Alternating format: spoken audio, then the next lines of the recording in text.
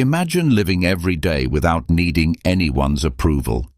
Imagine saying what you believe, doing what feels right, and making decisions based on your values, not on what others might think. That is real freedom. But let's be honest, how many times have you changed your words, your actions, or even your dreams just to be accepted, just to be liked? We've all done it. We've all held back who we really are to fit in, to avoid judgment, or to keep the peace. But here's the truth. The more you chase approval, the more you lose yourself. The more you try to be liked by everyone, the more you become a stranger to yourself. Today, you're going to hear 15 powerful Stoic truths that will help you stop living for others and start living for yourself. These are not just nice ideas. They are timeless lessons that will challenge you to be honest, strong, and unshakable, no matter who approves or disapproves. So get ready, because after this video, you will stop apologizing for who you are. You will stop living for likes and start living for purpose. But before we begin, I want you to make a promise to yourself. Write this in the comments. Starting today, I will stop trying to be liked. I will live with truth. I am Stoic. This is not just a sentence. It's your reminder that freedom starts when you let go of fear and choose to live by your principles. Say it, write it, repeat it until it becomes who you are. Let's begin. Number 1. Approval addiction is a form of emotional slavery. Stop for a moment and ask yourself, how much of what you do, say, or think is truly your own, and how much of it is shaped by the fear of what others will think of you? Let's be honest, most people live their entire lives trying to be liked. They dress a certain way, speak a certain way, act a certain way, not because it reflects who they really are, but because they're terrified of being judged or rejected. But here's the hard truth. If your peace depends on someone else's approval, then your peace isn't yours. It belongs to them. This isn't freedom. This is emotional slavery. When you live for likes, you become a prisoner of opinions. You give other people the power to decide your worth. You let strangers, or even friends and family, become the judges of your confidence, your dreams, your self-respect. Every time you say yes when you want to say no, every time you stay silent when you want to speak up, every time you hide a part of yourself just to be accepted, you're putting on invisible chains, chains that grow heavier over time. The Stoics knew this. They understood that freedom isn't just the absence of physical chains, it's the ability to live according to your own reason, your own values, your own truth. Epictetus, who was born into slavery, said it best, "No man is free who is not master of himself." You can live in a free country, speak whatever language you want, walk wherever you please. But if you can't say what you believe because you're scared of losing approval, you're not free. Here's the problem. We're trained from a young age to seek validation. In school, we're rewarded for fitting in. At work, we're praised for being agreeable. On social media, we measure our worth by the number of likes and followers we get. We start to believe that if people don't approve of us, we must be doing something wrong. But what if the opposite is true? What if the path to truth, to strength, to real peace actually begins when you stop needing approval? Think about this. When you care too much about being liked, you stop being honest. You hold back your opinions. You soften your truth. You hide your uniqueness. You become a watered-down version of yourself. And in trying to please everyone, you lose the one person who matters most, you. Freedom means being able to look in the mirror and say, I lived today by my values. I didn't perform. I didn't fake it. I didn't change who I was just to avoid discomfort. That's what the Stoics aimed for, Not comfort, not applause, but inner strength. So, the next time you feel that pressure to conform, stop and ask yourself, am I doing this because it's right, or because I'm afraid of what they'll think? If it's fear that's guiding you, you're giving away your power. Reclaim it. Start small. Say what you truly think in conversations, even if it's not popular. Set boundaries, even if it upsets someone. Share your ideas, even if they're different. The more you do this, the more your mind will learn that you don't need approval to be at peace. You just need courage. And when you face the fear of rejection, because you will, remember this: the people who matter will respect your honesty, and the ones who don't, let them go. You weren't born to live someone else's idea of who you should be. You were born to live with truth. So make a choice today. Stop chasing likes. Stop begging for acceptance. Stop shrinking to fit the mold.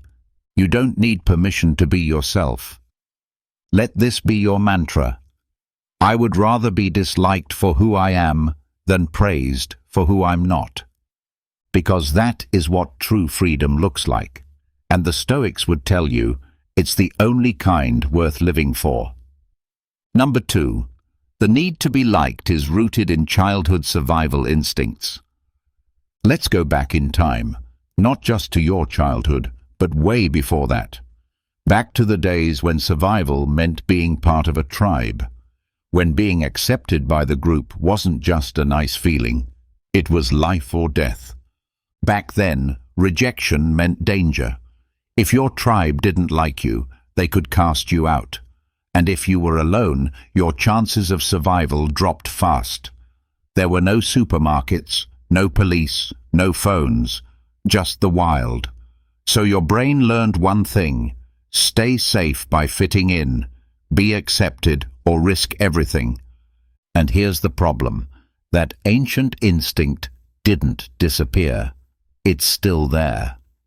Even though the world has changed, your brain still reacts to rejection as if it's a threat. Even today, when someone disapproves of you, ignores you, or criticizes you, your heart races.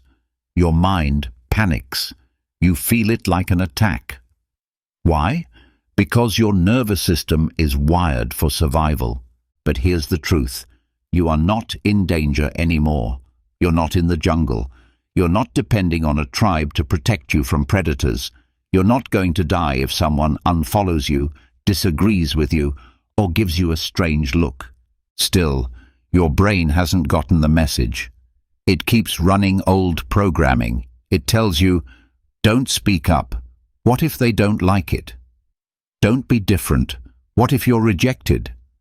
Hide your truth. What if they walk away? This is the ancient mind speaking. And it's time to stop letting it run your life. Because freedom begins when you see the instinct for what it is: just a leftover survival strategy. And once you see that, you can choose differently. You can respond with wisdom, not fear. You can say, thank you, mind, for trying to protect me, but I am not in danger. I don't need to be liked by everyone. I just need to live by my principles.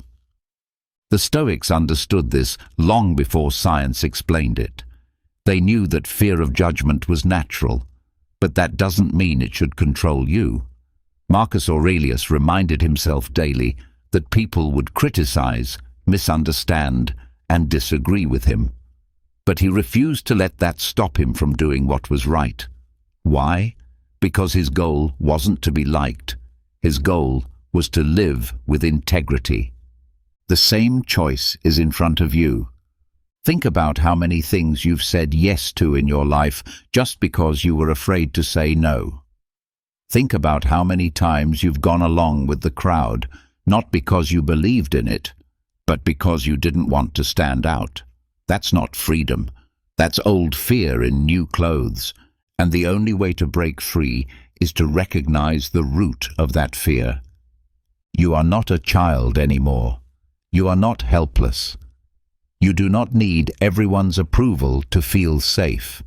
You are strong enough to stand on your own. You are wise enough to choose your own path. And you are brave enough to walk it, even if others don't follow. So here's what you do. The next time that need to be liked rises up in you, pause, breathe, and ask yourself, is this fear coming from truth or from a reflex? Because you don't need to fight your instincts, you just need to understand them. And once you understand them, you take back control. Remember this, your worth is not measured by how many people approve of you. It's measured by how closely you live in line with your values. That's where true peace lives, not in applause, but in self-respect. So stand tall, speak clearly, live truthfully. You don't need to be liked by everyone. You just need to stop fearing what happens if you're not. Number 3. You cannot be authentic and universally liked at the same time. Let's get one thing clear. If your goal is to be liked by everyone, you will never be free. You will always be performing, always editing yourself, always hiding the parts of you that someone, somewhere, might not approve of. You'll become a version of yourself that's easy to digest, safe, predictable, agreeable. But you won't be you. Why? Because authenticity threatens conformity. When you are real, truly real, you shake things up. You say what others are afraid to say. You stand where others would rather stay silent. You walk paths that others don't understand. And that makes people uncomfortable. Not everyone will like it. But that's the point. You were not born to make everyone comfortable. You were not born to fit in. You were born to live a life that's true, not just accepted. And here's what you need to understand. Being authentic and being liked by everyone are two opposing goals. The more you lean into your truth, the more you will challenge people's expectations.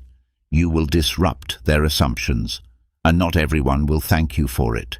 Some will resist, some will judge, some will even walk away. Let them, because trying to please everyone is a guaranteed way to lose yourself.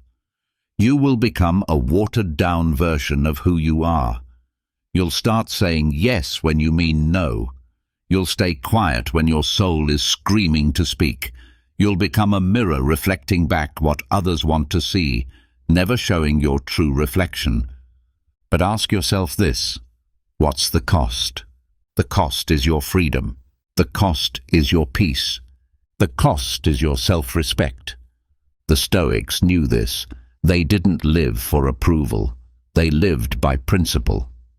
Epictetus said, "If you want to improve, be content to be thought foolish and stupid."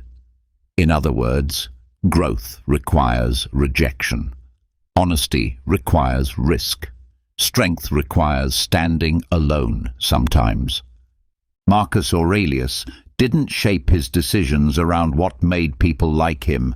He shaped them around what was right. He led an empire, but he never let the noise of public opinion drown out the quiet voice of reason within. He knew, you can't lead and follow the crowd at the same time, and neither can you. Here's the truth. Realness offends the fake. Confidence triggers the insecure. Integrity threatens the dishonest. So, if you are living authentically and someone reacts negatively, it doesn't mean you're doing something wrong. It often means you're finally doing something right. So stop apologizing for being yourself. Stop trying to explain your truth just to be understood. Some people will never get it, not because you're unclear, but because your clarity exposes their confusion. And that's okay. You don't need everyone to like you. You just need to like who you are when you're alone. That's where freedom starts. Not in the applause, but in the silence. When you know you lived this day with truth, with courage, with no masks and no filters. So here's your reminder. You cannot be both authentic and universally liked. Choose one, And if you have to choose, always choose to be real. Because being liked is temporary. It changes with opinions, moods, trends. But being real, that's forever. It anchors you, it grounds you, and it makes sure that when your head hits the pillow at night, you can rest with peace, knowing you were honest, not just liked. So go ahead, say what you mean, show who you are. Stop editing your truth to fit someone else's comfort. The world doesn't need another copy. It needs you. Number 4. Freedom means making peace with being misunderstood. Let's face it, being misunderstood hurts. You try to be honest, and they twist your words. You follow your path, and they question your choices. You speak your truth, and they label you as difficult, arrogant, selfish, or cold. And part of you wants to jump in, explain yourself, defend yourself, clear things up, because deep down, you still want to be seen correctly. But here's the truth. Not everyone will get you, and that's okay. It's not your job to be understood by everyone. It's your job to understand yourself and stay true to what you know is right, even when others don't see it. Freedom begins the moment you stop scrambling for approval, but it matures when you stop scrambling for understanding. Because the need to be understood is just another form of control. It's trying to manage someone else's thoughts, reactions, and opinions, and the Stoics would tell you those things are outside your control. Let them misunderstand you. Let them misread your silence, your distance, your passion, your decisions. You are not here to be explainable. You are here to be honest. You are not here to live in a way that makes sense to everyone. You are here to live by principle, not popularity.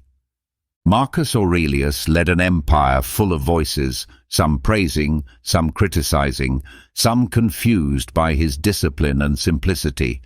But he never let that noise shake his inner clarity. He reminded himself, "It never ceases to amaze me. We all love ourselves more than other people, but care more about their opinion than our own." That's the trap. You know what's in your heart, but you start living like a performer, editing your life so it makes sense to others. You water yourself down, soften your edges, hide your depth, all so no one misunderstands you. But here's what happens when you live like that. You begin to misunderstand yourself.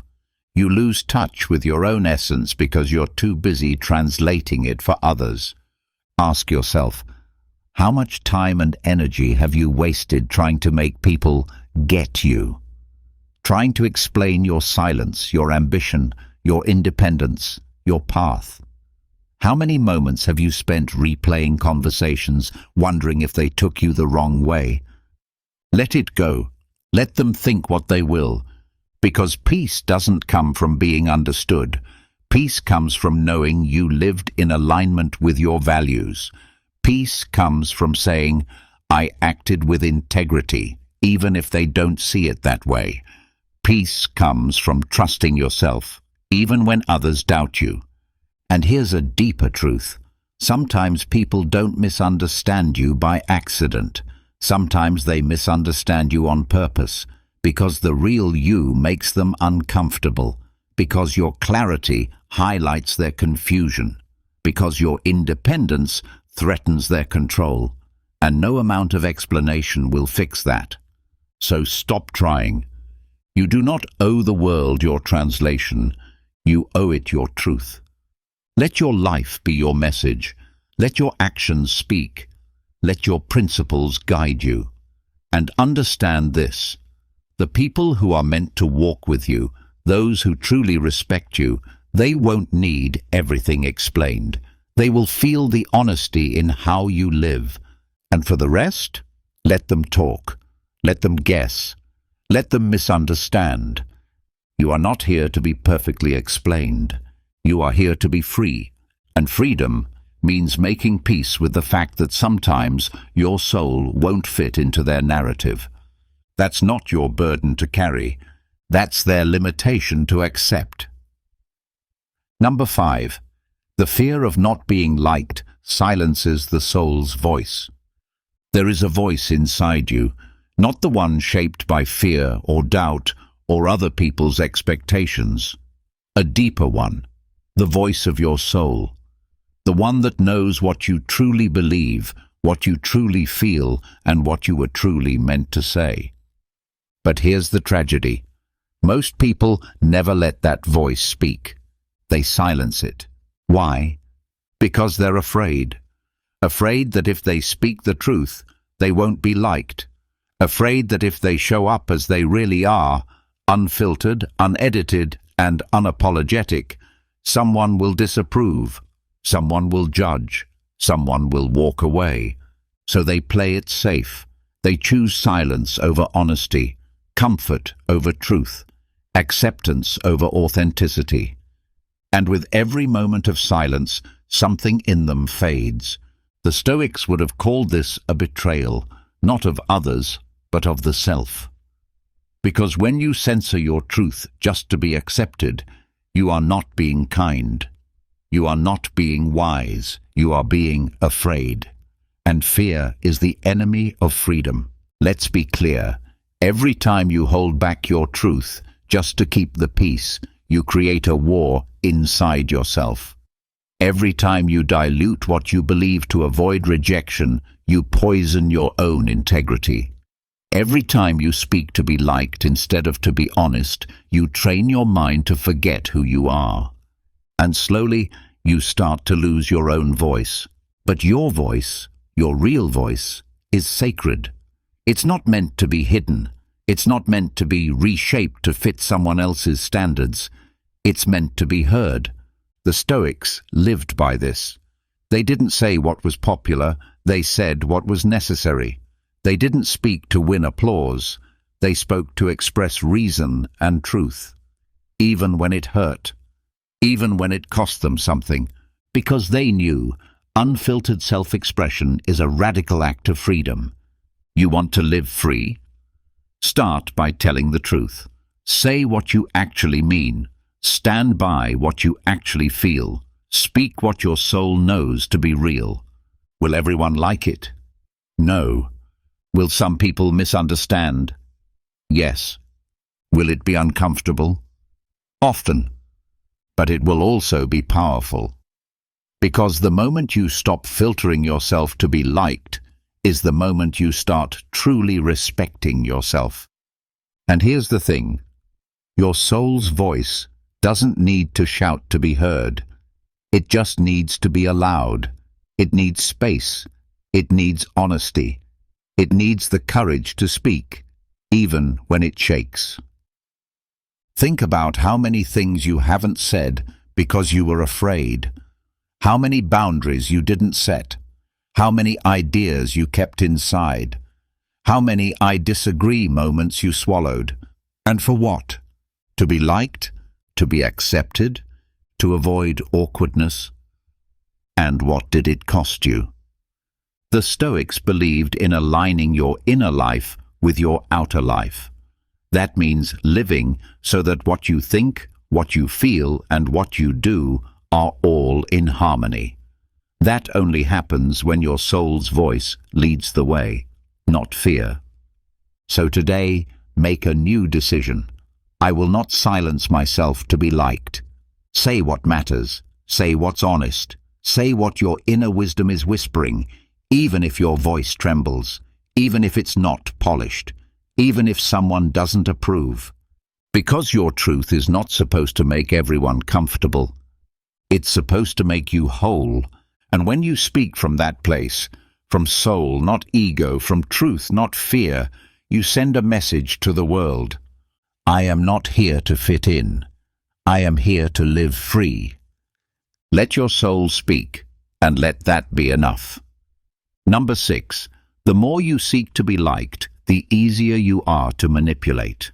Let's speak the truth. If you're always trying to please everyone, you are an easy target. Because here's what happens. When your goal is to be liked, you start bending. You bend your time, your values, your energy, your words. You bend so much that eventually you forget what it feels like to stand tall. You say yes when you want to say no. You agree just to avoid conflict. You sacrifice your peace to keep others comfortable, and most of the time, it doesn't even feel like a choice. It feels automatic, like you have to, but you don't. And the more you believe you do, the more open you are to being used. People pleasers rarely get peace. They get drained. They get walked on. They get manipulated because the people around them can feel it. They can feel that fear of rejection, that hunger for approval, that deep discomfort with disappointing others. And some people, consciously or not, will use that against you. They'll pressure you, guilt-trip you, expect things from you without giving back. And you'll keep giving, hoping to be liked, hoping to be seen as good, kind, helpful, loyal. But let me ask you this. What good is kindness if it comes at the cost of your truth? What value does loyalty have if it means betraying yourself? The Stoics were not cold people. They valued harmony, justice, and community. But they also believed in personal sovereignty, the ability to govern yourself, rather than being governed by the moods, needs, and opinions of others. And when you live to be liked, you give that power away. Freedom means having boundaries, and boundaries always come with risk. The risk of being misunderstood, the risk of being called selfish, the risk of disappointing people. But those risks are necessary, because without boundaries, you don't have relationships. You have arrangements based on fear. The Stoics taught that what others expect of you is not your responsibility. What matters is what you expect of yourself.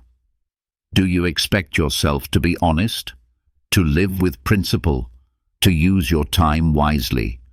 Then act accordingly.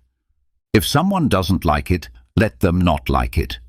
You cannot build a strong life on the shifting ground of other people's preferences. Here's the hard truth. The person who cannot disappoint others will eventually disappoint themselves. Every single time. You'll end up saying yes when your soul is screaming no. You'll spend energy on things that don't matter. You'll carry guilt for not doing more, even though you're already running on empty. And worst of all, you'll lose touch with the deepest part of yourself, the part that knows what you truly want, what you truly value, and what you truly need to say. So here's your challenge. Stop trying to be the one that everyone likes. Start being the one who respects their own limits. Say no when you need to. Speak up when something feels off. Walk away when your peace is being used as someone else's comfort zone. Will some people call you difficult? Probably.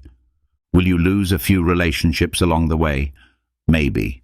But you'll gain something far more important, yourself. You'll walk with clarity, you'll speak with power, and you'll stop feeling like a puppet in other people's stories. Freedom doesn't mean never caring what anyone thinks. It means caring more about what you think when you look in the mirror. It means knowing your values and refusing to trade them for temporary approval. So stop asking, will they still like me if I say this? Start asking, will I still respect myself if I don't? That's the question that leads to strength. That's the question that leads to freedom. Number 7. Rejection is a compass pointing you toward your true path. No one likes being rejected. It stings. It shakes you. It makes you question yourself. You show up as you are, honest, open, real, and someone turns away. They say no. They walk out. They criticize. They ghost you. And your first thought might be, what did I do wrong? But here's what the Stoics would tell you. You didn't do anything wrong by being yourself. You simply revealed the truth, and the truth filtered out what doesn't belong. Rejection is not a failure. It's information. It's not punishment. It's redirection. It's not the end of your story, it's the beginning of a truer one. Every time someone rejects the real you, they're doing you a favor. They're showing you that they're not aligned with your path, your values, your energy. And that's not something to grieve. It's something to honor. Because what's the alternative? You could fake it. You could try to be someone you're not, just to keep people around. You could water down your truth, stay silent when it matters, agree when you disagree, all so you won't be rejected. But then you're not being loved. You're being tolerated. You're not being seen. You're being managed. You're not building real connections. You're building cages. And the worst part? You'll always be living in fear. Fear that if they really knew you, they'd leave. Fear that if you ever spoke your truth, it would all fall apart. So you stay quiet. You stay small. You keep playing a role. But deep down, you know, this isn't freedom. The Stoics believed that what is truly good for you cannot be taken away. That includes the people and paths that are meant for you. If something falls away when you show up honestly, it wasn't built to last. It wasn't meant for the real you. And that's not a loss. It's a clearing. Think of rejection as a filter, a sorting process. Every no you receive when you're being authentic is one step closer to the yes that's aligned with your soul. So stop chasing what's walking away. Let it go. And instead of asking, why did they reject me? Ask, what did this rejection protect me from? Because sometimes rejection saves you from years of pretending. Sometimes it saves you from becoming someone you're not just to fit into someone else's life. And sometimes it pushes you toward the places, people and paths that actually make sense for who you truly are. Marcus Aurelius wrote, "What stands in the way becomes the way." The Stoics saw obstacles not as blocks, but as guides. Rejection is the same. It shows you what's not for you, so you can stop wasting your time trying to force something that's not aligned. So next time you feel that sting, that sharp pain of being misunderstood, dismissed or turned away, pause, breathe, and say this to yourself: this is not the end. This is guidance. You don't have to fight rejection. You don't have to resent it. You can welcome it. Because every time life closes a door when you're being real, it's helping you find the door that's already open, the one that leads to truth, to alignment, to peace. The people who are meant to walk with you won't need convincing. They won't need you to shrink or adjust or explain. They'll meet you as you are. They'll recognize you, and when that happens, you'll feel it. No tension, no mask, no fear, just truth. But you won't get there by avoiding rejection. You'll get there by embracing it. So the next time someone rejects the real you, don't collapse. Don't twist yourself into someone you're not just to win them back. Stand tall, say thank you, and move forward. Because that rejection just cleared space for something real, something honest, something that fits. Number 8. Freedom is found in internal validation, not external applause. There's a moment, usually quiet, when you do something that feels right deep in your soul. You don't announce it. You don't ask for permission. You don't wait for applause. You just know. This was the right thing to do. That moment, that's freedom. It doesn't come with fireworks. It doesn't come with likes or comments or praise. It comes with peace, with alignment, with inner approval. And that is more powerful than any compliment the world could ever give you. But most people never feel it. Why? Because they're chasing something else. They're chasing applause, validation, recognition, approval from people who don't even truly know them. And here's the problem. When your worth is built on applause, you'll never feel stable. One minute they cheer you on, the next minute they criticize. One moment you're the hero, the next you're forgotten. You become a prisoner of noise, up when they praise you, down when they don't. But the Stoics didn't live for applause. They lived for truth. They measured success not by how others reacted, but by how closely they followed their principles. If what they did was wise, just, courageous, and self-controlled, that was enough. Marcus Aurelius ruled the Roman Empire, yet he reminded himself constantly not to be swayed by the crowd. He knew that the same people who cheer you today might turn on you tomorrow. He wrote, "It is not the applause of others that gives us peace, but the approval of our own conscience." Let that sink in. Because applause feels good, but it's temporary. Self-respect lasts. Think about how many times you've done something just to be noticed. You over-delivered. You said what you thought they wanted to hear. You dressed or acted a certain way, hoping to be praised, hoping to be accepted. And maybe you got what you wanted for a moment. But then what? The praise faded, the excitement passed, and you were left chasing the next round, the next opinion, the next thumbs up. That's not independence. That's addiction. Real strength comes from knowing that you don't need to be seen to know your value. The Stoics called this self-trust. It's quiet. It's steady.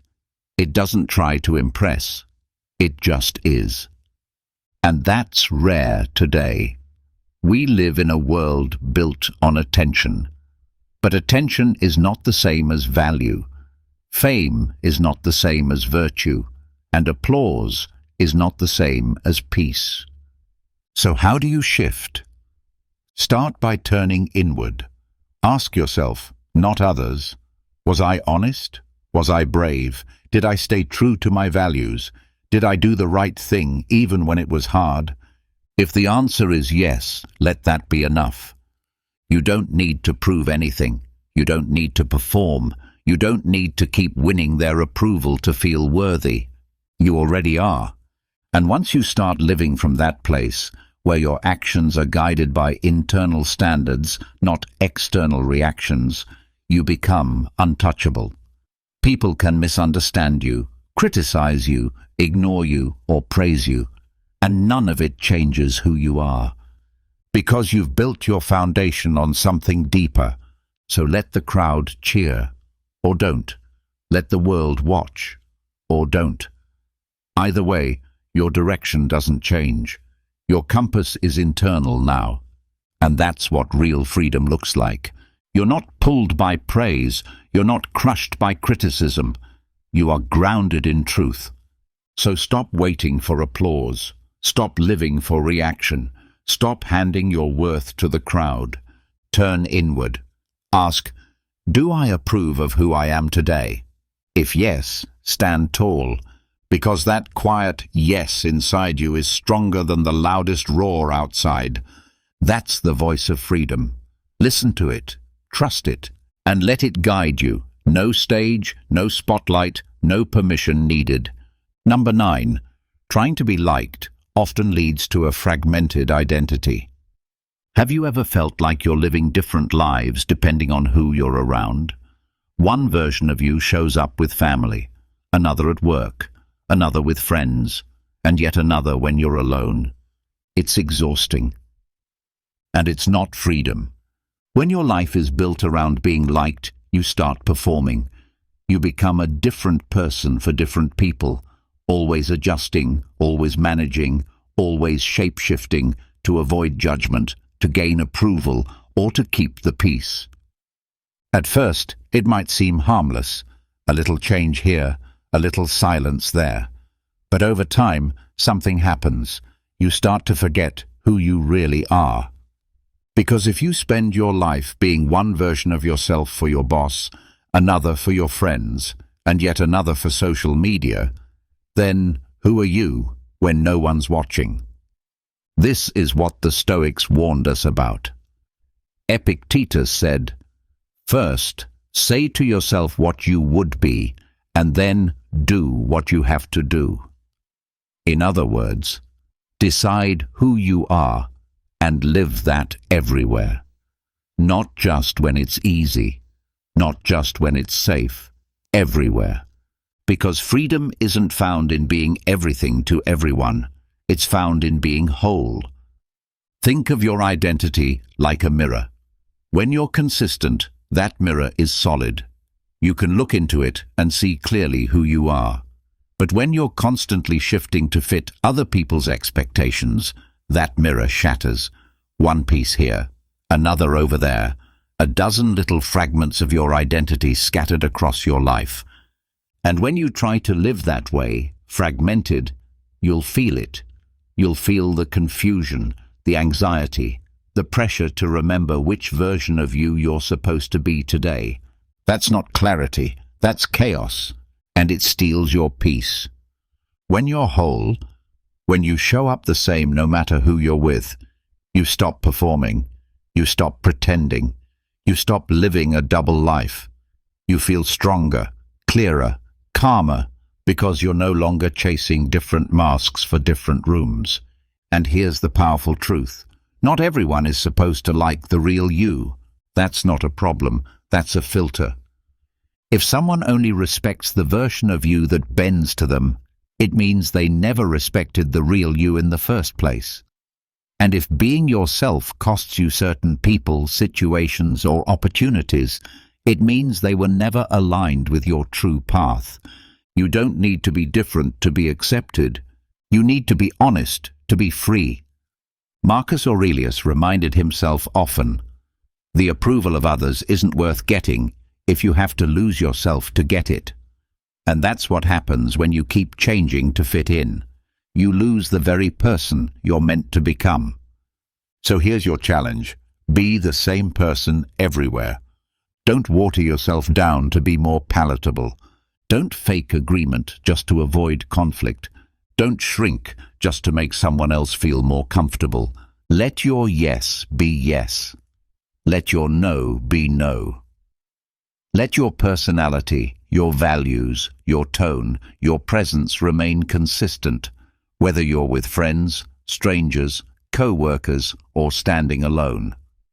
Because when you do that, something amazing happens. You begin to trust yourself again. No more overthinking conversations. No more second-guessing your reactions. No more performing, apologizing, or hiding. Just one self, one voice, one identity. That is freedom. And that's the kind of freedom the Stoics lived by. Not needing to wear a different face in every room, but walking through life with calm, with consistency, with character. So stop splitting yourself to be liked. Reclaim your wholeness, because when you show up as one person, true, unfiltered, and steady, you stop chasing approval and you start building inner peace. That peace is priceless, and it only comes when you decide, I'd rather be real than be liked. Number 10. True freedom requires the courage to be unpopular. If your deepest goal is to be liked by everyone, then freedom will always be out of reach. Because the truth is, the more honest you become, the more resistance you will face. The more you live by principle, the more you will challenge others. And the more you follow your own path, the more it will upset those who expect you to follow theirs. The masses don't admire truth-tellers until long after they're gone. Visionaries are often mocked. Trailblazers are often attacked. And people who live with deep clarity are often called difficult, arrogant, or extreme. Why? Because when you stand alone in your truth, you remind others of what they've avoided. Your courage exposes their fear. Your independence highlights their dependence. Your clarity threatens their comfort. But that doesn't mean you're wrong. It means you're free. And freedom always comes with a cost. You will lose people. You will be criticized. You will be misunderstood. And in many moments, you will have to stand alone. But if you don't have the courage to be unpopular, you'll never have the courage to be real. You'll always be calculating, always scanning the room, always asking, what do they want me to say, instead of, what needs to be said? The Stoics didn't strive to be liked. They strived to be true. Marcus Aurelius ruled millions, but he didn't let popularity guide him. He reminded himself constantly that doing the right thing often means standing alone. That approval is fleeting, but character endures. Epictetus, once a slave, taught that if you want to grow, you must be willing to be laughed at, criticized, misunderstood. He didn't just say it, he lived it. Seneca wrote openly about the hate he received from powerful people. He didn't bend to it. He stayed loyal to wisdom, not reputation. So the question becomes, what are you living for? Applause or alignment? Likes or integrity? Because the two don't always come together. Sometimes speaking your truth will make people uncomfortable. Sometimes refusing to follow the crowd will isolate you. Sometimes living by your values will cost you popularity. But that's the price of freedom, and it's worth it. Think about history. The ones who changed the world, the ones who created art, told the truth, fought for justice, or introduced new ways of thinking, were rarely liked by the masses in their time. They were questioned, mocked, rejected, and yet they stayed the course. They understood something simple. Truth is not a popularity contest. If you want to live freely, you must let go of the need to be universally accepted. You must be willing to stand in silence while others misunderstand you. You must have the backbone to walk away from approval if it requires you to lie, shrink, or compromise your values. That's not weakness, that's power. And here's something even more important.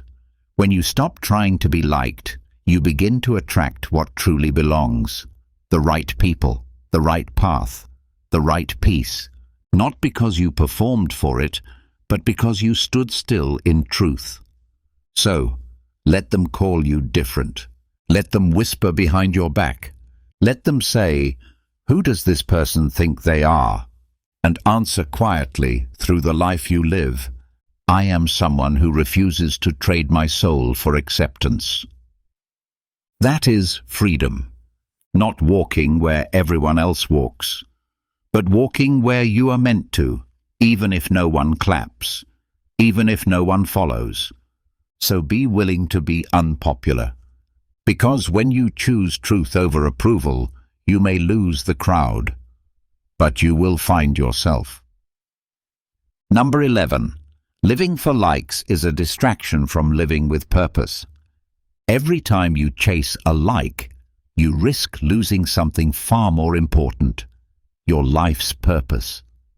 It starts subtly. You post something and you feel a hit of satisfaction when someone approves. You say something and the nods make you feel seen. You make a decision and you're praised for it. That praise feels good. Of course it does. But slowly, without realizing it, you start to shape your choices around that feeling, around approval, around applause, around what gets a reaction, and you drift. Not because you're weak, but because you're human. We all want to feel seen. We all want to feel valued. But when that desire becomes your compass, you lose your direction. You forget the deeper reason you started. You start doing things for the crowd, not the calling. For attention, not alignment. And the worst part? It feels like you're succeeding. People are clapping, people are watching, people are praising you. But deep down you know, this isn't why I began. You began with purpose. You began with clarity. You began with a reason that came from within. But now, you're performing. You're adjusting. You're second-guessing your steps because you're afraid someone won't like them. And that's how purpose dies, not in a loud crash, but in small compromises made to keep people happy. The Stoics would tell you, you cannot live with both purpose and people-pleasing. One will always silence the other. If you chase what's popular, you will abandon what's meaningful. If you build your actions around public reaction, your life becomes a stage, not a mission. Seneca once wrote, "If you know not to which port you sail, no wind is favorable." Purpose is your port. It is your destination. And when you trade that for likes, you let the winds of other people's opinions take over the wheel. You start living from the outside in, instead of from the inside out. And that is a recipe for emptiness. Ask yourself, how many times have you held back your true voice because it might not be popular? How many times have you chosen what will get approval over what will bring peace? How many times have you followed the crowd, even when your gut said no? This is not judgment, it's awareness. Because once you become aware, you can choose differently. You can stop performing and start aligning. You can stop asking, what will people think? And start asking, what am I here to do? Because you are not here to be liked. You are here to live on purpose. That purpose might not always trend. It might not always be praised. It might not be safe, easy, or comfortable. But it will be real. And freedom is found in real. So if you feel lost, if you feel disconnected, if you feel like you're drifting, ask yourself, when did I start caring more about how this looks than about what this means? Then return. Return to what called you in the first place. Return to the mission. Return to the vision that was clear before the noise distracted you. And from now on, measure your success not by how many people respond, but by how closely you've lived in alignment with your values. When you realign with purpose, the need for likes fades, because purpose gives something far deeper than attention. It gives you peace. And that peace is what the Stoics lived for. Not popularity, not praise, but inner stillness, the kind that can't be shaken by a million opinions. So turn your gaze inward. Ask yourself, am I still walking my path, or have I started dancing for the crowd? And if you've strayed, that's okay. What matters is that you return, because your purpose is waiting, and freedom begins the moment you choose it over the noise. Number 12. Saying no is a spiritual declaration of freedom. There's a word that carries power, peace, and self-respect. It's small, it's simple, and most people are afraid to use it. That word is no. Why is no so hard to say? Because we're trained from early on to associate no with rejection, conflict, or guilt. We worry that if we say it, someone will be disappointed, upset, walk away, or worse, stop liking us. So we say yes instead. Yes to things that drain us. Yes to people who disrespect our time. Yes to commitments we don't believe in. Yes to avoid uncomfortable moments. But every yes that isn't aligned with your truth is a quiet no to yourself. The Stoics would tell you, you cannot live a strong, free, honest life if you're afraid of saying no. Because every no is not just a boundary, it's a signal to your soul. It's you saying, I know what I stand for, I know what matters, and I refuse to betray it just to be accepted. That is freedom. When you say no to what doesn't feel right, you reclaim energy. You reclaim time. You reclaim space in your life for what does matter. And more than anything, you reclaim your sovereignty, the power to rule yourself. Saying no doesn't make you cold. It makes you clear. It says to the world, I am not for sale. My peace is not up for negotiation. My time is not available to anyone who asks. And that kind of strength, That kind of clarity? It's rare, because it takes courage to disappoint people. It takes self-respect to walk away.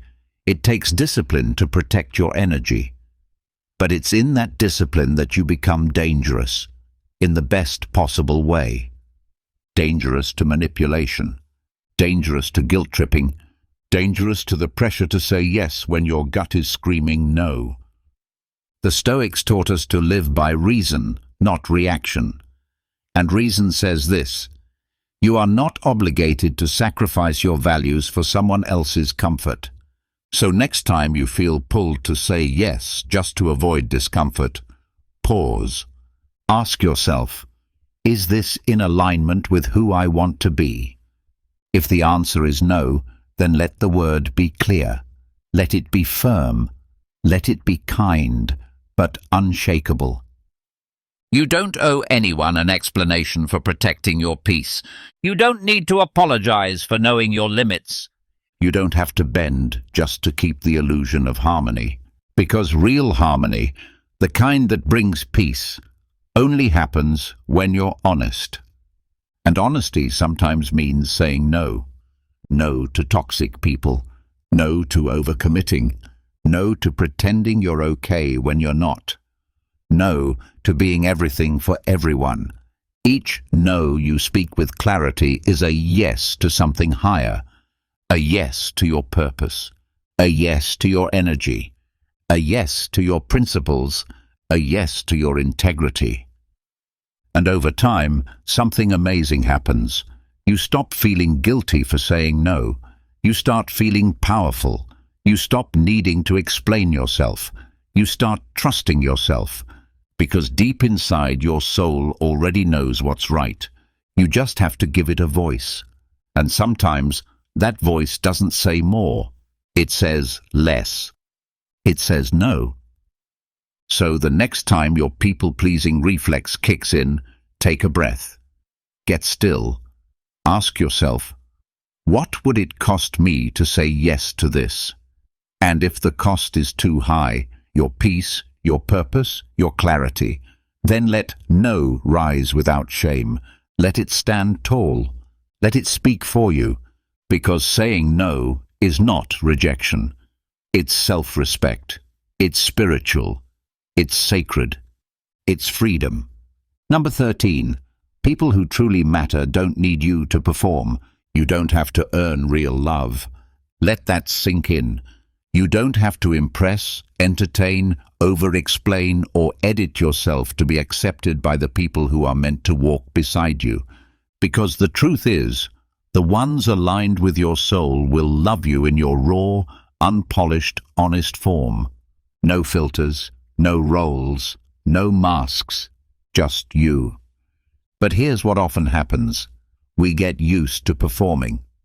We learn early on that being liked often means adjusting, toning ourselves down, hiding our edges, changing how we speak or act just to keep people comfortable. So we carry that into adulthood. We smile when we want to stay silent. We say what we think people want to hear. We play the part. We keep ourselves small, polite, agreeable, hoping that if we perform well enough, we'll be loved. That if we're good enough, we'll be chosen. But that's not love, that's approval, and approval is conditional. It comes with a contract. Be what I want you to be, and I'll accept you. Step out of line, and I'll withdraw it. That's not freedom. That's emotional imprisonment. The Stoics would tell you, you do not need to be anyone else but yourself to be worthy. Your value is not determined by performance. It is determined by character, by virtue, by how close you live to your own truth, not how close you fit into someone else's mold. Marcus Aurelius, an emperor who could have surrounded himself with flattery, wrote repeatedly about staying grounded, staying humble, and staying real. He knew that praise was fleeting, that people's opinions were unreliable, that your peace couldn't depend on what others see. It had to come from within. And this is the lesson. When you stop performing, you start attracting the right people. The kind of people who don't need you to be on, who don't panic when you're quiet, who aren't disappointed when you're not perfect, who love the depth, the flaws, the humanity, not just the highlight reel. And when that kind of connection shows up, you'll know, because you'll feel calm, not nervous, not like you're auditioning, just calm, like you can breathe again, like you can finally put down the armor. But here's the catch. You only find those people by being real first. You can't fake your way to a genuine connection. You can't pretend your way into being seen. You have to risk being unliked to be truly loved. You have to be willing to let go of the performance. That takes courage. It takes strength to stand in front of someone without adjusting yourself to fit their expectations. To say, this is who I am. This is what I believe. This is what I need. And to know that if they walk away, it's not a loss, it's clarity. Because the ones who matter won't ask you to perform. They will respect your silence. They will honor your honesty. They will hold space for your rough days, your quiet moments, your wild ideas, your real emotions. And they will stay. Not because you entertained them, but because your truth matched theirs. That is rare, and it is everything. So stop twisting yourself to fit in. Stop playing roles just to be accepted. You are not here to perform for love. You are here to live in truth, and let that truth call the right people toward you. That is the only kind of connection that's worth anything. The kind that asks for nothing but your presence. The kind that doesn't need you to earn it. So take off the mask. Put down the script. Let the real you speak. Because the people who truly matter won't flinch. They'll lean in. And that is what freedom feels like. Number 14. Being liked is fleeting, but being respected endures. Let's be honest, being liked feels good. It's natural to enjoy the compliments, the smiles, the warm reactions when others approve of you. It makes you feel accepted, appreciated, even important. But here's what most people don't realize. Being liked is often based on what you do for others. How easy you make their life. How agreeable you are. How well you fit into the version of you they've created in their mind. And that kind of likability, it can disappear the moment you stop playing the part. Say no instead of yes. Disagree instead of staying quiet. Put up a boundary instead of saying yes to everything. Suddenly, you're no longer likable. You're difficult, cold, selfish. Why? Because you stopped giving them what they wanted. Because their like was never really about you. It was about what you gave them. But respect is different. Respect isn't built on charm. It's built on character. People respect you not because you agree with them, but because you stand for something. Not because you please them, but because you live your values.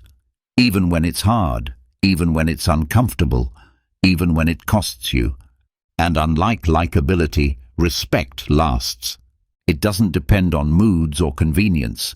It doesn't vanish the moment you say something unpopular. In fact, sometimes people don't like you because they respect you. Because your strength, your clarity, your unwillingness to bend forces them to see something in themselves they've been avoiding. The Stoics never chased charm. They didn't play social games. They didn't bend their values to win favor. They lived with integrity, and they knew that approval from others, while pleasant, was not the goal. Marcus Aurelius led an empire, yet he reminded himself daily not to seek praise.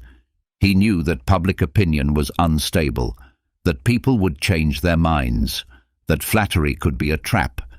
He chose character, and so should you, because charm fades, trends change, but integrity endures. Ask yourself this: do you want people to like the version of you that bends to keep them happy?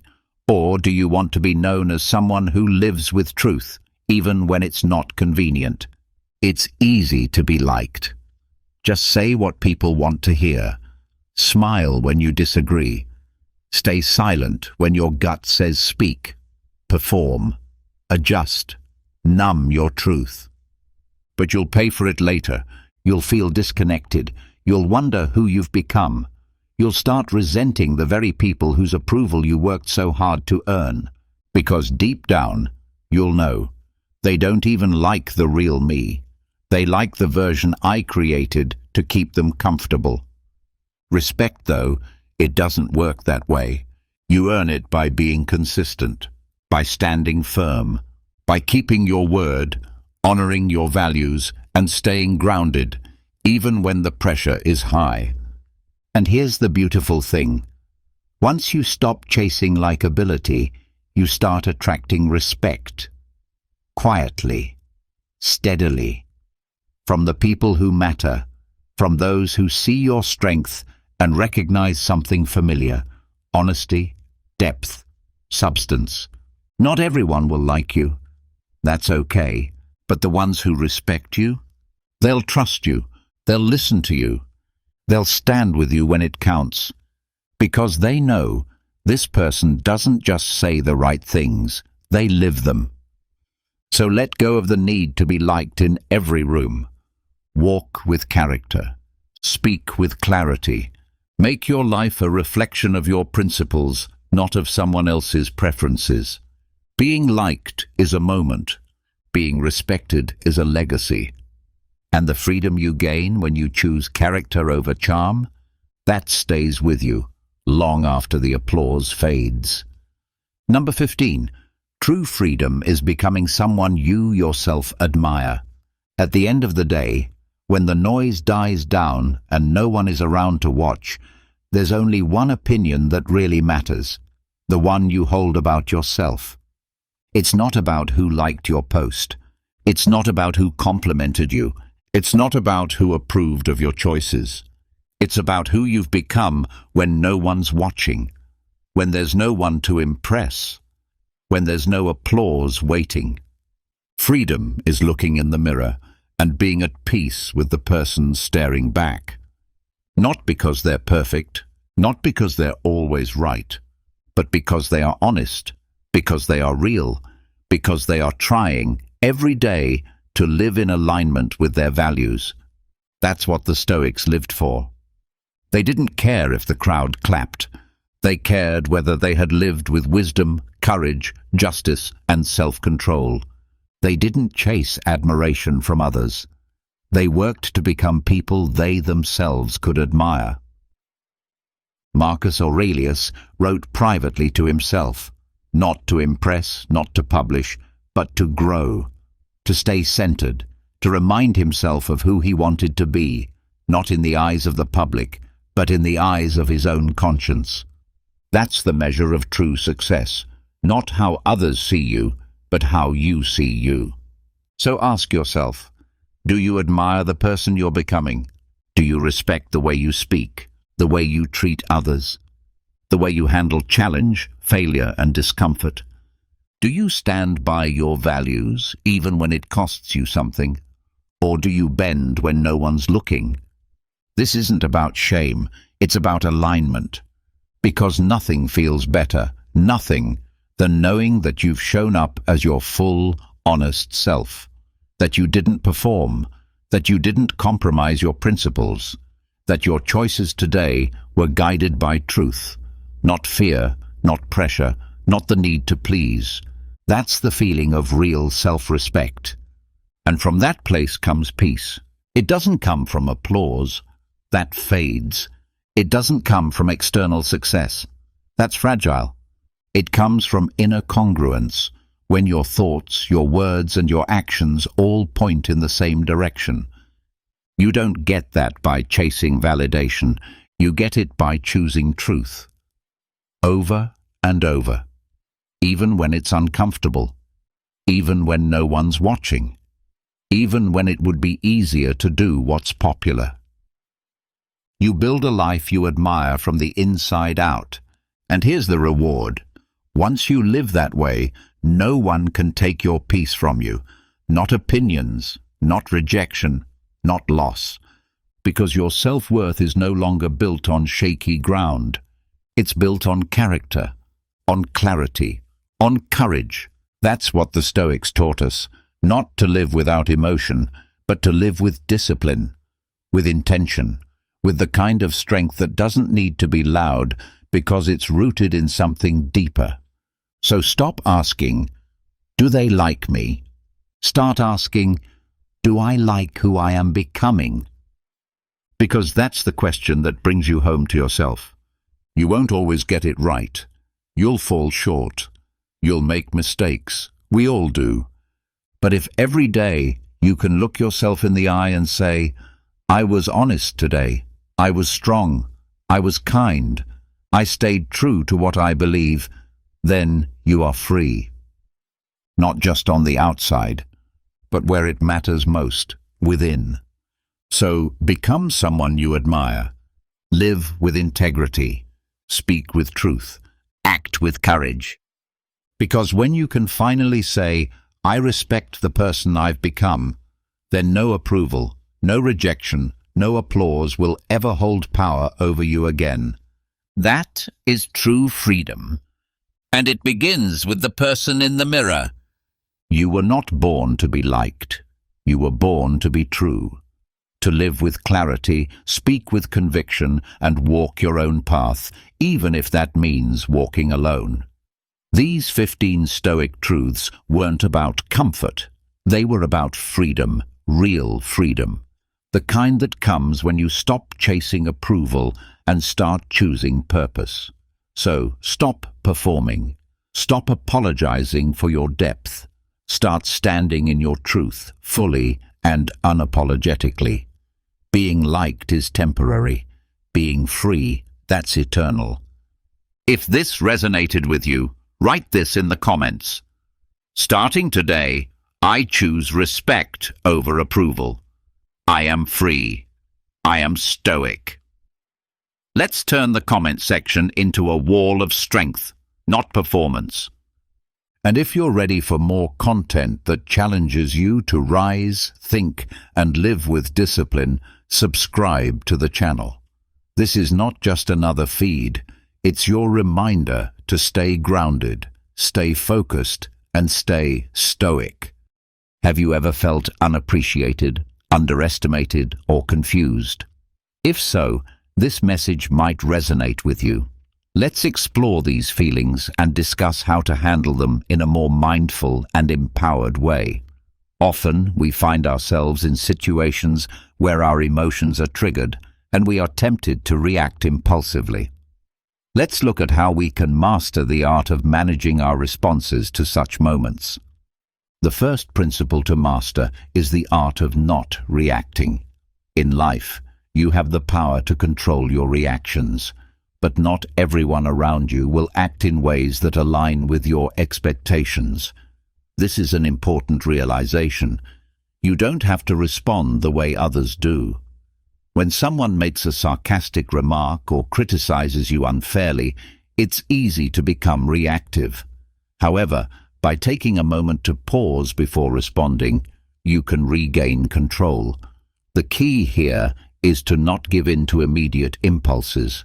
When emotions run high, such as during a meeting where someone may be rude or unkind, resisting the urge to react can allow your mind to cool down.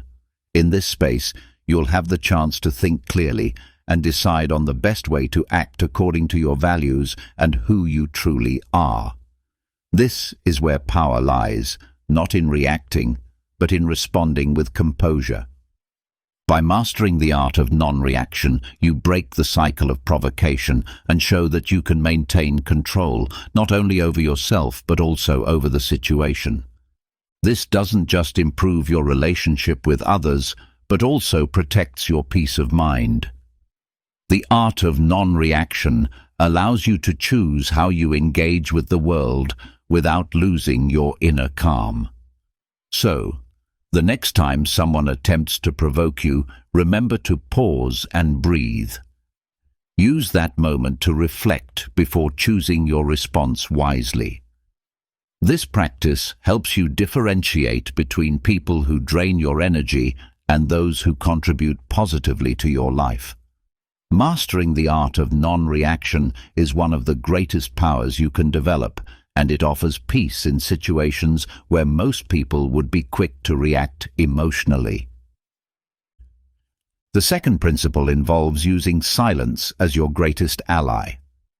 Silence isn't just about refraining from speaking.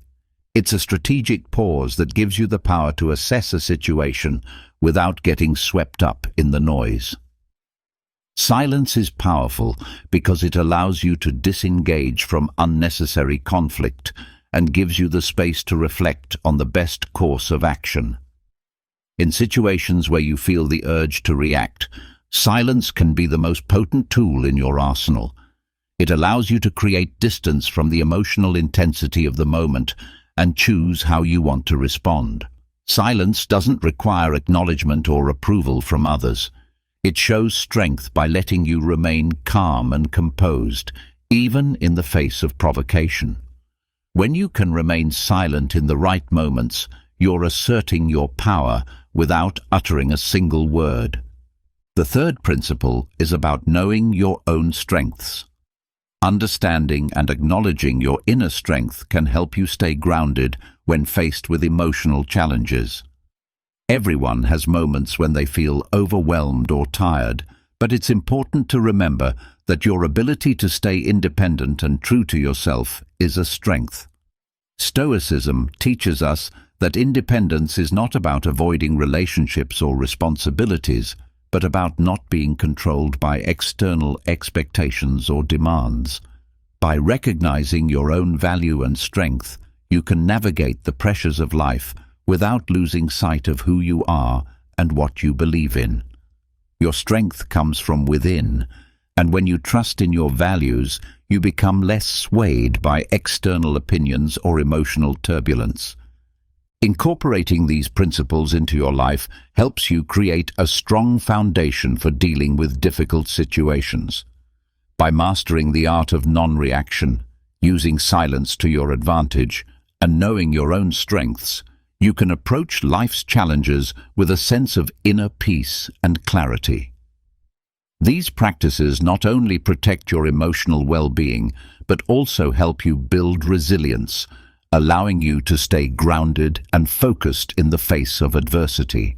When you embrace this idea, you begin to see just how liberating it truly is. We often find ourselves distrusting others, feeling alone, and giving too much of ourselves away. But when you reclaim your strength, you take full control over your life and your choices. This sense of control is reflected in everything you do, and it inspires admiration from others. Independence speaks to your dedication and your resilience, showing that you are emotionally and financially free. This freedom means you are not defined by others or by their judgments. You set your own boundaries without needing validation or approval from anyone.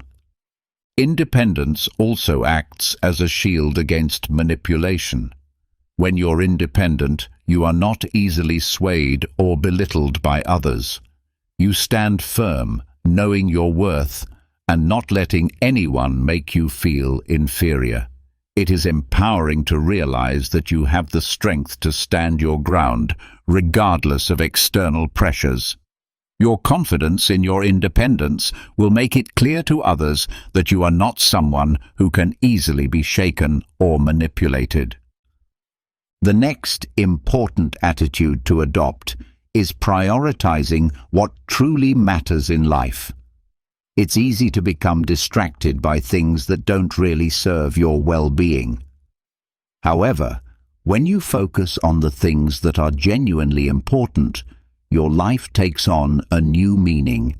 You begin to live with purpose, concentrating on the goals that will bring you fulfillment. It's like an archer adjusting their aim to hit the target accurately. Everything becomes clearer when you focus on what is meaningful. By doing this, you send a clear message to the world. you know what you want, and you will not let anything divert your attention from your path. This is an elegant way to live, knowing what is valuable and leaving behind what isn't.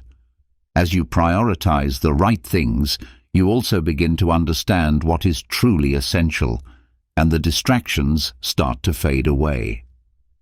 Another powerful principle is understanding that time is a source of wisdom.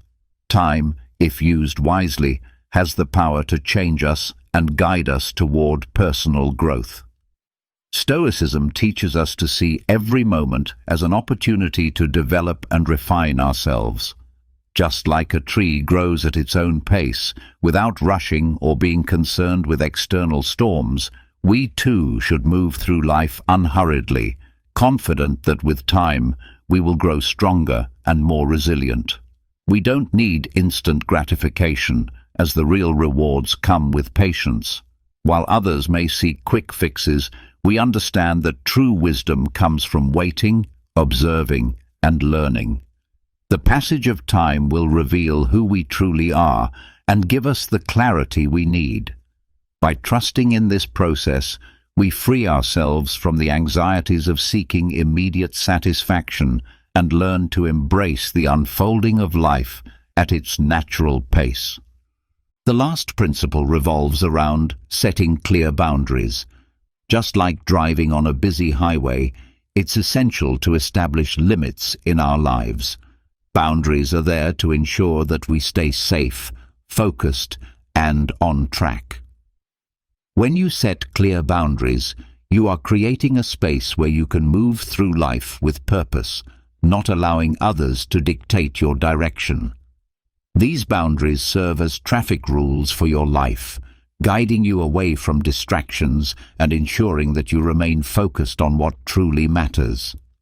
By respecting your own limits, you create a safer, more secure environment for yourself, one where you are free to navigate the complexities of life with confidence and clarity.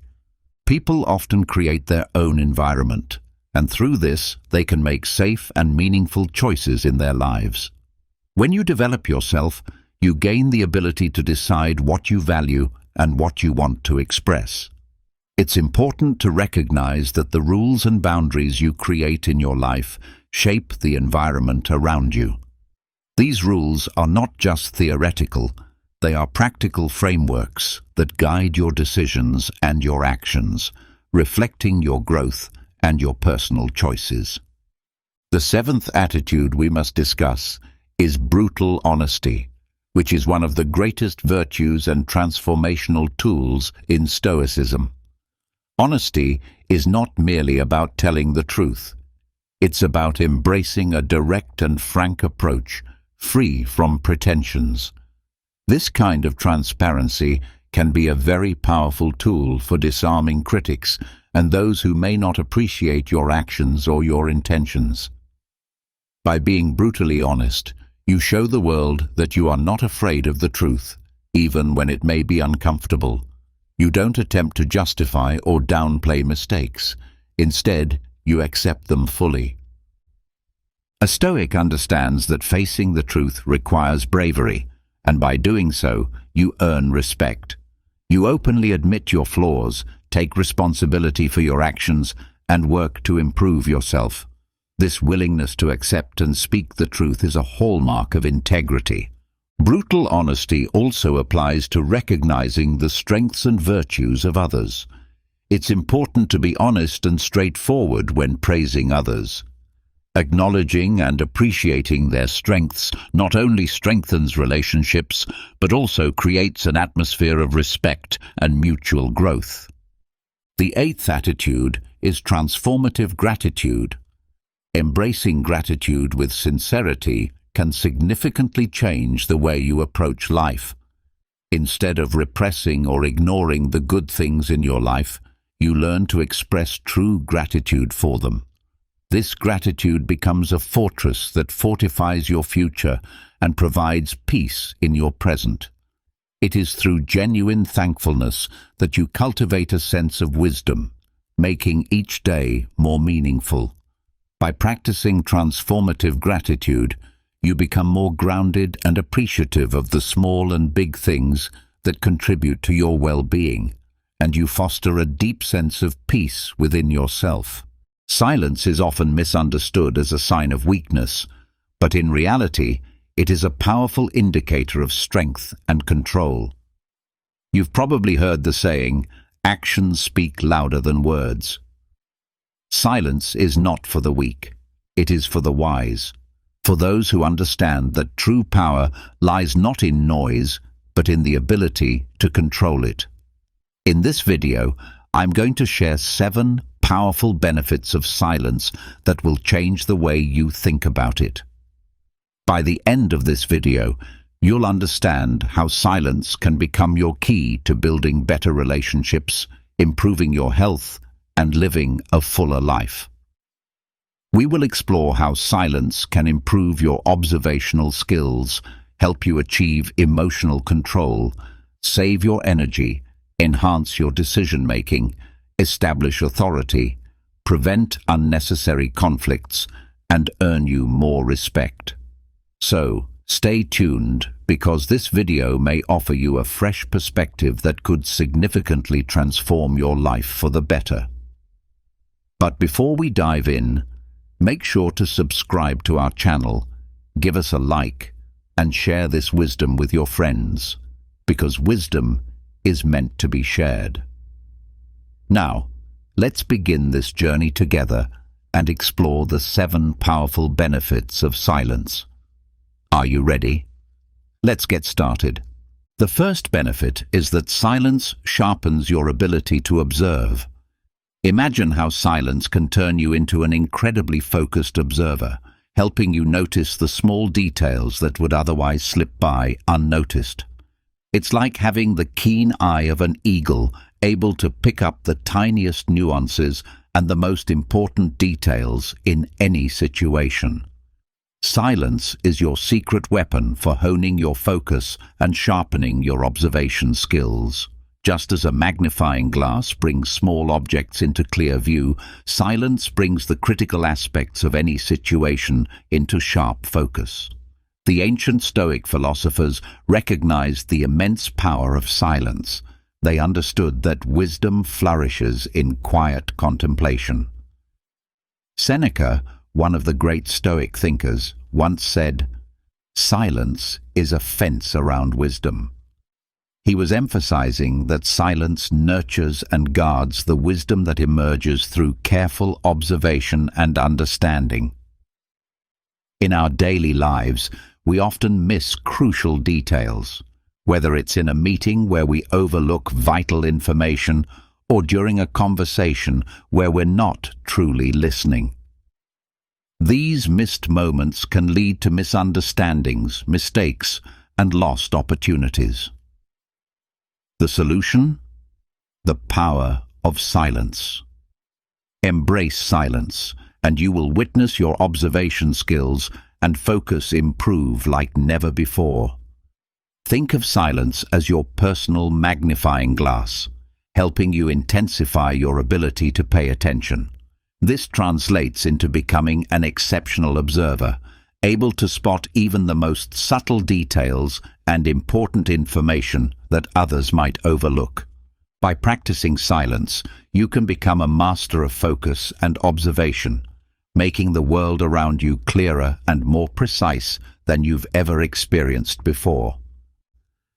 The second benefit is emotional control. Silence is the key to mastering your emotions and maintaining balance in your reactions. It's not just a magical tool, it's a powerful weapon that empowers you to stay calm and think before reacting. Imagine being in the middle of a heated discussion.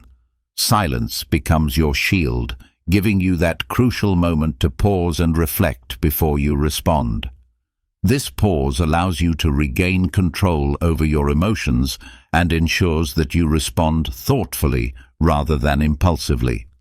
Silence acts as a mental pause button during a tense moment, but it goes much further than that. It gives you the time and space to reflect on your feelings. By taking that moment, you can understand why you're feeling a certain way and decide if those emotions are truly justified. This process of self-awareness is an essential step in emotional control. We've all heard the advice to count to 10 before reacting. Well, silence is like that mental countdown. It gives you the chance to regain your composure and make better decisions, avoiding the regret of something said in the heat of the moment. Silence becomes your safety net, helping you avoid unnecessary emotional outbursts and giving you the time to choose your words wisely. Think of silence as a filter that ensures only your best thoughts and words make it through. It's like the reins on a wild horse. Silence helps you steer your emotions in the right direction, acting as your emotional GPS. By embracing silence, you gain control of your emotions and become the captain of your emotional ship, sailing smoothly even in the stormiest of waters. The third benefit is energy conservation. Silence acts as a guardian of your energy, helping you preserve your vital life force and direct it towards what truly matters.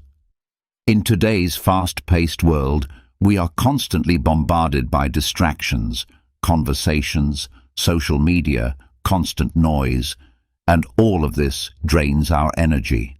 Silence, however, provides a refuge, a way to conserve and protect your energy.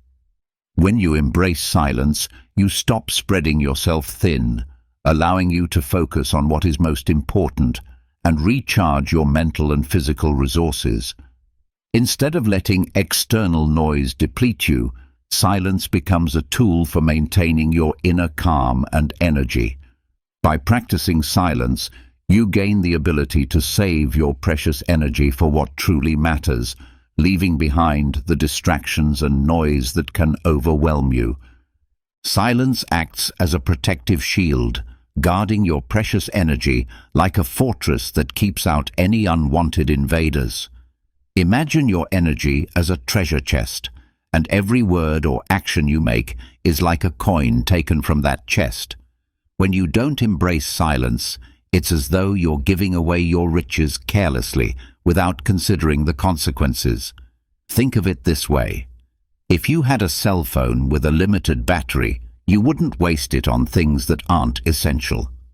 Silence functions in a similar way, putting your life into an economy mode, ensuring that your energy is spent wisely and not squandered.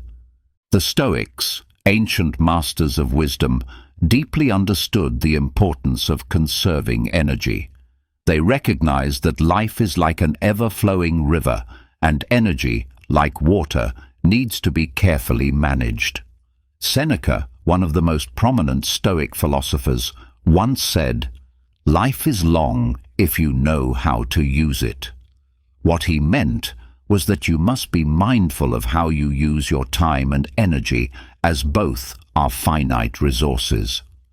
In today's fast-paced world, it's easy to get caught up in a flurry of activities, running from one thing to the next, trying to put out every fire you encounter. This constant activity often leads to exhaustion and burnout. But silence is your power-saving mode. Just as you would turn off the lights in a room when you leave to save electricity, silence helps you press the pause button and conserve your energy for what truly matters. Consider silence as your personal charging station. It's the place where you can recharge and prepare yourself for the challenges ahead. Silence ensures that you don't run on empty, helping you preserve your vitality and focus on the important battles life throws at you. When you embrace silence, you're practicing energy conservation, ensuring you have the strength to face the significant challenges that await you. This practice will keep you strong and ready for whatever life brings, giving you the endurance to withstand whatever comes your way. Now, let's explore how silence can enhance your decision-making. Picture your decisions as pieces of a complex puzzle, with each choice fitting into the larger picture of your life. Without silence, it's like trying to solve this puzzle with missing pieces, making it harder to navigate through life's challenges. It's as if you were trying to sail a ship through turbulent waters without a map. Likely, you'd end up lost or crashing into rocks. Silence is like having that map, guiding you with clarity through the complexities of life. The Stoics, wise beyond measure, were masters of decision-making. Epictetus, another influential Stoic philosopher, once said, "First, tell yourself what you want to be, and then do what needs to be done." This means that your decisions should align with the person you aim to become. In the chaotic world we live in, we often find ourselves in situations that demand immediate decisions. It's like being trapped in a maze with multiple paths, unsure of which one to take. When you make decisions hastily, without taking a moment to embrace silence, you risk choosing the wrong path, one that may lead you astray. Silence gives you the space to reflect and make deliberate, thoughtful decisions that are aligned with your long-term goals and values. Think of silence as your decision-making laboratory, where you can examine your options carefully and ensure they align with your desired outcomes. Embracing silence as a tool for decision-making allows you to take control of your life's direction, helping you make choices that bring you closer to the life you've envisioned. By valuing your decisions and not rushing through them, you safeguard your future and ensure that you are consistently moving toward your personal vision of success. Finally, silence plays a crucial role in establishing authority. When you maintain silence, it becomes a symbol of power, a scepter that represents your domain and influence. Just as a king's scepter signifies his reign, silence acts as your royal emblem, symbolizing your presence and command. Imagine yourself as a leader of a team. When you speak, people listen, not out of fear, but out of respect for your wisdom and authority. Silence gives you a real, undeniable presence that commands respect. It's not about dominating others through words or force, but about cultivating an aura of quiet strength that others naturally respect. Your silence becomes your most powerful tool for establishing authority in any situation, allowing you to lead with grace, wisdom, and unspoken influence. Silence is a powerful tool that can command attention and respect from those around you. Think of it as a sign of genuine authority. When you remain silent, your presence speaks volumes and demands the attention of others. This is not about overpowering people with words, but about commanding respect through your silence. It is akin to a king wielding a scepter, a symbol of their reign and authority. In the grand stage of life, silence serves as your emblem of leadership, representing your wisdom and strength. In everyday situations, such as meetings or family discussions, silence ensures that when you do speak, your words have weight. If you're constantly talking, your authority may be diluted. But silence amplifies your presence. It's like turning up the volume on a speaker, allowing your words to have more impact. A well-timed silence, followed by carefully considered speech, leaves a lasting impression. It ensures that when you do speak, people listen, not because they are afraid, but because they respect your wisdom. Silence, far from being a passive gesture, becomes a vital tool for establishing authority. It is not about saying nothing, but about being strategic with your words. It is the art of impactful communication, where you command respect not through volume, but through the thoughtful power of your presence. In this way, silence serves as a shield, protecting you from unnecessary conflict and promoting harmony. It helps you maintain peace and encourages understanding in your interactions. By embracing silence, you are cultivating an environment where peace prevails and meaningful dialogue can flourish. Silence also acts as a safeguard against unnecessary conflicts. Life can often feel like a battlefield, and conflicts are like hidden traps waiting to ensnare us. In moments of tension, silence acts as a shield, protecting you from falling into these traps. It offers a strategic pause, giving you the space to think before reacting, reducing the likelihood of unnecessary confrontation. The Stoics, wise philosophers of ancient times, understood the power of maintaining inner peace. They knew that conflicts often arise from our reactions rather than the events themselves.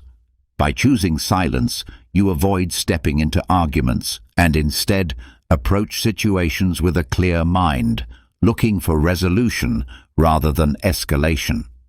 Silence is not passive. It is your strategic tool for maintaining peace and avoiding conflicts. It allows you to listen, understand, and find common ground with others.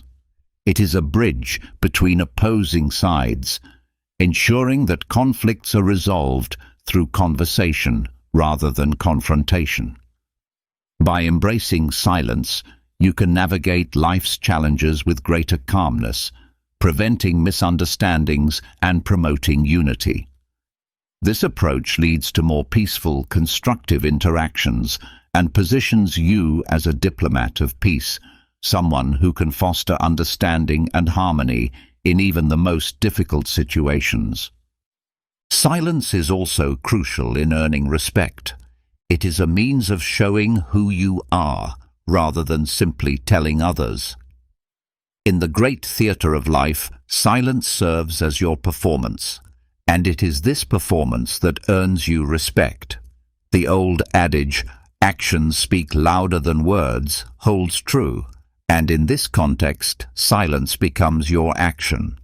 It is a clear signal that you are a person of substance, someone worth listening to. The Stoics believed that living virtuously and according to one's principles was the key to earning respect. In your daily interactions, respect is the currency that comes from acting consistently with your words. When you do not remain silent, your words can lose their impact, and your actions can become lost in the noise. Silence, however, serves to highlight your actions and words, allowing them to shine more brightly. By speaking less and saying more, you allow your words to captivate and command attention. Silence ensures that your speech does not overwhelm, but rather resonates with clarity and authority. It is your ticket to gaining respect, as it allows you to show, rather than simply tell, who you are and what you stand for. Through silence, you demonstrate that your trustworthiness and wisdom are not just words, but actions that demand respect. By choosing silence, you allow your trust, wisdom, and maturity to become apparent to those around you. In doing so, respect follows naturally. Silence is not about retreating into the background. Rather, it is about standing out in a way that commands the respect you truly deserve. When you embrace silence as a tool, you turn your actions into a powerful reflection of your character and principles. This is your path to becoming someone who garners admiration, not through loud declarations, but through a composed presence and the quiet strength that speaks volumes. As we explore these profound insights into wisdom, the time has come to take responsibility and put these principles into action. Take a moment to reflect on what you've learned and commit to applying it. Declare to yourself, "I am a warrior in my own life." This is not just a statement. It's a promise to yourself to live with purpose, embracing the power of silence and wisdom in your daily interactions. As we conclude this exploration of the 7 remarkable benefits of silence, I hope you found both inspiration and wisdom that you can apply in your own life. Always remember that silence is never a sign of weakness. It is, in fact, a demonstration of power and strength. Now that you understand these principles, it's time to put them into practice and experience their transformative effects. If you found value in this video, please take a moment to like it, share it with friends and family who can benefit from these insights, and subscribe to our channel for more daily wisdom, free from filters and censorship. Thank you for joining us on this journey.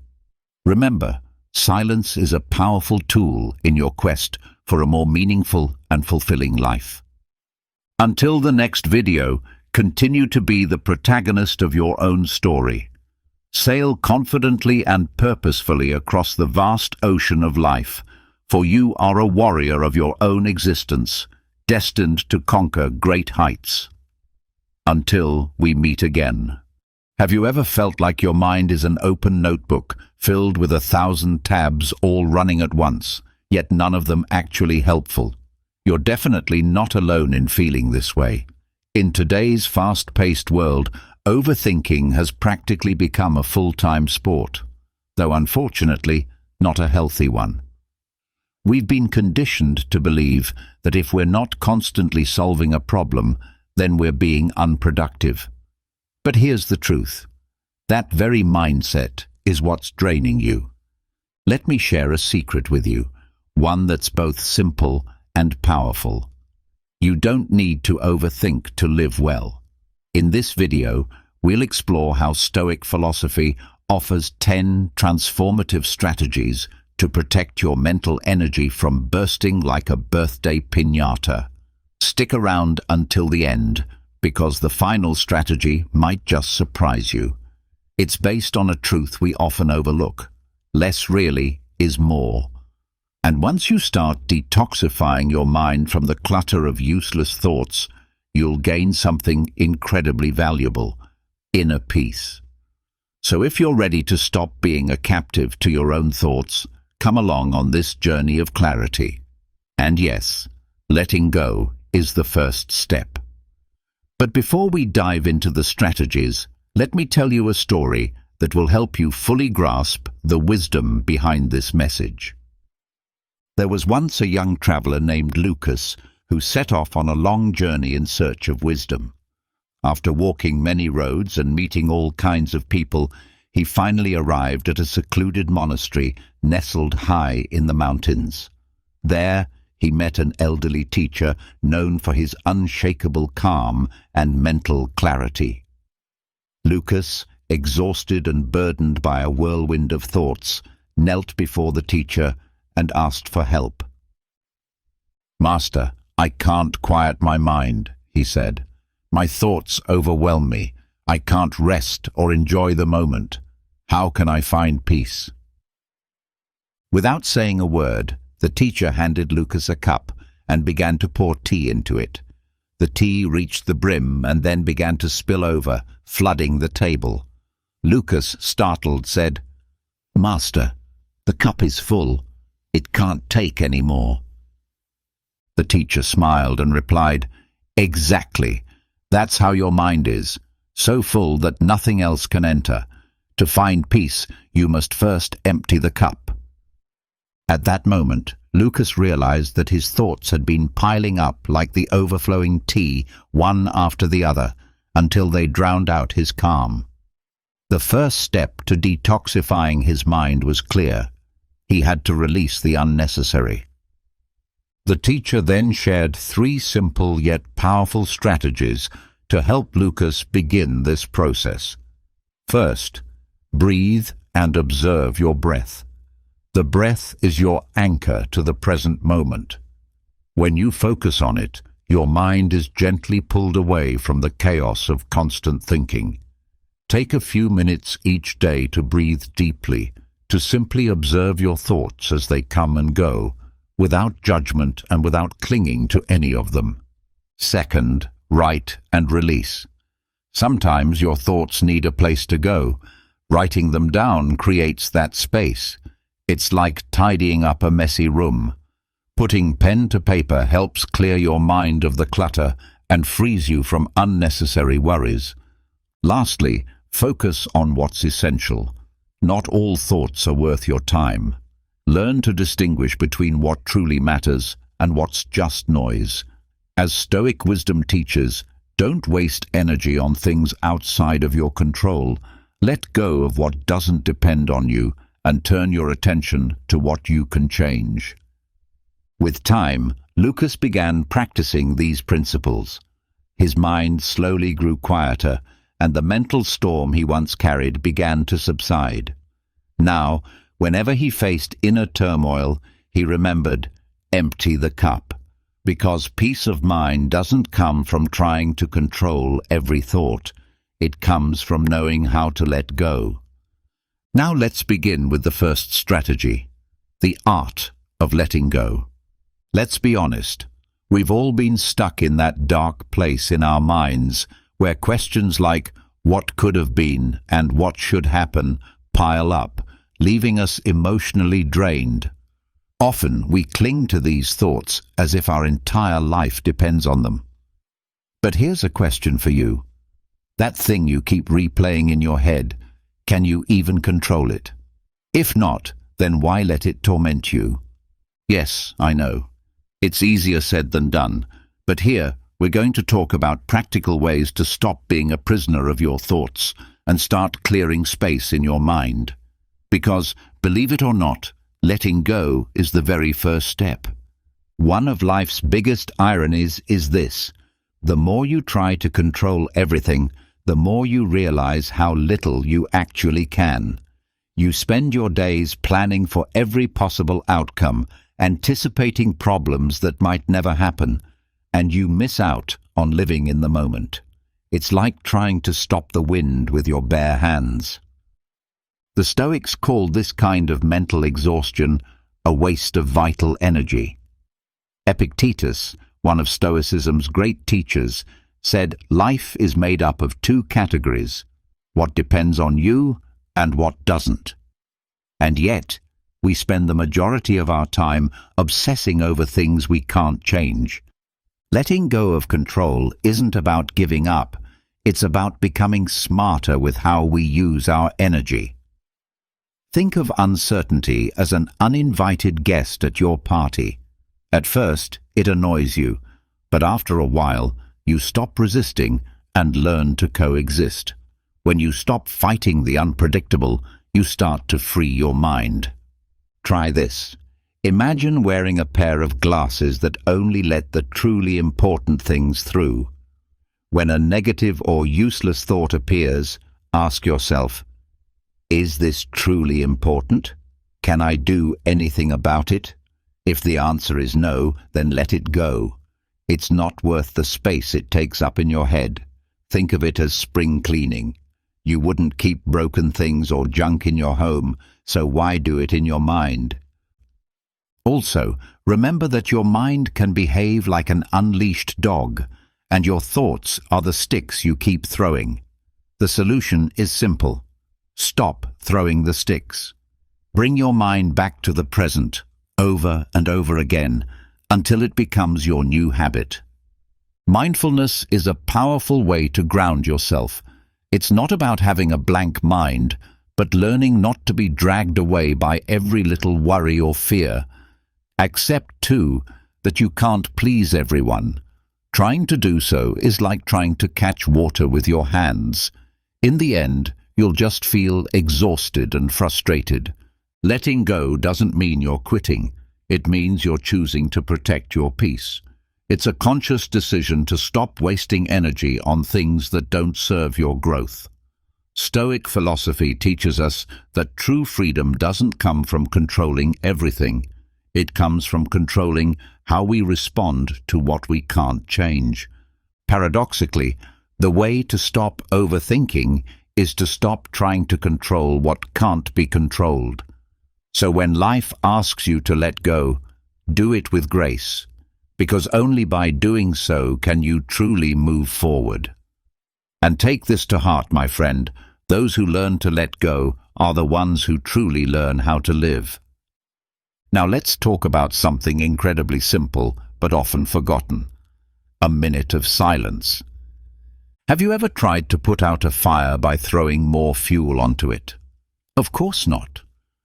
So why do we try to solve mental chaos by thinking even more, as if giving it one more round of thoughts will finally bring clarity? What if I told you that the smartest thing you can do in those moments is stop? Yes, you heard me. Just stop.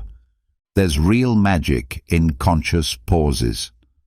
A brief moment of silence, if done with intention, can detox your mind better than any self-help book on the market. We live in a world that moves so fast, we've forgotten one of the most healing acts: to simply breathe. And no, I'm not talking about the automatic breathing you do without thinking.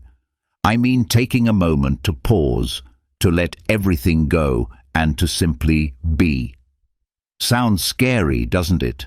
Because we've been told that being busy equals being productive, that if we're not fixing a problem, we're wasting time. But that's where we're wrong. Sometimes what we really need isn't more thinking. It's a break from thinking altogether. Taking a conscious pause is like switching your phone to airplane mode. The messages and notifications are still out there, but you choose when to reconnect. This pause is a simple, effective tool for mental clarity, a reset that the Stoics deeply believed in. They called it contemplation, because honestly, what good is constant thinking if your head is just a tossed salad of badly dressed worries? The next time your thoughts are racing 1,000 miles an hour, take a moment to stop. Close your eyes. Take a slow, deep breath. Let your thoughts drift past like cars on a busy highway. Don't try to catch them, don't wrestle with them, and don't analyze them. Just watch them come and go. This simple exercise is like switching off the TV when the channels are full of static. Stop being the overzealous detective examining every inch of your mind. Sometimes, the most powerful thing you can do is not try to solve everything. Imagine your mind as a fogged-up window. If you keep wiping it furiously, trying to see clearly, you'll only smear it more. Instead, let time clear it up naturally. With patience, the view becomes sharp again. Remember how, as a child, boredom often opened the door to creativity. You're not being told to chase boredom, but rather to embrace moments of doing nothing. Because, paradoxically, doing nothing often does the most. Stillness is where your greatest ideas begin to breathe. Set aside just 5 minutes each day to sit in total silence. No phone, no music, no distractions, just you and the quiet. You don't need to meditate or become a monk. Just allow the silence to speak. You'll be surprised at what it teaches you. The real issue isn't that you think too much. It's that you don't know when or how to stop. And that, my friend, is what drains you.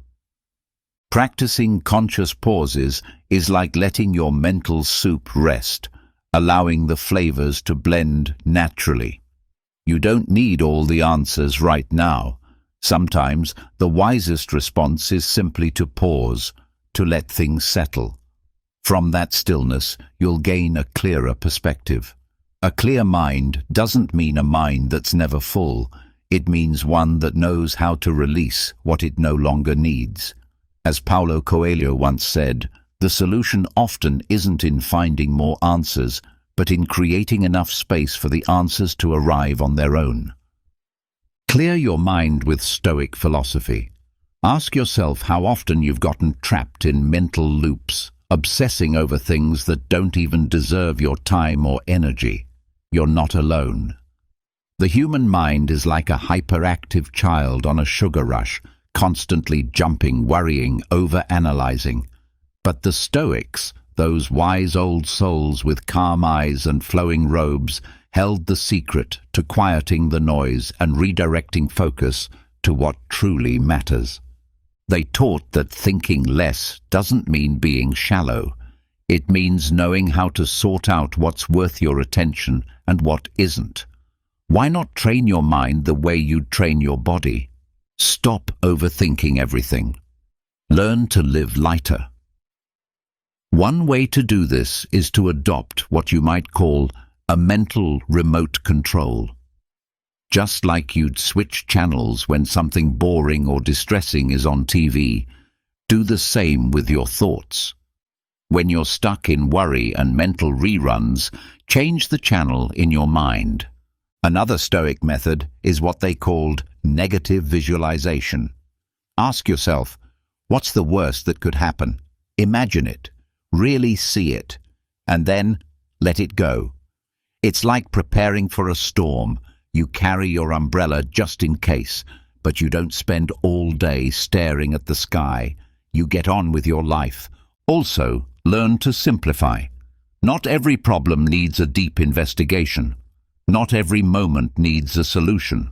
Your mind is like a suitcase. If you stuff it with things you don't need, every step becomes heavier. Choose only what truly matters. Let go of the mental baggage that serves no purpose, and practice silence. Not the kind where you simply stop talking, but the kind where you stop overthinking. Just be. Don't ask why you feel a certain way or what you should do about it. Just sit with whatever is present in that moment. The Stoics spoke about living in harmony with nature, and that includes accepting reality as it is, without piling on extra thoughts that only make things more complicated. At the end of the day, peace of mind is not about having an empty head, but about thinking with intention, less noise, more clarity. Living more isn't about packing your days with activities, it's about reducing the internal chatter. Train your mind to focus on what matters. That's where true freedom lies. Start by thinking less, but thinking better. Epictetus once said the goal isn't to have fewer worries, but to be more selective about which ones we choose to entertain. Every day, life can feel like an all-you-can-eat buffet of decisions. So many choices, so many mental dishes laid out before you, and in the end, you often end up overloaded, stuffed with more than you actually wanted. That's what happens when we don't create mental boundaries, when every little decision becomes an exhausting puzzle. But here's something that might help. Just make 3 solid decisions each day. That's all. Fewer choices, less stress, more clarity. It may sound too simple to be true, but this is Stoic wisdom in action. Your first decision of the day should be to limit the unnecessary. Let's be honest. Most decisions we face are pointless. How many times have you stood in front of your fridge wondering what to eat, or stared at your closet trying to decide what to wear? Cut that out. Build routines that strip away those trivial choices. Decide your meals ahead of time. Pick out your clothes for the week.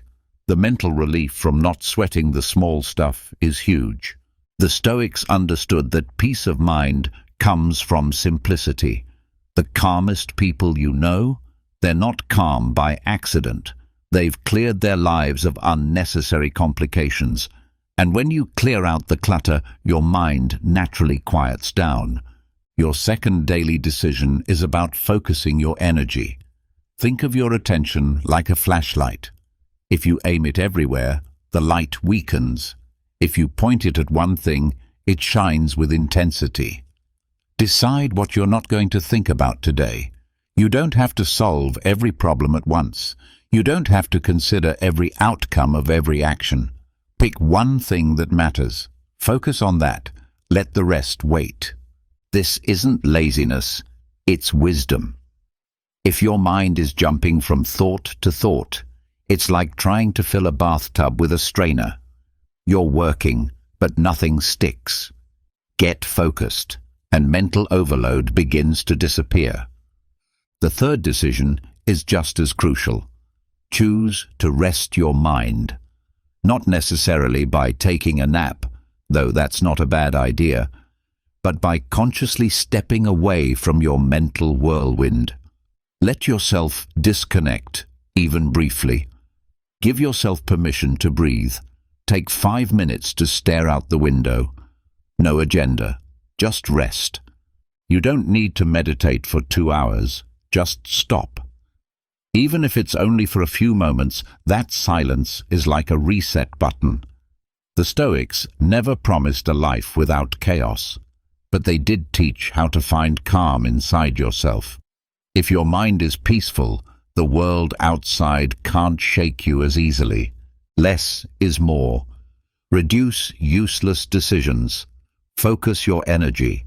Prioritize rest. You'll notice how the weight you carry in your mind begins to fade. You can't control the wind, but you can always adjust your sails. And when you do, you'll feel the difference. Remember, simplifying doesn't mean you're less capable. It means you're smarter with your energy. Stoic wisdom reminds us that real freedom isn't about having endless options. It's about knowing when to say enough. Think about how satisfying it feels to throw out trash.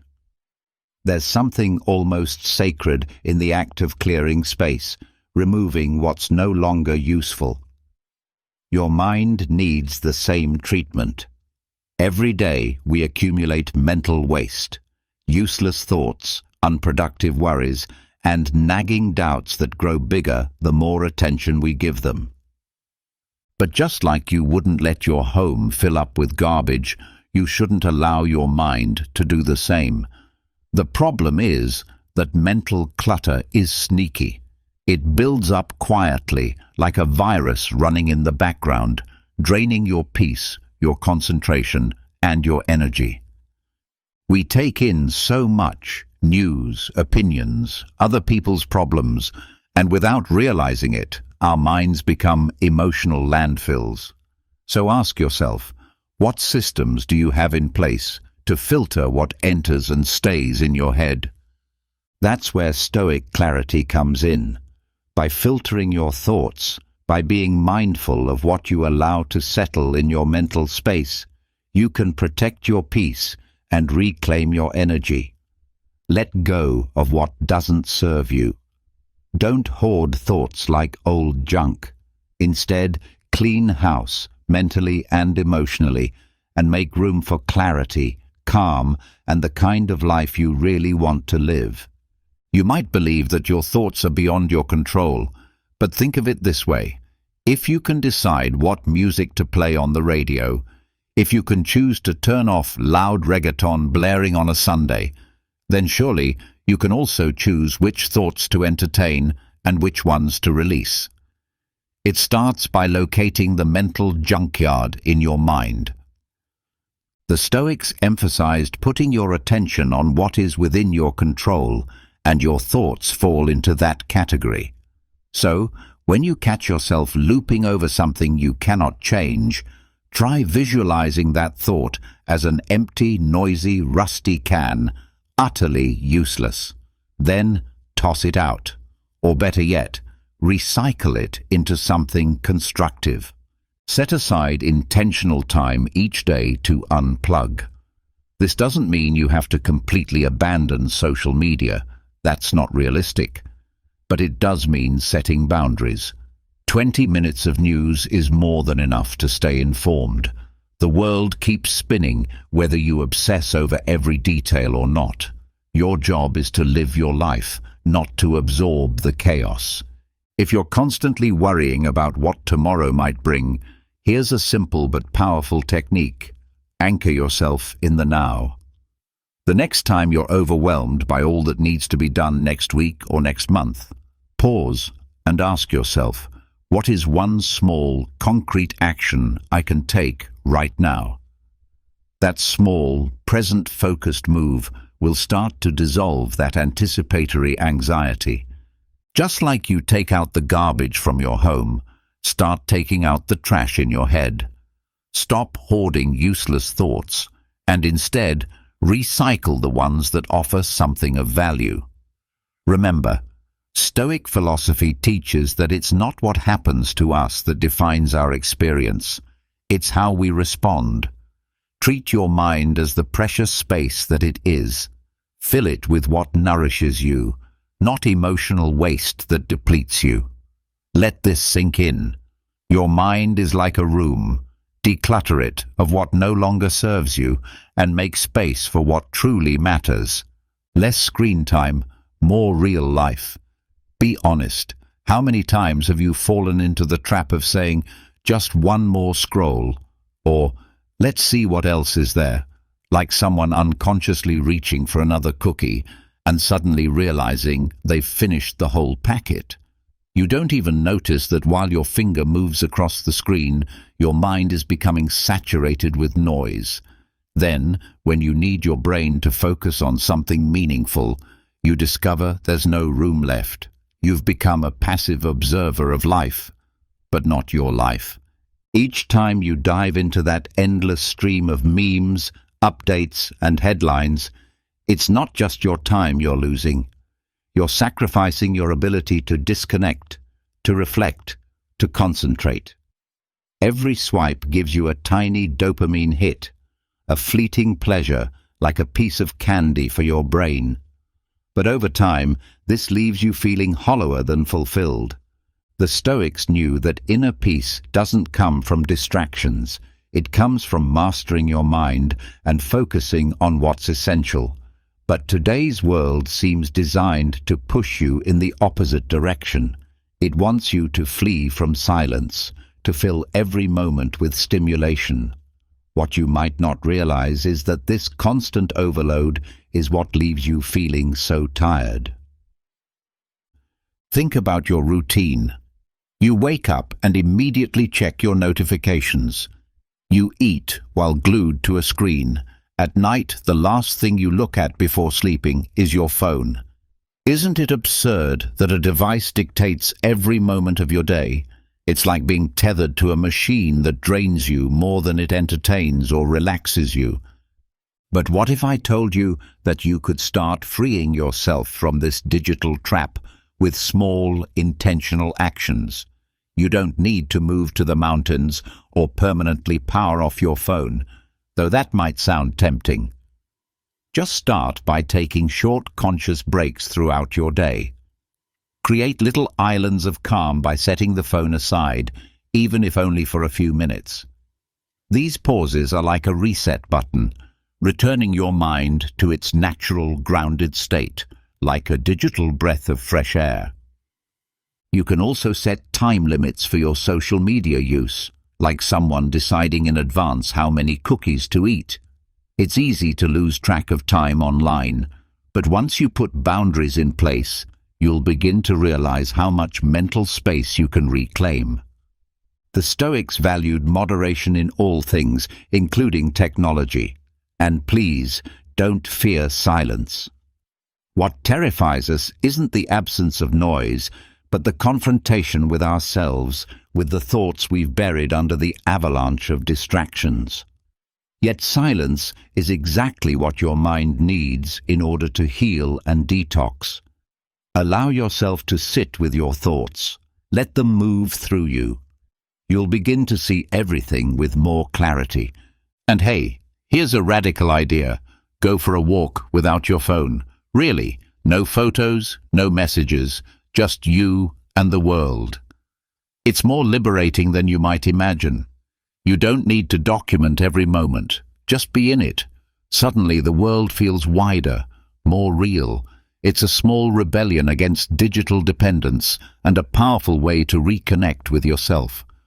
The digital world was designed to grab your attention, but that doesn't mean you have to surrender your life to a screen. You hold the power to unplug, to find stillness in the chaos. As the Stoics would put it, true freedom isn't about turning off your phone. It's about mastering your mind so that external noise doesn't run the show. Listen closely. True rest isn't found by shutting down a screen, but by switching on your ability to live fully in the present. Take a breath and reset. Have you noticed how, in the middle of a whirlwind of thoughts, the first thing we forget to do is breathe? You might find yourself spinning in the same mental loops, lost in your usual worries, or juggling 100 thoughts at once. Yet the idea of simply stopping to breathe never crosses your mind. It's as if our brains are wired to overwhelm us, like modern Stoics facing the storm without the calm they once practiced.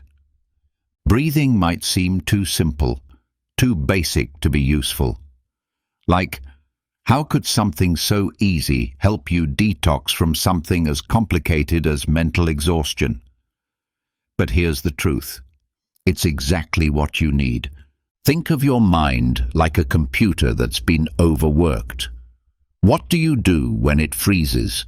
You shut it down and reboot. The same logic applies to your brain. When it's overloaded, a moment of mindful breathing acts as your personal reset button. When you're overthinking, your breath goes shallow and automatic. But if you intentionally take over, you can pause the mental noise.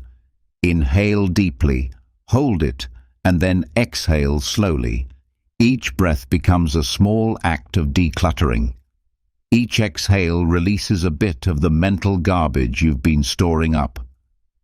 That's how real detox begins, one breath at a time. Picture yourself as a Stoic sage, serene and wise in the face of modern madness. Breathe the way they might have. Inhale for 4 counts, hold for 4, and exhale for 4. It's such a simple rhythm, it feels almost silly, but it forces your mind to slow down, to break free from the frenzy.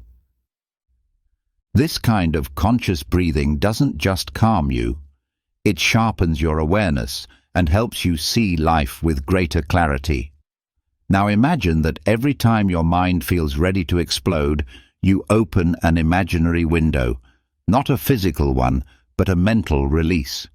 You pause, breathe deeply, and let that mental fog escape through that invisible opening.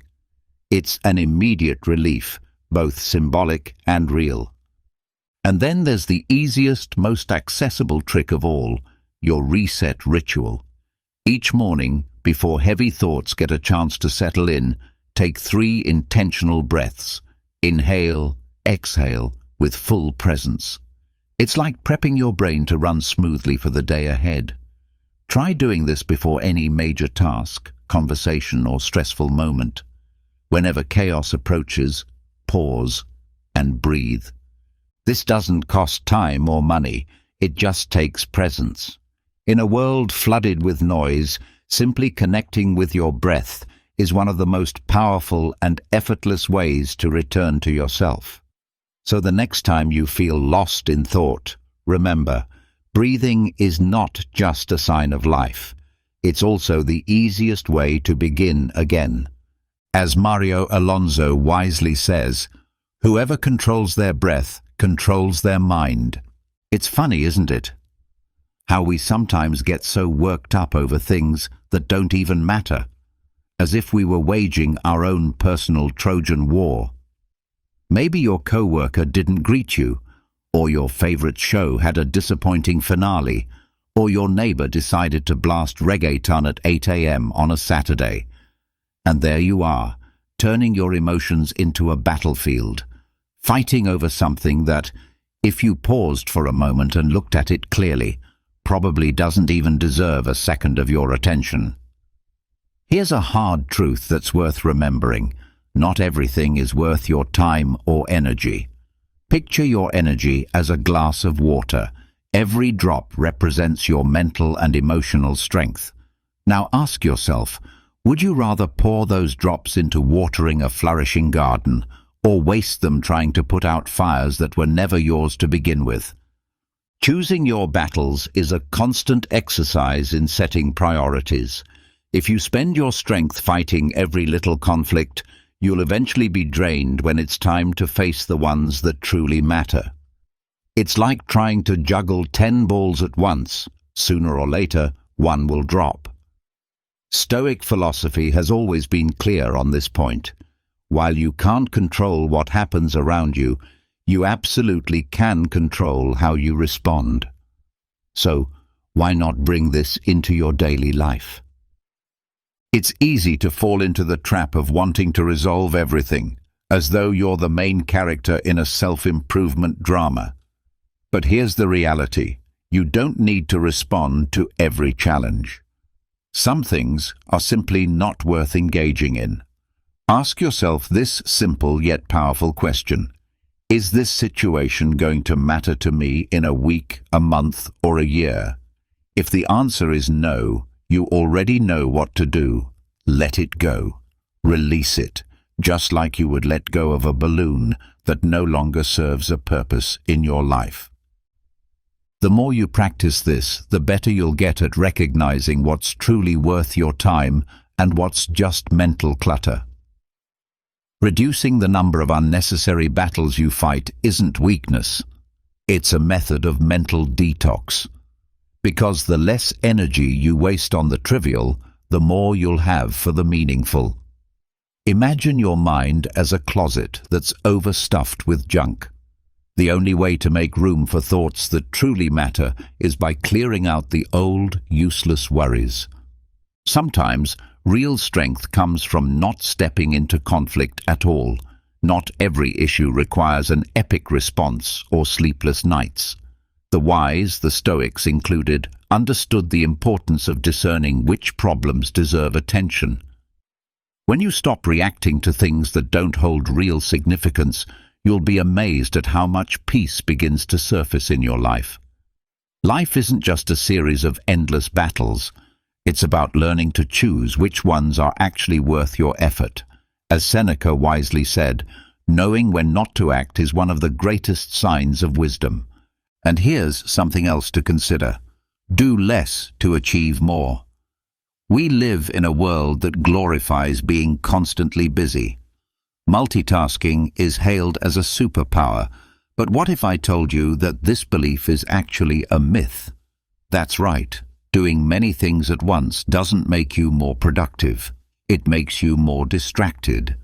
Think of a fly darting around, uncertain of where to land. That's what multitasking does to your mind. Sometimes the real key to being productive is doing less. We've been sold the lie that handling multiple tasks simultaneously is the hallmark of efficiency. But the truth? You end up doing everything poorly. It's like trying to cook, have a phone conversation, and watch your favorite show all at once. In the end, the food turns out bland, you miss half the show, and your friend doesn't even feel heard. Multitasking robs you of your most precious resource, your attention. The Stoics had already figured this out centuries ago. Focus is power.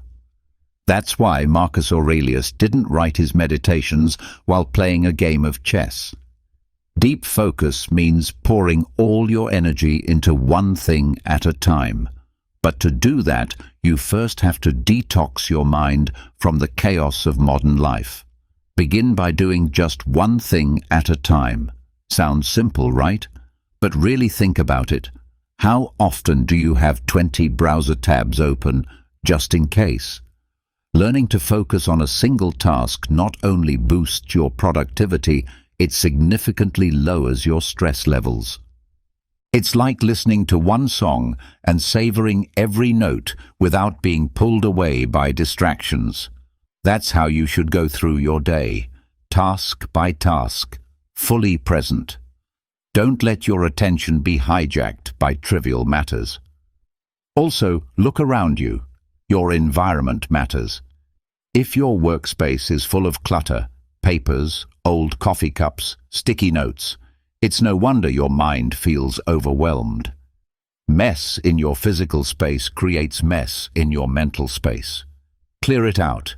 Give your brain room to breathe. This idea is at the heart of Stoic philosophy. Simplicity and detachment from the superfluous. Even your digital space needs cleaning.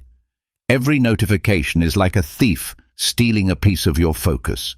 If you really want to detox your mind, start by turning off those unnecessary alerts. Trust me, nothing is that urgent, and if it is, you'll find out soon enough. In time, you'll begin to reclaim your ability to concentrate. And don't underestimate the power of taking breaks. We've been conditioned to believe that constant activity equals productivity, but the opposite is often true. Your best ideas come when your mind is calm, not overloaded. Give yourself the permission to pause, to be still, to do absolutely nothing. Let your thoughts flow or dissolve entirely. Seneca said it well, true strength lies in the stillness of the soul. Mental clarity lives in those quiet spaces. The paradox of doing is that when you try to do it all, you end up accomplishing very little. The answer? Do less, but do it with intention and excellence. Simplify your life. Focus on what truly matters. As the Stoics showed us, a simple life is the path to genuine peace. One day, when you're older and wiser, you'll look back and realize that clarity didn't come from doing more. It came from learning to do less. And finally, understand this. Your mind is not a storage room. It's not a place to stash every single thought, worry, or problem as if they were boxes stacked on top of one another. Boxes you can't even remember why you kept. What happens when a storage room gets too full? It overflows. Chaos takes over. The same thing happens to your mind when you insist on holding on to everything. Each thought, each problem doesn't need to take up permanent residence in your head. Your mind is like a container, and every container needs to be emptied from time to time. Unfortunately, no one ever teaches us how to do that. So every night, you lay in bed with your mind buzzing, trying to recall if you sent that email, where you left your keys, or why someone didn't reply to your message fast enough. And so the mental accumulation continues, night after night. You become like a hamster running endlessly on a wheel of thoughts. But here's what matters. You need to learn how to empty that mental space before the day ends. No, it's not some kind of magic trick. The Stoics already had the answer. Not every thought deserves space in your mind. You can't control everything, but you can decide how you respond. That's where your power lies. Imagine making it a daily ritual. Right before bed, you do a little mental housekeeping. Just like sweeping the dusty corners of a room, you clear out the clutter from your head. One of the easiest ways to do this is through a technique called mind dumping. Grab a piece of paper or open your notes app and write down everything that's on your mind. Don't worry about making sense of it. Just let it all out, like emptying a shopping cart filled with random, unnecessary things. Another technique is visualization. Close your eyes and picture each thought as a cloud slowly floating across the sky. Don't hold on to them. Don't try to analyze. Just watch them pass by. Remember, not every cloud brings a storm. Not every thought needs to stay. True rest begins when your mind is at ease, not when the clock strikes a certain hour. Make mental decluttering a habit, and soon your brain will learn to release what it doesn't need. You are not a storage room. Your mind doesn't have to be cluttered like one. At the end of the day, all you really need is a clear mental space, one where peace can lie beside you instead of your worries. Like my grandfather used to say, what you don't let go of ends up weighing you down. What you don't clean out will eventually suffocate you. If you've made it this far, I invite you to write in the comments, "Not everything needs an answer."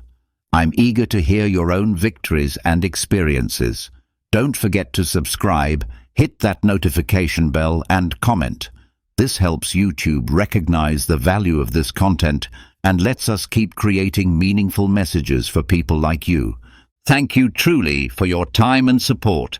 See you in the next video. Top of form, bottom of form. Do you want to know what the most dangerous thing you can do in life is? It's doing nothing. Yes, it's really that simple. Nothing. It's easy to keep repeating the same excuses and maintain the same mediocre habits while waiting for that perfect day when everything finally falls into place. But here's the strongest truth. That day will never come. You already know that deep down. Let me make this clear for you, though.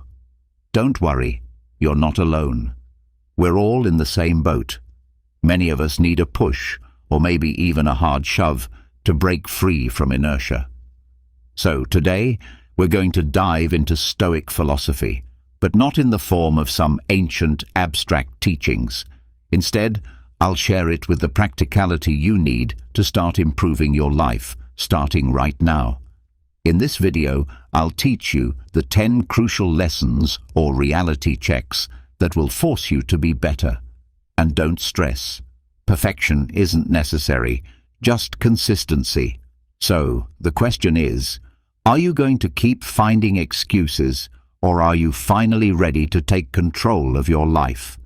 The perfect moment doesn't exist, and your only real competition is you.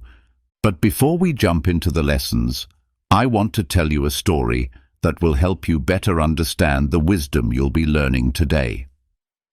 There was once a young fisherman named Lucas, living in a small coastal town. Although Lucas was well known for his skills with nets and his deep knowledge of the sea, he always felt like something was missing in his life. Each morning, as he cast his nets into the water, he would gaze out at the horizon, imagining ways to improve both his fishing and his life. One day, while sailing alone in his small boat, an unexpected storm suddenly hit the sea. The massive waves threatened to capsize his boat, and the fierce wind made it impossible for him to return to shore. Lucas fought with all his might, but soon realized that sheer strength wasn't enough to survive this storm. He needed a plan. As the storm raged, he recalled the wise words of his grandfather, an experienced fisherman. The sea will teach you how to improve, day after day. Knowing how to swim isn't enough. You must also learn how to read the waves. Inspired by his grandfather's wisdom, Lucas began to carefully observe the movement of the water. He realized that instead of fighting the currents, he could use them to guide his boat. With patience and determination, he adjusted his sails and steered his boat toward a small cove he had once explored. It took him hours, but eventually he found refuge there, safe from the storm. The next day, when Lucas returned to the village, his neighbors were shocked to see him. Many had assumed he was lost to the storm.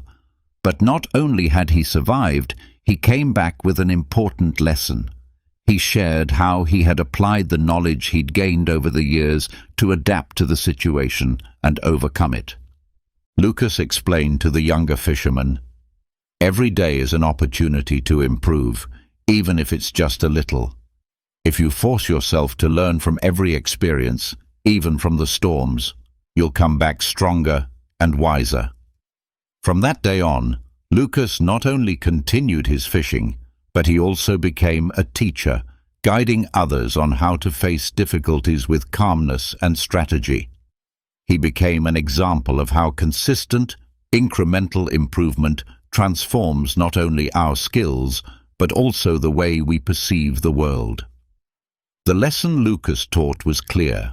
Daily improvement isn't always about making huge changes. It's about learning to adapt, observing, and growing just a little each time. Push yourself to improve daily, and soon you'll realize that even the fiercest storms can become opportunities to move forward. Before we begin with the first lesson, I want to remind you to subscribe and activate notifications if you find this content useful. It will keep you updated with the latest videos. Let's get started with the first lesson. The enemy in the mirror. You know that invisible enemy that's always lurking, making you think that you can't move forward? No, I'm not talking about a childhood imaginary friend. I'm talking about something much more subtle. Your excuses. These little lies you tell yourself in order to feel better in the moment, but which are actually holding you back.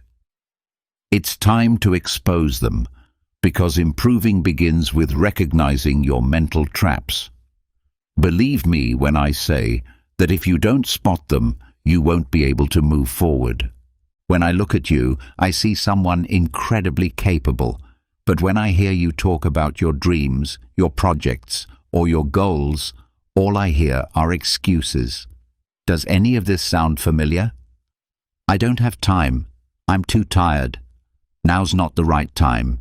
This Stoic philosophy stuff is too complicated for me. Excuses always hide behind our insecurities and fears. They convince you that one day in the future, everything will magically align. The truth is that perfect future doesn't exist. If you keep waiting for it, you'll always find yourself stuck in the same place, caught in the cycle of never actually starting. You need to see your excuses for what they are. Traps. Small mental manipulations that trick you into thinking that the problem lies outside of yourself. It's easier to blame lack of time or bad luck than to admit that you're doing nothing to improve.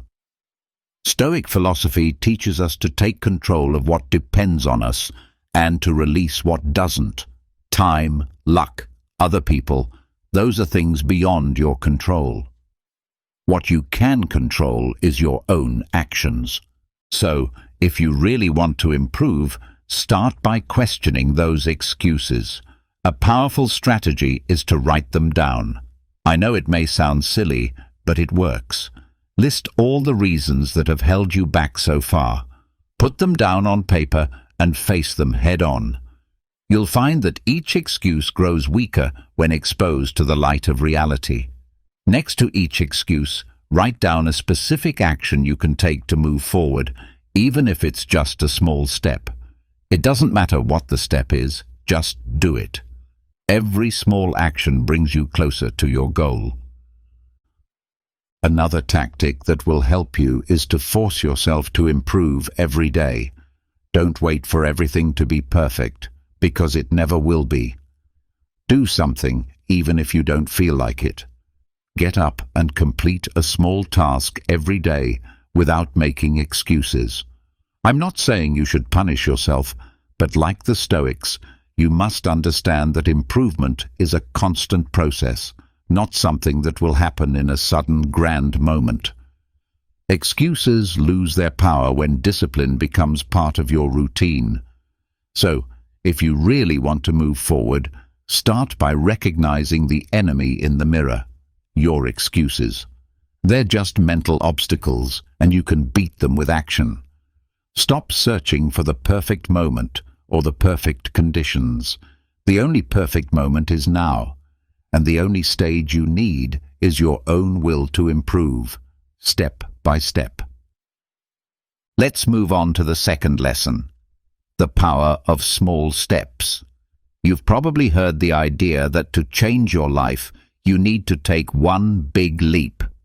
Well, let me tell you, that idea is as wrong as believing that the office coffee will save us from a disastrous Monday morning. The truth is, the real power lies in small steps, the tiny victories that may not seem like much in the moment, but which, in the end, build the personal empire you dream of. We often think we need to make grand, heroic efforts to change our lives, but the most important changes don't come from a single act of bravery. They come from those days when you achieve something, no matter how small, that moves you closer to your goal. For example, maybe instead of binge-watching the latest series, you decide to take a 15-minute walk. It's not a marathon, but it's a step toward better health. Or perhaps you decide to read 10 pages of a book instead of mindlessly scrolling through your phone. Those are the moments that truly count. The Stoics understood this well. They didn't believe in sudden dramatic changes. They knew that real progress comes from small, consistent efforts. Instead of waiting for everything to be fixed all at once, they advocated working every day, even when the road ahead seemed long and tedious. The key isn't to give up, it's to keep moving forward, even if it's just a small step. That's the secret to lasting change. Now, you may be wondering how to force yourself to improve each day. The answer is simple. Create habits. Yes, it really is that easy. The magic of habits is that over time, they become automatic. The trick is to start with actions that you can do with minimal effort, things that make you feel like you've achieved something, even if it's small. Don't try to mimic the exercise routine of an Olympic athlete right away, but that doesn't mean you can't start with something small. For example, you can begin with just 5 minutes of stretching when you wake up. And of course, you can avoid the temptation to procrastinate on tasks that are important to you. These small steps, though they might seem insignificant, accumulate over time, making a bigger difference than you might think. If you find it hard to get started, that's okay. You don't need everything to be perfect right now. Focus on one day at a time. If you don't manage to accomplish everything you set out to do today, don't beat yourself up about it. But if, on the other hand, you've taken that small step, even if it doesn't feel like a huge accomplishment, celebrate that mini victory. Life is not measured in grand moments, but in a series of small decisions, and those decisions ultimately define your destiny. Remember, the key isn't to change everything all at once, but to make those small changes day by day. If you do this consistently, time will work in your favor. As the saying goes, if you want your life to be different, start by committing to daily improvement, little by little. Instead of obsessing over giant leaps, focus on taking small, invisible steps that will gradually bring you closer to the life you truly desire. The secret to success lies in these mini victories. Perseverance, even when it doesn't seem to bring immediate results, will carry you much further than any single grand effort. As it's often said, change doesn't come from doing huge things, but from doing small things consistently. The sum of these small victories shapes your future. It's time to leave your comfort zone. Staying too long in your comfort zone is like living inside a bubble. Everything seems fine at first, but in reality, you're suffocating without even realizing it. You get so used to what's easy and familiar that you forget what it truly means to live. The comfort zone is like a cozy armchair that holds you too tightly, making you feel safe. But at what cost? You're losing the space to grow, to learn, to face new challenges. It's time to break free from that bubble before it bursts. Leaving your comfort zone may sound terrifying, and it's true that nobody likes to leave the security of the familiar to jump into the unknown. But here's the trick. It's not about jumping without a parachute. It's about taking one small step at a time into the unknown. Yes, fear will accompany you on this journey. But the good news is that fear is a sign that you are alive and moving forward, rather than staying stagnant like a stone in the middle of a river. The Stoics understood this well. They didn't fear challenges. They saw them as opportunities to improve. They urged themselves to grow day by day. But how can you start stepping out of your comfort zone without feeling overwhelmed? The answer lies in small changes, pushing your limits gradually. Picture yourself walking on a tightrope. You wouldn't jump all at once, right? You'd start by taking slow, deliberate steps, concentrating, and learning to maintain your balance. That's how you can begin making changes in your life. It doesn't require a giant leap. It only takes a small but determined step. A great example of this is the habit of continuous improvement. Spend a few minutes each day doing something that pushes you out of your comfort zone, whether it's reading a book that intimidates you or having a difficult conversation you've been avoiding. The important thing is to take action. Even if fear paralyzes you, the worst that can happen is that you learn something new, even if it's just about yourself. Consider setting small, manageable goals. If you set a goal to run a marathon right away, you'll likely end up with nothing but a sore knee and an existential crisis. But if your goal is to walk for just 20 minutes each day, by the end of the week, you will have walked for 140 minutes. It's not a revolution, but it's a step forward. And if you continue taking small steps each day, you'll see that over time, you've covered a great distance. Leaving your comfort zone doesn't have to be a massive leap. Instead, aim for small actions that encourage growth. As Seneca, the great Stoic philosopher, said, "True freedom isn't found in staying where you feel comfortable, but in learning to grow in every situation, even when fear is lurking." So the next time you feel drawn back to your comfort zone, take a deep breath, take that first step, and use fear to fuel your progress. Remember, life isn't meant to be comfortable. It's the discomfort that allows us to evolve.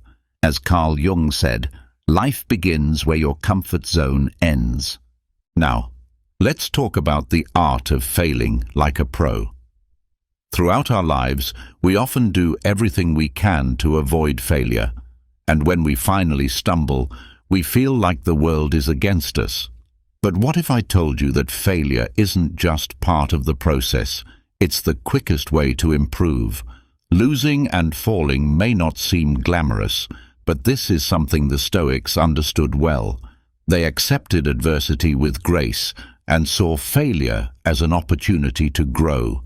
The key isn't in avoiding failure, but in using it as a tool for improvement. Failure may feel uncomfortable and triggering, bringing up emotions like shame, frustration, and regret.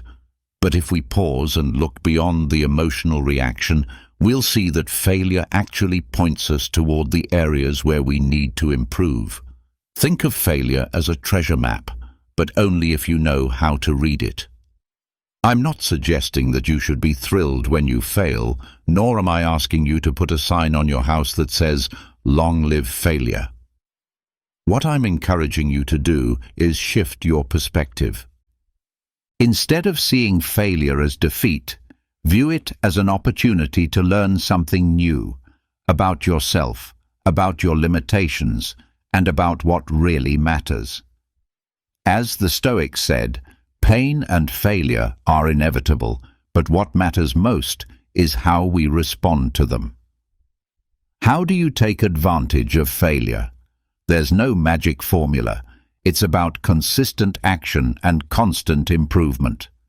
Stoic philosophy teaches us to view each new day as an opportunity to be better than the day before, even if it's just by a little. This means that every mistake, every stumble, every moment of frustration is valuable if you choose to use it to improve. It's like going to the gym. On your first day, you won't be lifting weights like Arnold Schwarzenegger, but little by little, with effort and perseverance, you'll become stronger. In this way, failure isn't an obstacle, it's a step toward your personal peak. The key is not to allow yourself to stagnate. Real failure comes when you fail to learn from your mistakes and keep repeating the same actions over and over. If every time you fall, you get back up with more knowledge, you'll have made significant progress, even though the journey may not be easy or quick. Improvement isn't a sprint, it's a marathon. And the art of failing like a pro is about understanding that every mistake is an opportunity in disguise. If you don't fail, how will you know if you're progressing? The real secret isn't in avoiding failure, but in rising stronger every time you fall. As Marcus Aurelius said, "It is not the mistake that matters, but what you do after making it." Finally, let's talk about routines that can transform your life. How many times in your life have you said, "Tomorrow I'll start," only to find that tomorrow never comes? Every time you make that promise, you sink deeper into the comfort of procrastination. Have you ever felt stuck in this cycle? Don't worry, you're not alone. This is the classic trap that many of us fall into, especially when we focus more on excuses than on action. But what if I told you that your ideal day isn't far away or impossible? It's not about magic, it's about creating habits that move you toward personal growth. The key is in your routines, the small decisions you make every day. For example, what you do every morning can set the tone for the rest of your day. Imagine waking up and instead of diving into a chaotic, aimless day, you take control and start by doing something small but meaningful. The way you start your day can have a significant impact on the rest of your life. Imagine waking up and instead of diving straight into the chaos of your routine, you take a moment to intentionally set the tone for your day. Perhaps you choose to begin with something simple, a brief meditation or a walk outside to clear your mind. These small acts of intentionality can influence the direction of your day. What would happen if, instead of getting caught in a cycle of repetitive, negative thoughts, you deliberately filled your mind with something more constructive? Even moments of stillness, though they might seem insignificant, carry immense power. However, what truly matters is not only how you begin your day, but how you maintain it. If you've studied any Stoic philosophy, you are likely familiar with the importance of self-discipline. The Stoics taught that having control over oneself and not being swayed by impulsive behavior is essential.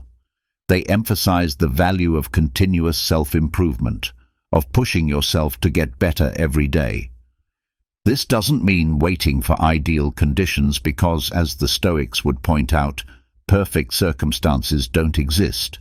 It means making a commitment to improving your life, even in small steps, every single day.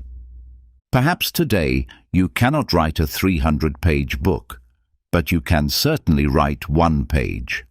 Maybe you won't completely transform your life in a single morning, but you can take a step in the right direction. The key here is to start small, with something manageable, something you can control. This way, you can feel a sense of progress as you move forward. As you incorporate new habits into your routine, you'll realize that making positive changes is far simpler than it initially seems.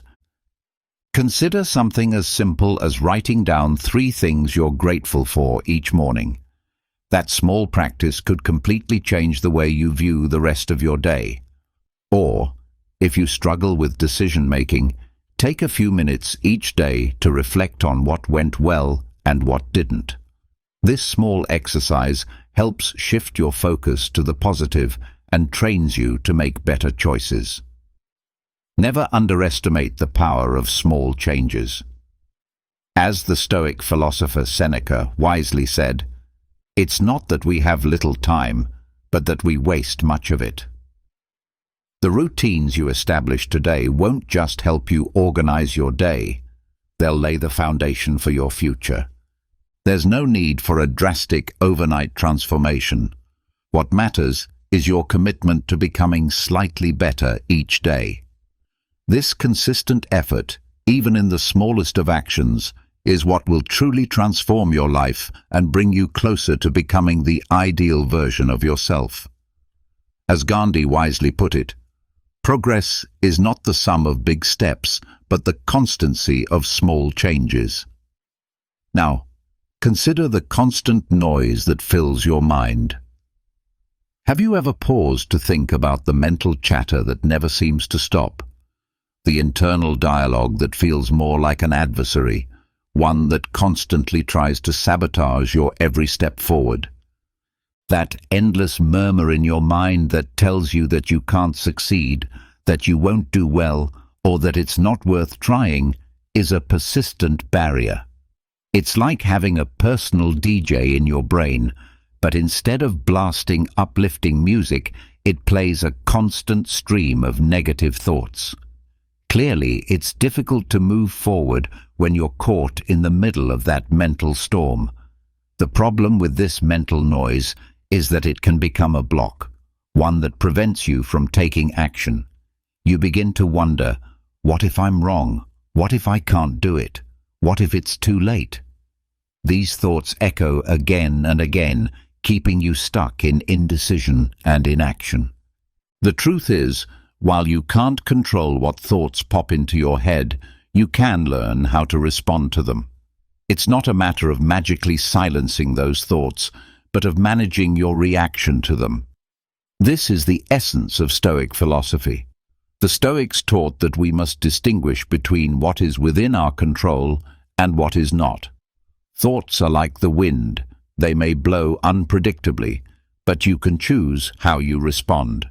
You can't stop them from coming, but you can decide how to direct your energy. The key lies in deciding what to do with those thoughts. If you let doubt and insecurity take control, your actions will follow that direction. However, if you decide to take a step forward despite your doubts, the mental noise will lose its power. So, how do you deal with that inner noise that holds you back? First, you must acknowledge it. Stop ignoring it and instead confront it directly. Instead of allowing yourself to be paralyzed by the "I can't" mindset, begin to ask yourself, why can't I? When you do this honestly, you'll often find that the real obstacle is your own reluctance to take action. The next step is to take action, no matter what your thoughts may say. Even if your mind insists that you can't, do it anyway. Take a small step. If you struggle with procrastination, for example, make yourself sit down and work, even if it's just for 5 minutes. Those 5 minutes can turn into 10, and then an hour. Action is the antidote to mental noise. And most importantly, don't wait for the noise to go away completely, because in truth, it may never fully disappear. There will always be some mental chatter, but what matters is that you don't let it dictate your actions.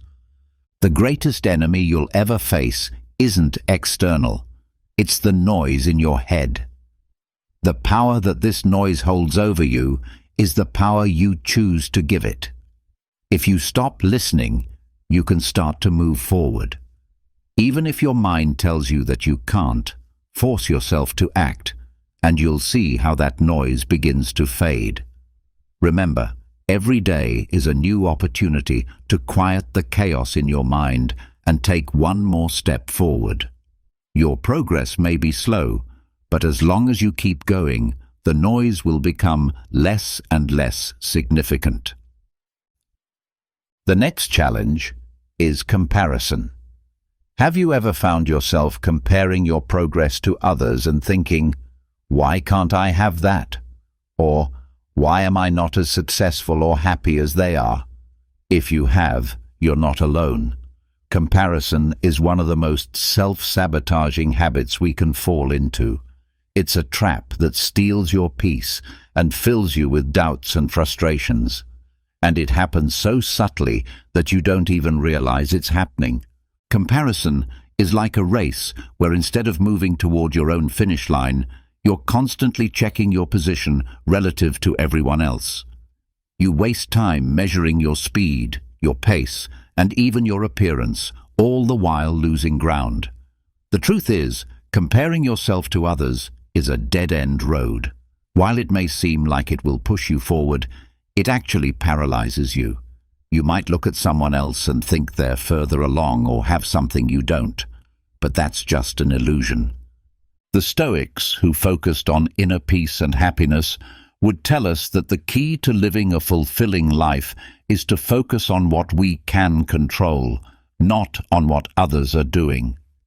You can't win a race if you're constantly looking at the competitors. So, what's the solution? It's simple, though not always easy. The solution is to focus on your own journey and commit to improving yourself every single day, even if it's just a little bit. You don't have to be the best at everything, but you can certainly be better than you were yesterday. This approach doesn't mean taking massive leaps all at once. Instead, it's about making consistent, small improvements. The key is to keep moving forward, no matter how slowly, and not to give up when obstacles arise or when others seem to be progressing faster. The only true competitor you need to beat is your past self. Strive to surpass who you were yesterday, and you'll quickly see that this alone is more than enough. If you push yourself to improve even just a little bit each day, you'll be astounded by how far you've come. As Brian Tracy wisely puts it, true competition is not about comparing yourself to others, but about being better than you were yesterday. Dreaming is a wonderful thing, but turning those dreams into reality is what truly matters. You've likely found yourself in the shoes of an avid dreamer, full of big ideas, grand goals, and exciting projects. But how often do you end the day with only a list of unfulfilled dreams? The key to transforming these dreams into something tangible lies in one simple but challenging truth. Dreaming is important, but action is what makes the difference. It's time to stop circling the same thoughts and take concrete steps. Imagine an architect who has a brilliant design in mind, but never gets to the stage of drawing plans, hiring contractors, or ordering materials. Without action, the most spectacular ideas are meaningless. The same goes for you. Ideas alone hold no value unless you act on them. You might think you're working toward a great future, but in reality, you're simply accumulating empty thoughts. The Stoics, with their ancient wisdom, fully understood this. They emphasized the importance of action over idle contemplation.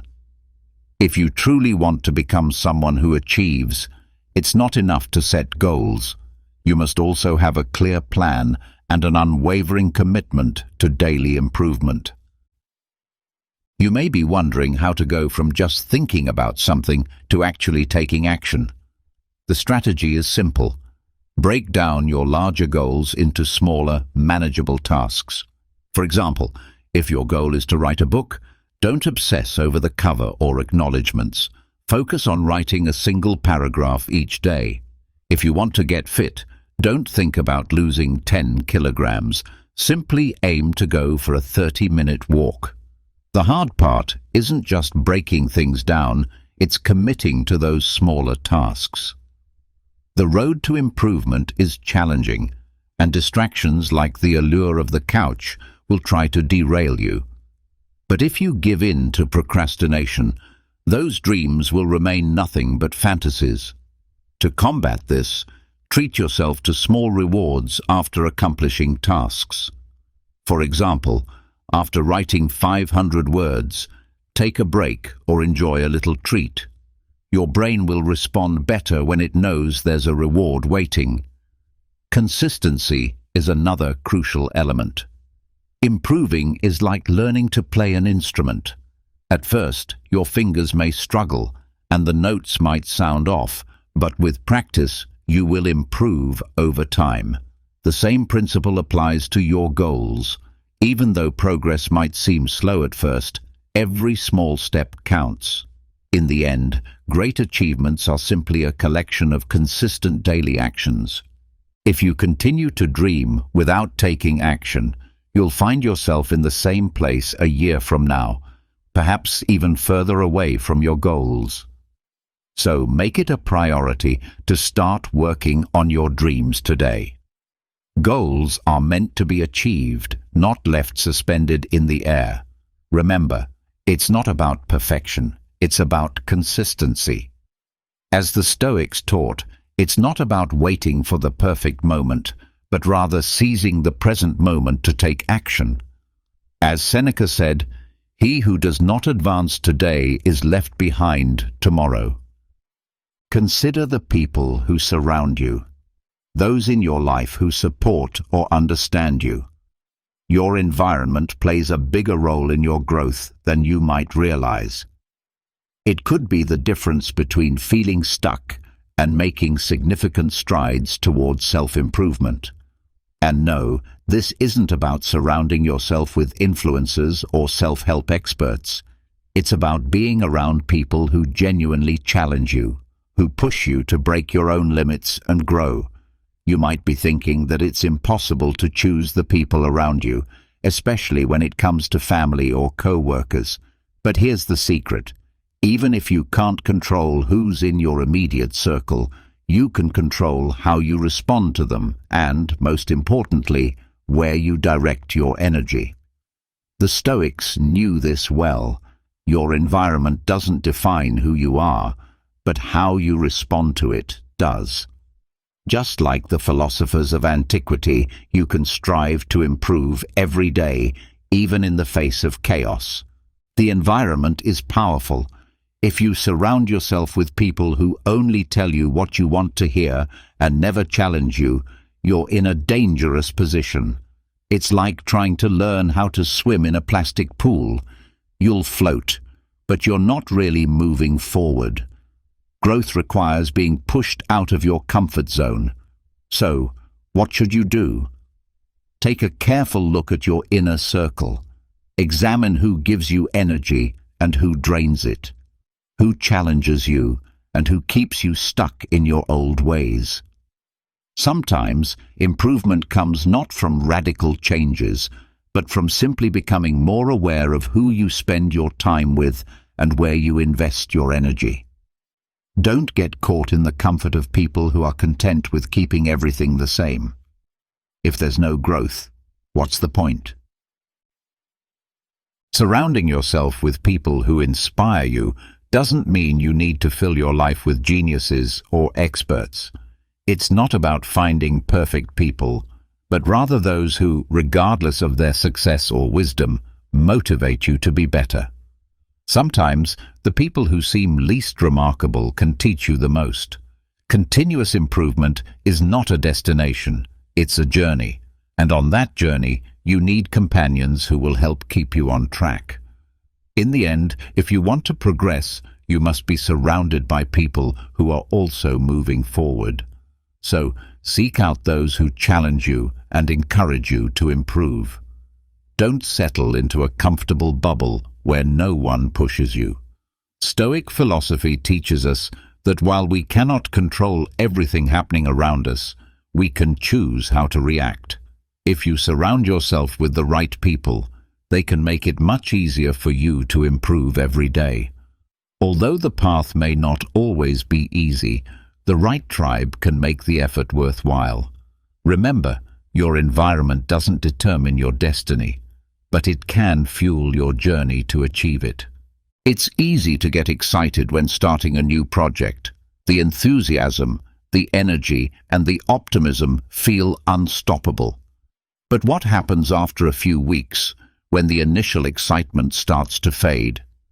The routine of doing the same thing every day can become monotonous, and motivation starts slipping away. If this sounds familiar, you're not alone. The key is learning how to maintain that motivation without burning out. The first thing to understand is that motivation isn't a constant, unending force. It's more like fuel that needs to be replenished. If you don't keep refueling it, it will eventually burn out. So, how do you maintain your energy without exhausting yourself? Here's the trick. Celebrate, breathe, and repeat. Progress isn't always visible in huge leaps. Sometimes, improving is like constructing a brick house. Each day, you place one brick, And while the progress may not be obvious right away, over time you'll build something solid. Don't be discouraged by the lack of immediate results. Celebrate the small victories, like finishing a chapter of that book you've been putting off, or finally getting up early to exercise after weeks of procrastination. These small achievements are worth acknowledging. Motivation is closely tied to focusing on what you can control and letting go of what you can't. This is a key concept in Stoic philosophy. Often, frustration arises because we expect too much too soon. We want to achieve everything at once, be perfect and do it all right away. But that's unrealistic, and it's a surefire way to burn yourself out. Take a step back when things feel overwhelming. Remember, the journey towards success is not a sprint, but a marathon. The key to continual improvement lies in repetition. But this doesn't mean repeating the same tasks mindlessly like a robot. The real trick is to bring variety into your routine. If you perform the same actions every day without change, you will quickly lose interest, and your motivation will disappear. Instead, seek new challenges within your daily activities. Once you've mastered a habit, why not make it more challenging? If you exercise regularly, increase the duration or change your routine. If you love reading, explore new genres. Repetition doesn't have to feel monotonous if you introduce variety into the process. The path to continuous improvement is not a straight line, and it's certainly not always easy. There will be days when your motivation fades and you might even feel like giving up. However, it's important to remember that the key is to celebrate small wins, take breaks when needed, and keep going with determination. Every little victory counts. Motivation isn't a fleeting spark, it's a fire that requires consistent effort and patience to keep burning. Even when things get tough, don't lose faith. Each step, no matter how small, moves you closer to your goal. As my father, may he rest in peace, always said, progress doesn't come from giant leaps, but from daily victories, no matter how small they may seem. If you've made it this far, share in the comments how your attitude has changed. I invite you to subscribe, turn on notifications, and comment so YouTube knows that these videos are valuable to you. Your support motivates us to keep creating content that helps people like you. We also recommend checking out the last 2 videos.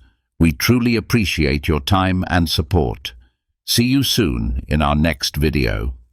We live in a world constantly filled with distractions and persistent worries, making it incredibly easy to slip into the snare of overthinking. Marcus Aurelius, the renowned Stoic philosopher and Roman emperor, reminded us of a timeless truth. The power over our minds lies within us. Although we cannot influence external events, we do have complete control over how we respond to them and how we process them internally. If this is your first time visiting my channel, I kindly ask you to support this work by subscribing and liking this video. That simple act helps me continue to create more content like this in the future. Stay with us until the very end, because the final tip in this video about overcoming analysis paralysis will challenge you to deeply reflect on your life so far. Walk with us through this message and discover a truth that could shift the way you see your own journey. The common struggle of having a noisy, restless mind filled with endless thoughts is something we all encounter at some point. The frustration of feeling caught in an infinite loop of mental chatter, paralyzed by indecision, and overwhelmed by constant evaluation. These are burdens many of us carry. The issue with excessive thinking is that it locks us into a continual state of worry, constantly pulling us into the past or launching us forward into future anxieties, preventing us from being fully present. we find ourselves stuck in a mental spiral that blocks clear decision-making and robs us of inner peace. If you're searching for ways to break this exhausting cycle and reclaim your mental space, you're in the right place. Discover how to regulate your emotions and unlock your true inner power with our ebook, The Power of the Mind. Click on the link in the first pinned comment to get your copy today. Let's begin with the first step. Change your perspective toward gratitude. Our minds often lead us astray, pushing us into a maze of over-analysis about what we lack, what might go wrong, or what we have yet to achieve. This endless loop can leave us drained and discontent. Overthinking frequently grows from a mindset focused on what's missing or negative, which overshadows the good already present in our lives. Seneca once said that true happiness lies in embracing the present moment without anxiously waiting for what's to come. This Stoic gem encourages us to shift from a perspective of scarcity to one of abundance. The practice of gratitude invites us to recognize the value in the now, to see the blessings that are already with us, blessings we often overlook when we are preoccupied with worrying about the future. Practicing gratitude draws us out of the ruts in our minds and grounds us in the rich soil of the present, where life truly unfolds. To adopt this shift in focus, start by acknowledging 3 things each day that you are genuinely thankful for. They don't need to be grand. A warm cup of coffee, the soft comfort of your favorite sweater, or a thoughtful message from a friend, all of these qualify. This small, consistent practice helps redirect the mind away from over-analysis and toward appreciation for what is currently in your life. When anchored in gratitude, you begin to quiet the mental noise of excessive thought, while also deepening your appreciation for everyday experiences. Gratitude enhances the positives in life and gradually transforms your inner dialogue from one of lack to one of abundance. Over time, this new way of seeing things can reshape how you approach life's challenges, turning them into occasions to be even more thankful for what is already good in your world. This shift isn't just about feeling better in the present, it's about building a foundation of inner contentment that can carry you through the inevitable highs and lows of life. Next, embrace impermanence and the art of letting go. Let's be honest. Our minds often get stuck in loops, replaying past mistakes or fixating on what might happen next. This mental playground of excessive thought is where ideas become clingy and overstay their welcome. It's a struggle that doesn't discriminate.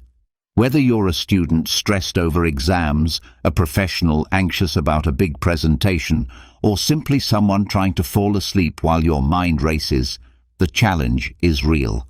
But even in this mental chaos, we can find solace in the wisdom of Epicurus, who once said that a man who fears death will never do anything meaningful while he's alive. Though it might sound intense, at its core, this quote speaks to the essential Stoic idea of impermanence. Everything changes, including those thoughts that seem to have built a permanent home in our heads. Often we treat our thoughts as if they are fixed parts of who we are, as if they are unchangeable. But Stoicism gently reminds us that nothing is truly permanent, not even the thoughts that weigh us down. Letting go doesn't mean giving up. It means acknowledging that we don't need to hold on so tightly. We can learn to watch thoughts pass like leaves floating down a river or clouds moving through the sky, constantly shifting, never staying the same. Accepting impermanence means understanding that our thoughts come and go. They are not eternal. This realization can be a powerful source of hope, especially when you feel stuck in the depths of overthinking. Embracing impermanence in a practical way means forming the habit of letting go, cleansing the mind of thoughts that no longer serve us. This practice not only offers immediate relief, but also plants a deeper awareness that change is natural and necessary. Incorporating this awareness into your daily routine can radically transform your relationship with your thoughts. The goal isn't to forcibly evict them, but to allow them to leave when their time is up. Letting go isn't weakness, it's strength. It's a bold choice to stop letting unnecessary thoughts take up space in your mind for free. As you become more skilled at this practice, you'll begin to notice a quiet, clear space within you, a peacefulness that has always been there, simply hidden beneath the noise. Embracing impermanence isn't just another tool, it's a shift toward a calmer, more present way of living. And finally, remember to stay with us through the end of this journey. The last insight will invite you to deeply reflect on your life so far and open your heart to a shift that could redefine how you see your path ahead. This realization can offer a sense of relief and hope when you find yourself caught in a web of overthinking. To embrace impermanence in practice is to develop the habit of letting go. It's a form of mental decluttering, a conscious act of releasing the thoughts that no longer serve us. You can begin this process by visualizing a river, imagining each thought as a leaf floating on the surface of the water, gently drifting away. Or perhaps see them as clouds, constantly shifting, forming, and then disappearing. This kind of imagery not only brings immediate calm, but also fosters a deeper understanding. The true nature of thought is transitory.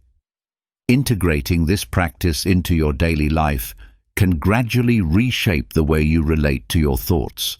It's not about forcibly pushing them away, but rather allowing them to pass naturally. Letting go is not a sign of weakness or surrender. It's an act of courage.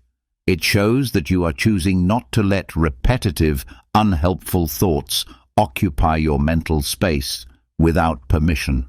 As you get better at this, you'll begin to notice a newfound clarity, a peaceful mental space that was always within you, hidden beneath the noise of excessive thinking. Embracing impermanence isn't just a technique. It's a shift toward a more peaceful, grounded way of living in the present moment. Focus on the effort, not on the outcome.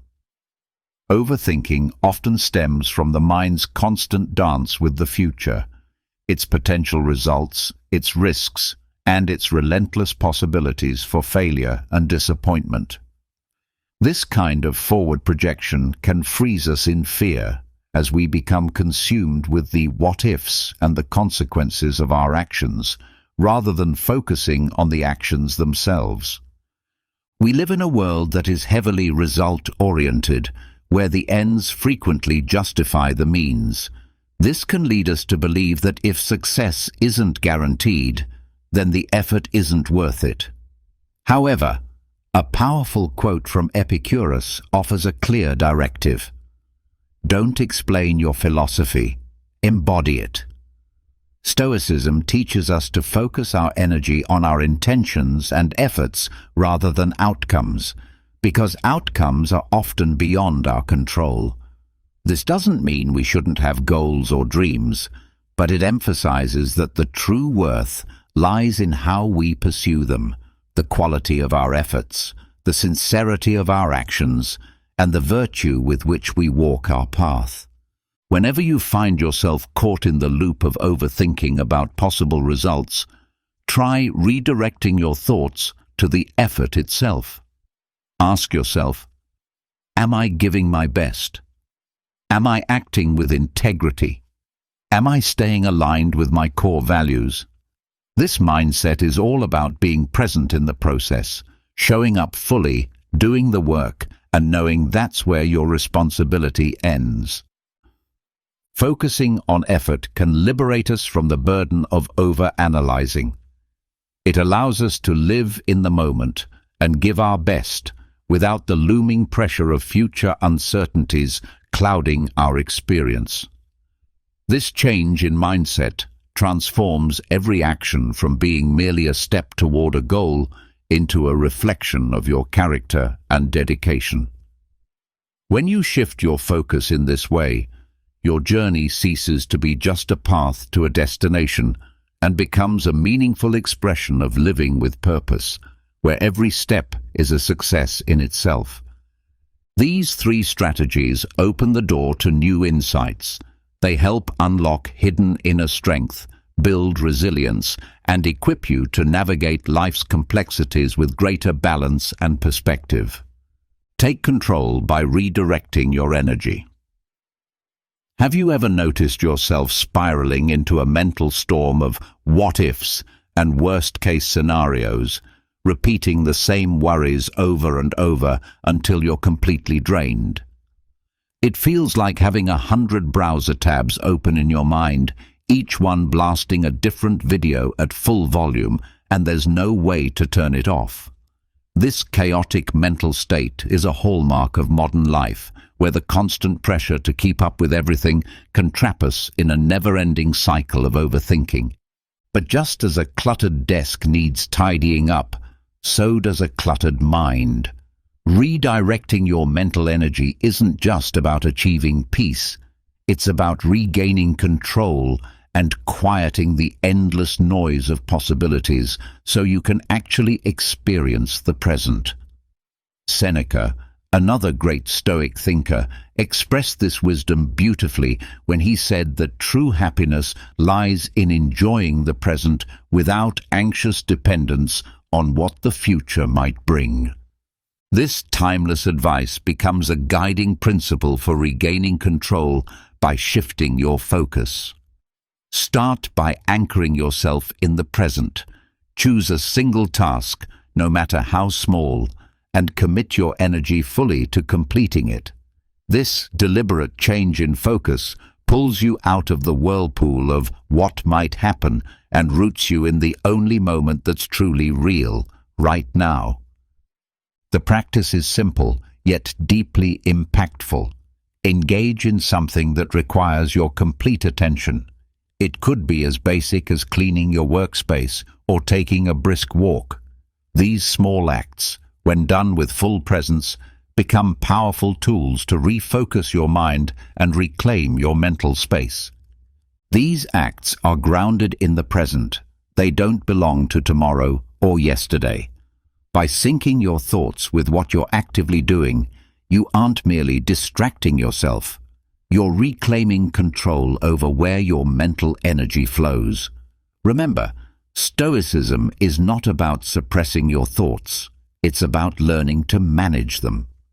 When you consciously choose where to place your mental focus, you're practicing a form of inner discipline. The aim isn't to completely banish overthinking. That would be an unrealistic goal. Instead, the purpose is to notice when your thoughts are no longer serving you and to equip yourself with the tools to gently redirect them. This is much like training a muscle. The more consistently you exercise this redirection, the stronger and more resilient you become. Over time, you'll find that the once overwhelming flood of excessive thoughts can, in fact, be tamed through deliberate action and a grounded presence in the here and now. Picture your overthinking as something external to you, like a force that doesn't originate from your core self, but instead looms in your mind like a thick fog on an otherwise bright and sunny day. It might begin with a single concern or thought, but it quickly expands, spreading across your mental landscape like a sudden storm. In our modern world, we are endlessly bombarded by information, like hail pelting down during that storm, and our minds become flooded with questions like, what if, what now, or what could have been. Marcus Aurelius, the Stoic philosopher and Roman emperor, once said that the happiness of your life depends on the quality of your thoughts. This timeless wisdom introduces a powerful technique for managing overthinking, visualizing it as something outside yourself. This isn't about making your thoughts into enemies, but rather acknowledging that intrusive thoughts are not your essence. They are visitors, temporary and separate from your true identity. Imagine these thoughts as clouds drifting past a majestic mountain. You are that mountain, steadfast and unmoving, while the clouds pass by without changing who you are. How do you protect yourself from these mental intruders? Stoicism encourages us to observe them without becoming emotionally entangled. You might picture these thoughts inside a bubble and watch them float away from you.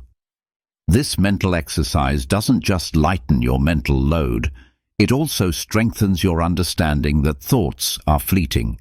They only gain the power to disrupt your peace if you choose to hold on to them and grant them that authority. Practicing this form of visualization builds a mental reflex that helps you release these thoughts before they escalate into emotional storms. As you become more skilled at distinguishing yourself from the chaos of excessive thinking, it gets easier to recognize that you are not merely the sum of your thoughts. This awareness acts like a protective shield, like wearing earplugs in a loud, crowded place.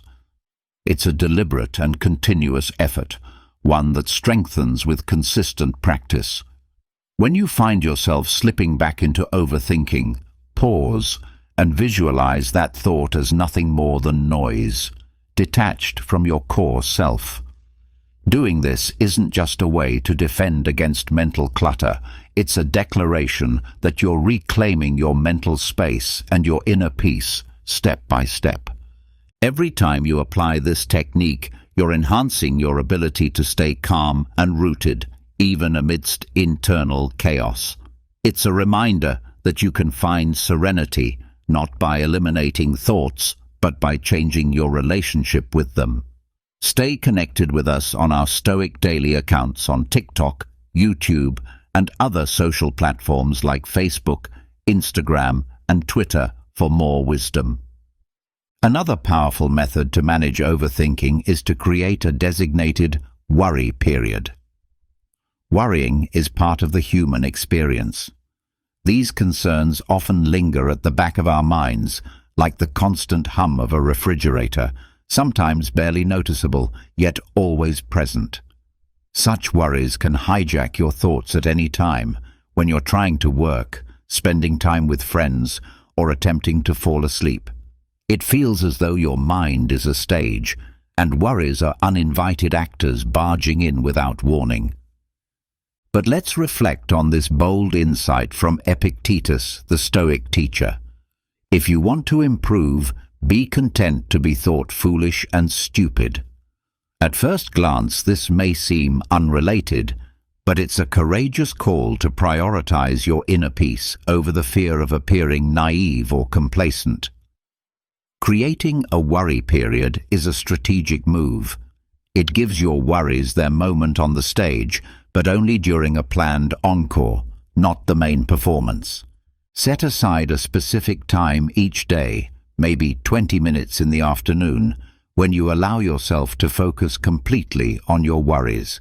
During this window, dive into those concerns, examine them, trace their roots, write down what's truly bothering you.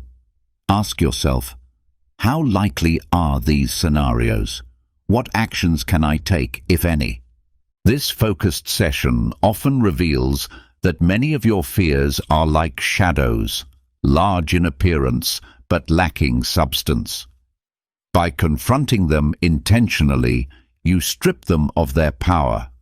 They lose the ability to lurk in the background, stealing your peace when you least expect it. Practicing this technique doesn't mean you give in to worry. It means you take control of when and how it enters your life.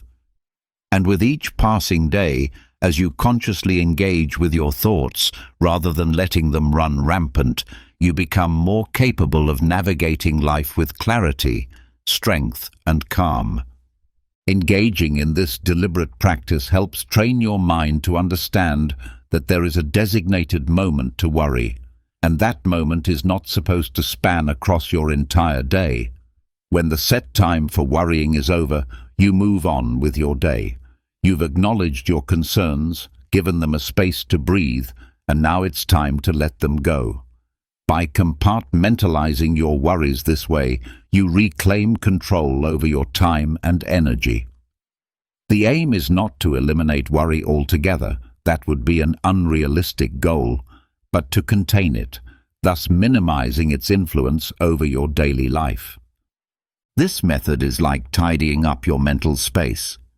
It's about organizing your thoughts, placing each one where it belongs, and enjoying the serenity that comes with a clutter-free inner world. Often, you'll find that these concerns lose their intensity once they're not allowed to wander unchecked. Life begins to feel a bit lighter, a bit more bearable, and even more enjoyable. When overwhelmed by a storm of thoughts, break them down into manageable actions. Overwhelming thoughts can hit like an emotional avalanche, making us feel as if we're carrying the weight of a boulder on our backs. Our problems seem to carry the weight of the world, and we find ourselves buried under the thick fog of our own minds. This experience isn't unique to you. It's a shared part of being human, and it's intensified by the modern world's constant demands to excel in every area: work, relationships, personal development, and social image. This relentless pressure can leave us paralyzed by fear and indecision. But there's a way through. Marcus Aurelius, the Stoic emperor, once said, "The impediment to action advances action. What stands in the way becomes the way." This profound idea serves as the foundation for a vital technique, converting overwhelming thoughts into clear, actionable steps. When your mind is entangled with a massive worry or a complicated issue, don't try to solve it all at once. Instead, break it into smaller, doable tasks. Ask yourself, what is the next step I can take? Not the 10th, not the 5th, just the very next one. It might seem minor, but it's incredibly effective. By focusing on this one step, you redirect your energy from anxiety into productive motion. It's like working out a huge knot, loosening it strand by strand. This doesn't mean ignoring the complexity of your problems. It means tackling them with purpose, precision, and patience.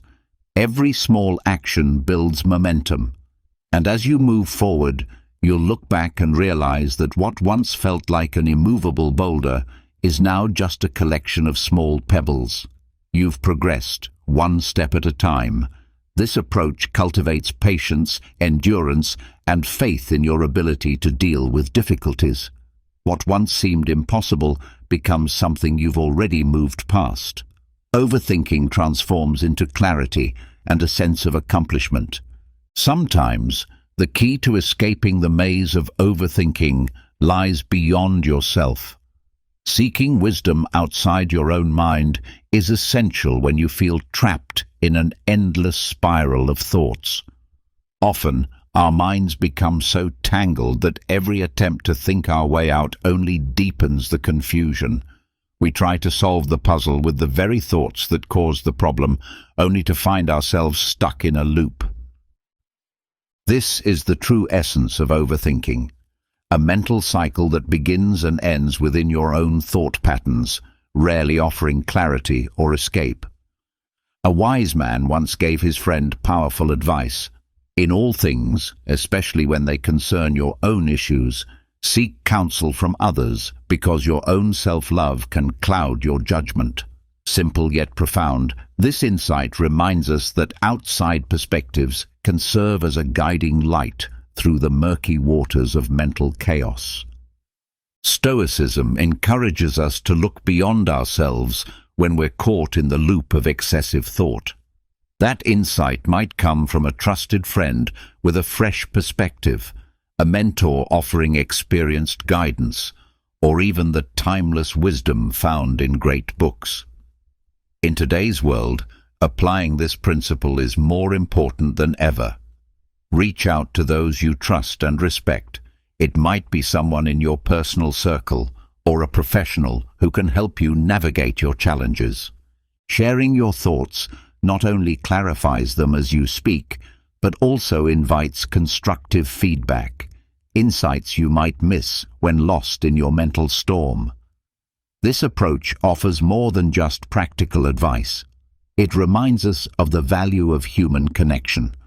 When we share our burdens, they often feel lighter.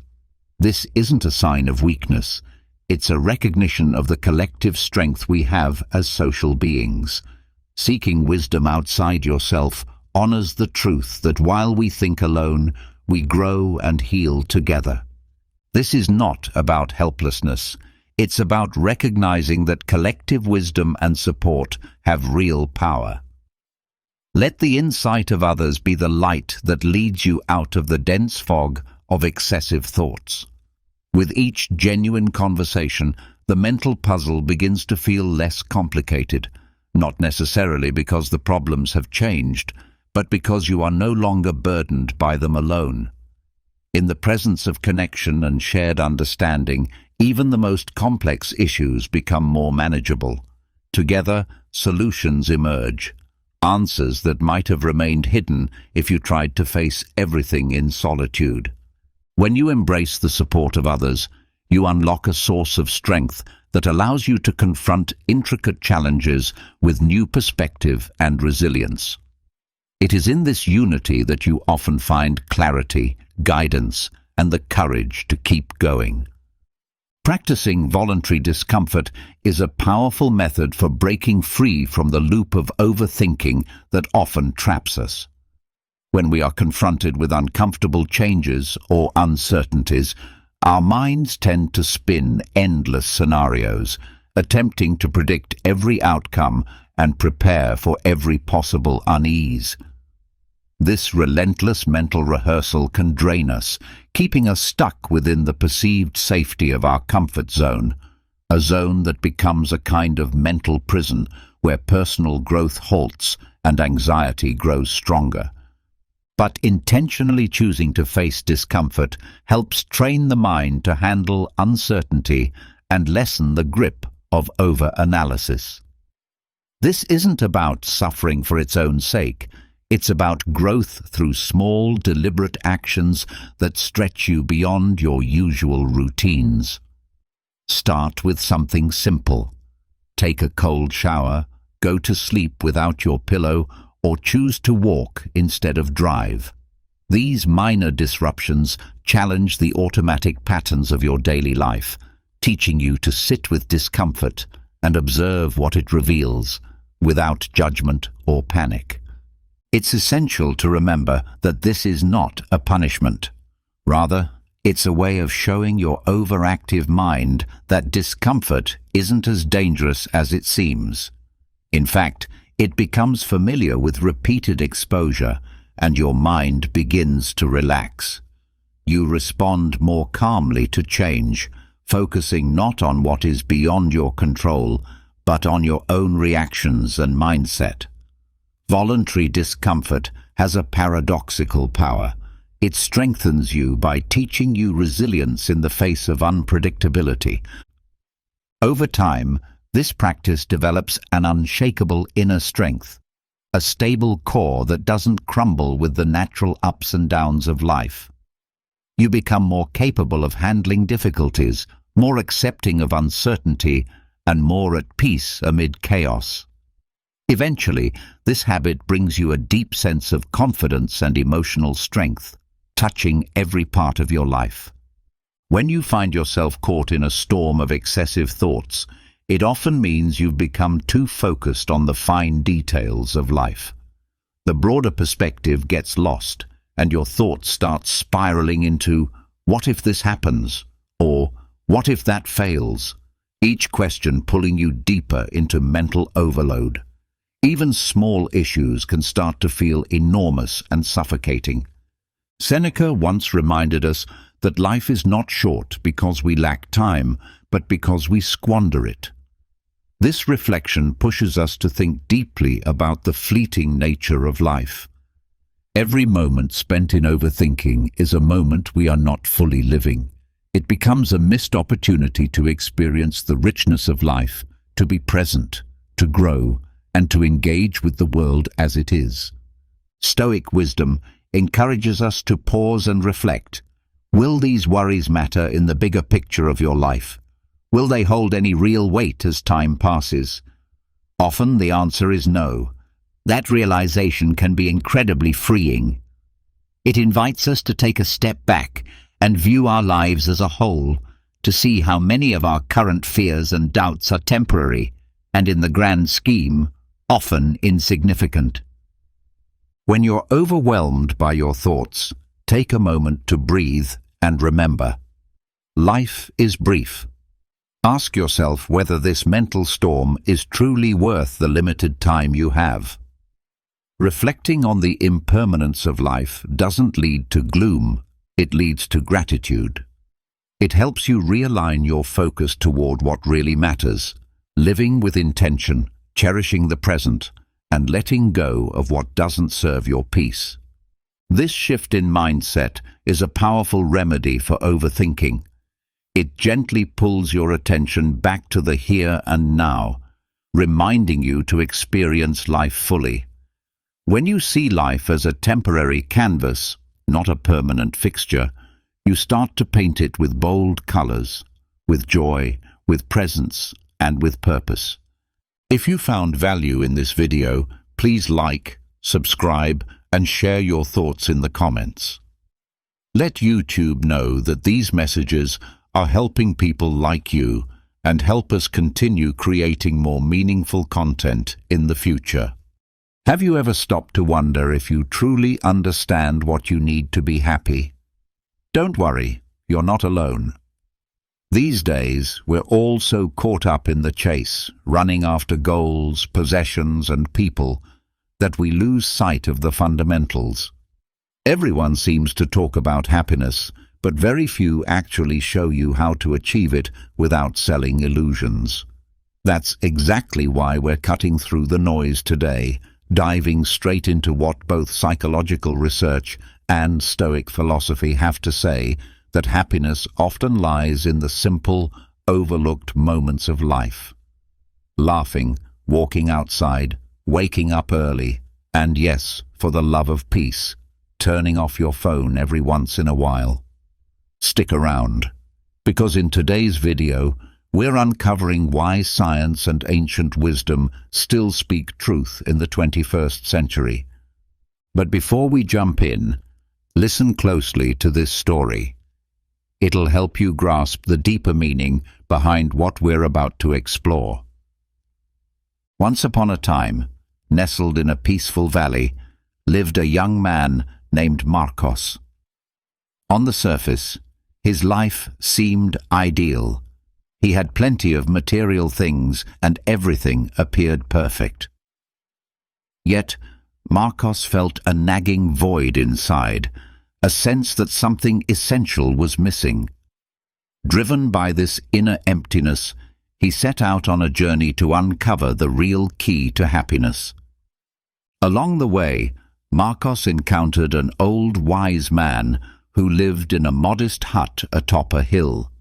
They spoke for hours, and eventually the wise man offered him 3 essential insights.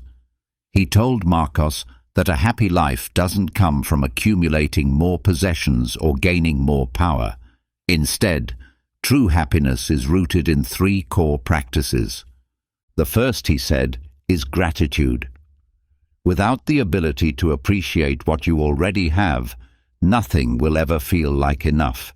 You must learn to be thankful for every small moment, every kind gesture, and every breath of life. Marcos nodded, breathing in deeply, but he was still unsure.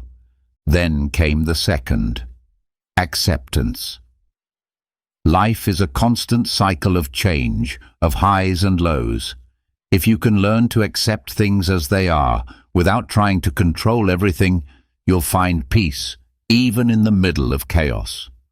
The wise man reminded Marcos that while we cannot avoid life's storms, we can certainly learn to dance in the rain. Finally, the old man looked into Marcos's eyes and shared the third most important lesson.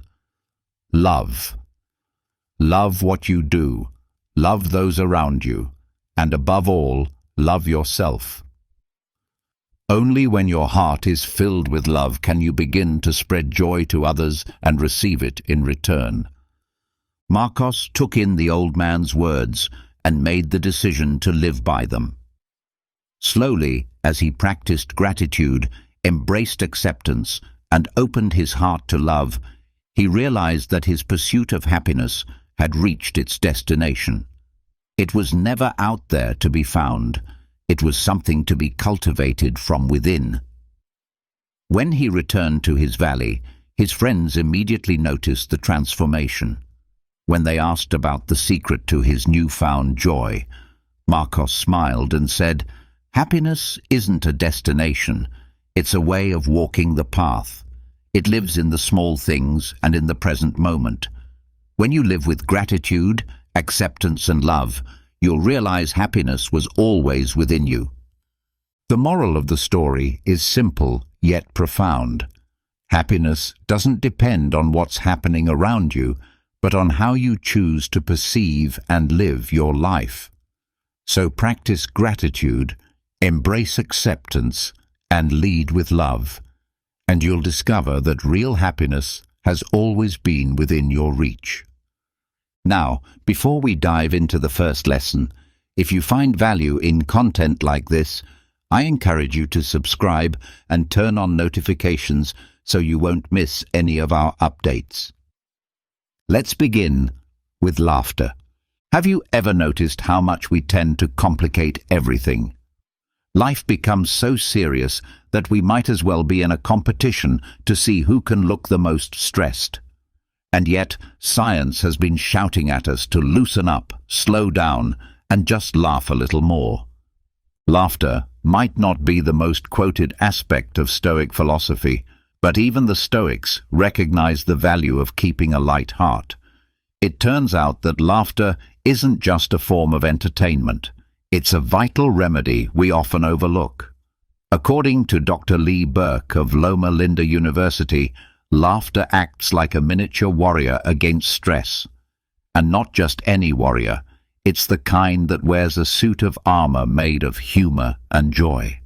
Dr. Burke's research shows that laughing doesn't just boost your mood, it also significantly lowers stress hormones like cortisol and adrenaline.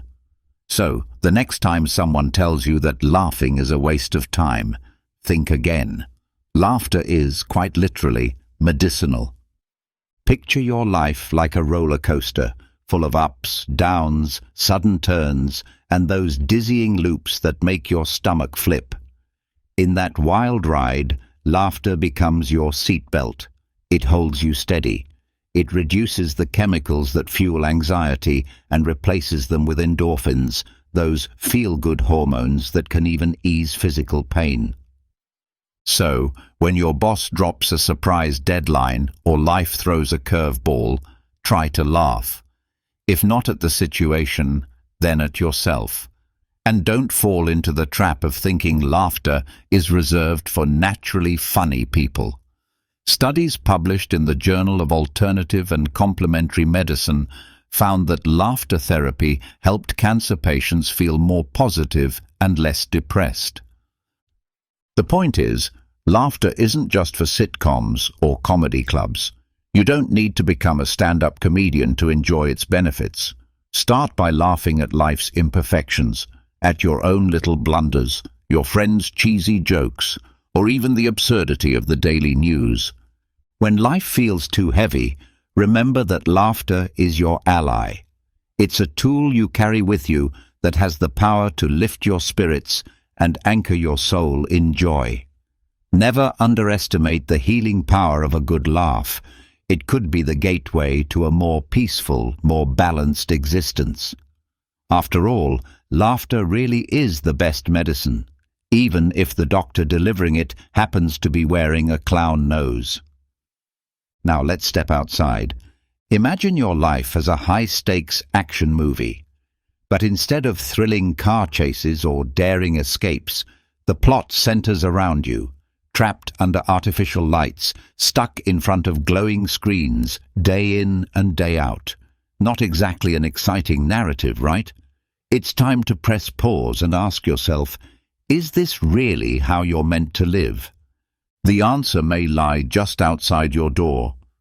Reconnecting with nature might be one of the simplest, most powerful decisions you can make. And no, this isn't just a whimsical idea. It's backed by both ancient wisdom and modern science.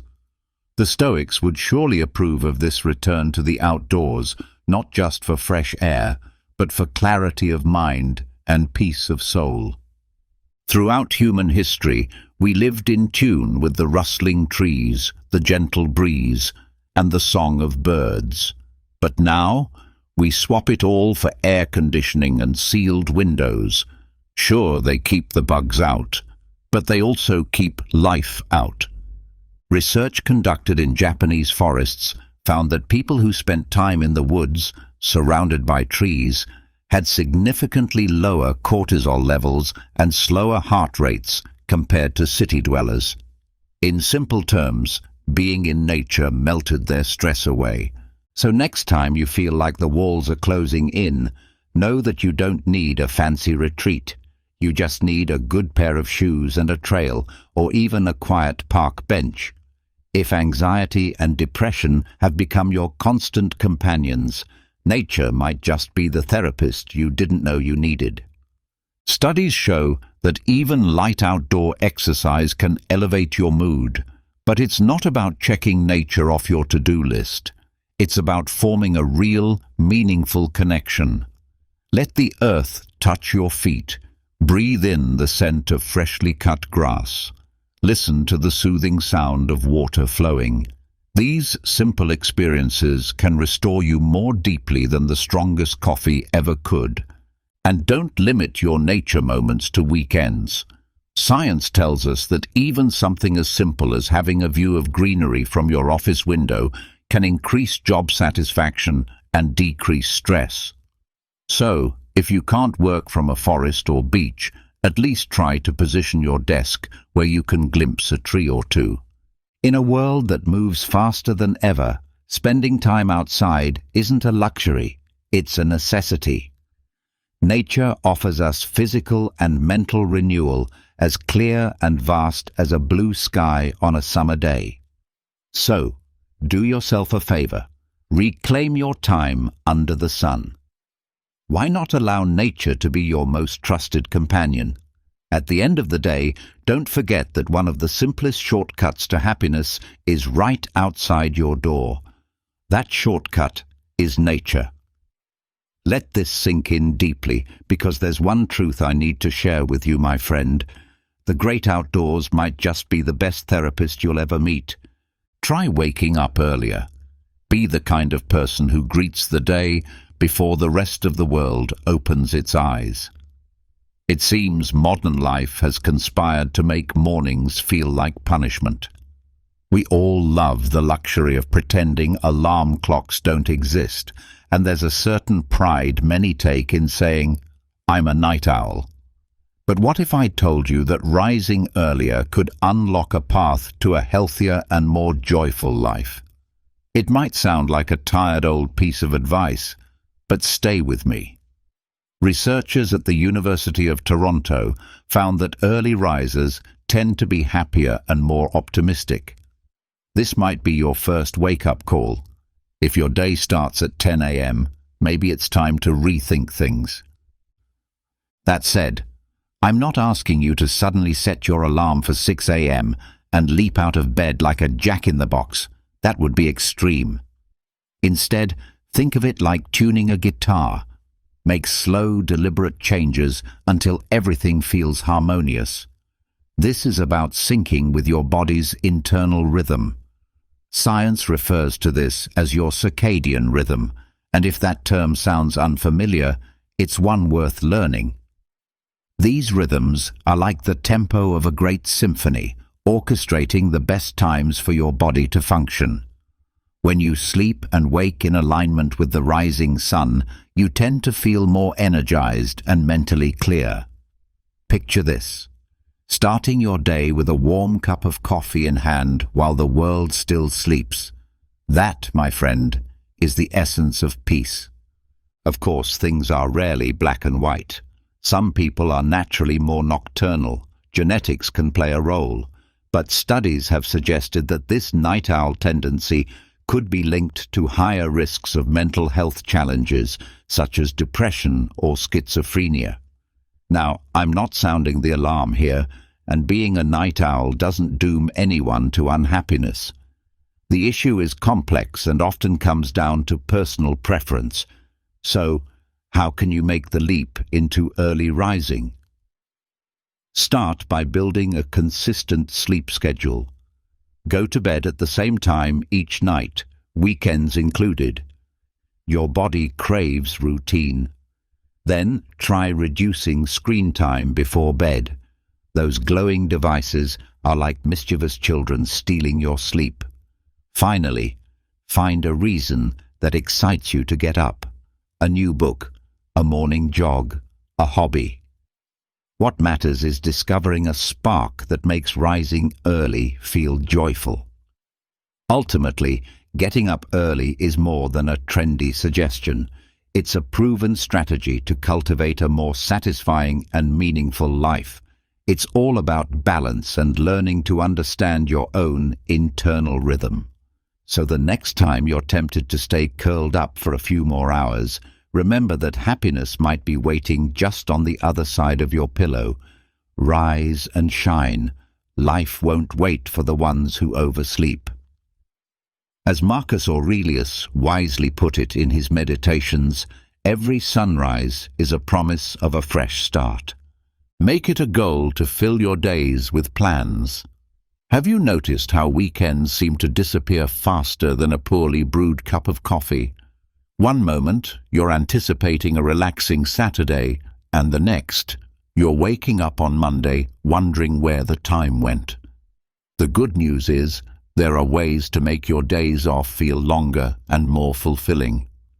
This is where a mix of Stoic wisdom and scientific insight comes in handy.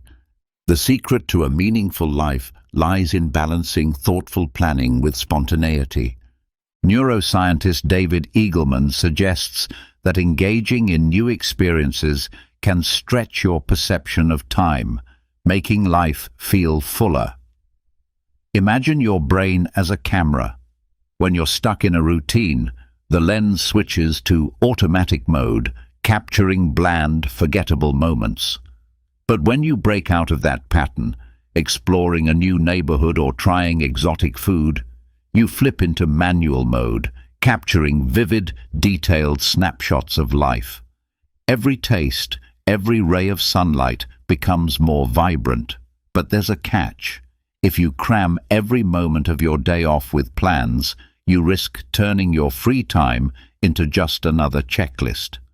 Research shows that over-planning leisure can backfire, leading to stress instead of relaxation. What began as a fun idea can end up feeling like another job. The solution? Be a bit more carefree. Give yourself permission to breathe. If your Saturday has no fixed plan, you might stumble upon a new hobby or enjoy a long overdue coffee with an old friend. Spontaneity opens the door to unexpected joy and unforgettable moments. Make a pact with yourself. Leave space in your calendar for the magic of the unknown. So, how can you make your free time feel less like sand slipping through your fingers? One idea is to dedicate one of your days off to discovering a new place, whether it's within your own city or just outside it. Visit a museum, take a walk in unfamiliar streets, or lose yourself in a vibrant local market. The key is novelty. And while you do plan, keep your expectations light. If something doesn't go exactly as you imagined, it's perfectly okay. Sometimes the best stories come from moments that weren't part of the script. It's also essential to reserve an unstructured day where you can choose in the moment whether to relax at home or venture out. Flexibility is crucial. Instead of focusing on collecting more material possessions, invest in experiences. Enjoy a meal out, attend a workshop, visit an exhibit. These things add rich layers to the mosaic of your life. Time, after all, is a subjective concept. How you live it matters more than how much you have. If you fill your days with intention and leave space for the unexpected, you'll find yourself enjoying each moment instead of feeling stuck in a relentless loop. Stoic teachings remind us that what truly matters is our response to life's events. So the next time your weekend seems to vanish too fast, remember, you have the power to shift that perception. Life is like a book, and if you don't venture out to explore it, you'll end up reading the same page over and over again. Never abandon your passions. When was the last time you truly thought about what lights you up inside? Those activities that make hours feel like minutes, that recharge rather than drain you. Modern life often nudges us into routines that suffocate the very things that bring us joy. It's like being told that the only route to success is through abandoning what makes your heart sing and committing instead to obligations that leave you cold. But who decided that fulfillment and work must be enemies? If you're questioning that, welcome to the mindset of Stoic thinkers, those who believe that the path to joy starts with self-awareness. An eye-opening study found that individuals who dedicated time to their passions were 18% less likely to feel sadness and experienced up to 34% less stress. That's not some kind of fantasy. It's the powerful result of living with purpose. So next time you think about shelving your favorite hobby, ask yourself if that sacrifice is really worth it. The answer is likely a resounding no. You might also wonder whether turning your passion into a career makes sense. The short answer is yes, but with a twist. According to the Harvard Business Review, the biggest benefits come when your work and your personal passions remain separate. In other words, just pursuing what you love outside of work can dramatically enhance your overall well-being. It's like giving your soul space to breathe. Productivity expert Laura Vanderkam puts it beautifully. She explains that time seems to stretch when we're deeply engaged in activities we love. In those moments, life feels richer and more enjoyable, more like a thrilling ride in an amusement park than a boring wait in a doctor's office. So, why not seek out those joy-filled intervals more often? Of course, all of this might sound wonderful in theory, but life isn't a TV series where you can skip the dull parts. This is where action matters. Instead of allowing stress and routine to dominate your life, try carving out time each week just for yourself, free from distractions, and dedicate it to an activity that truly excites you. Whether it's painting, writing, working out, or even trying your hand at cooking those dishes you've always wanted to master, the key is to embrace the process without the pressure of achieving a perfect result. The next time someone suggests that you abandon your passions, remind them that happiness isn't some far-off destination, but rather a series of moments we create by doing what we love. As Stoic philosophy teaches us, true happiness is found through self-knowledge and in the power to choose our own paths. Don't let the monotony of daily life extinguish your inner spark. Instead, fan the flames and let it light up your journey. As my father used to say, rest in peace, for he who does not dare to follow his passions will never know true happiness. In a world where haste and stress reign supreme, Choosing kindness can feel like discovering a forgotten $50 bill in the pocket of a coat you haven't worn in a while. It may sound cliché, but it holds a deep truth. When you choose kindness, not only do you brighten someone else's day, but you also do yourself a favor. Kindness is not just a gift for others, it's a kind of trick that often gets returned to you, sometimes with interest. Imagine waking up on the wrong side of the bed, late, with no coffee, and then your roommate's complaints about the photocopier add to the frustration. But instead of letting yourself get swept away by negativity, you choose to be kind.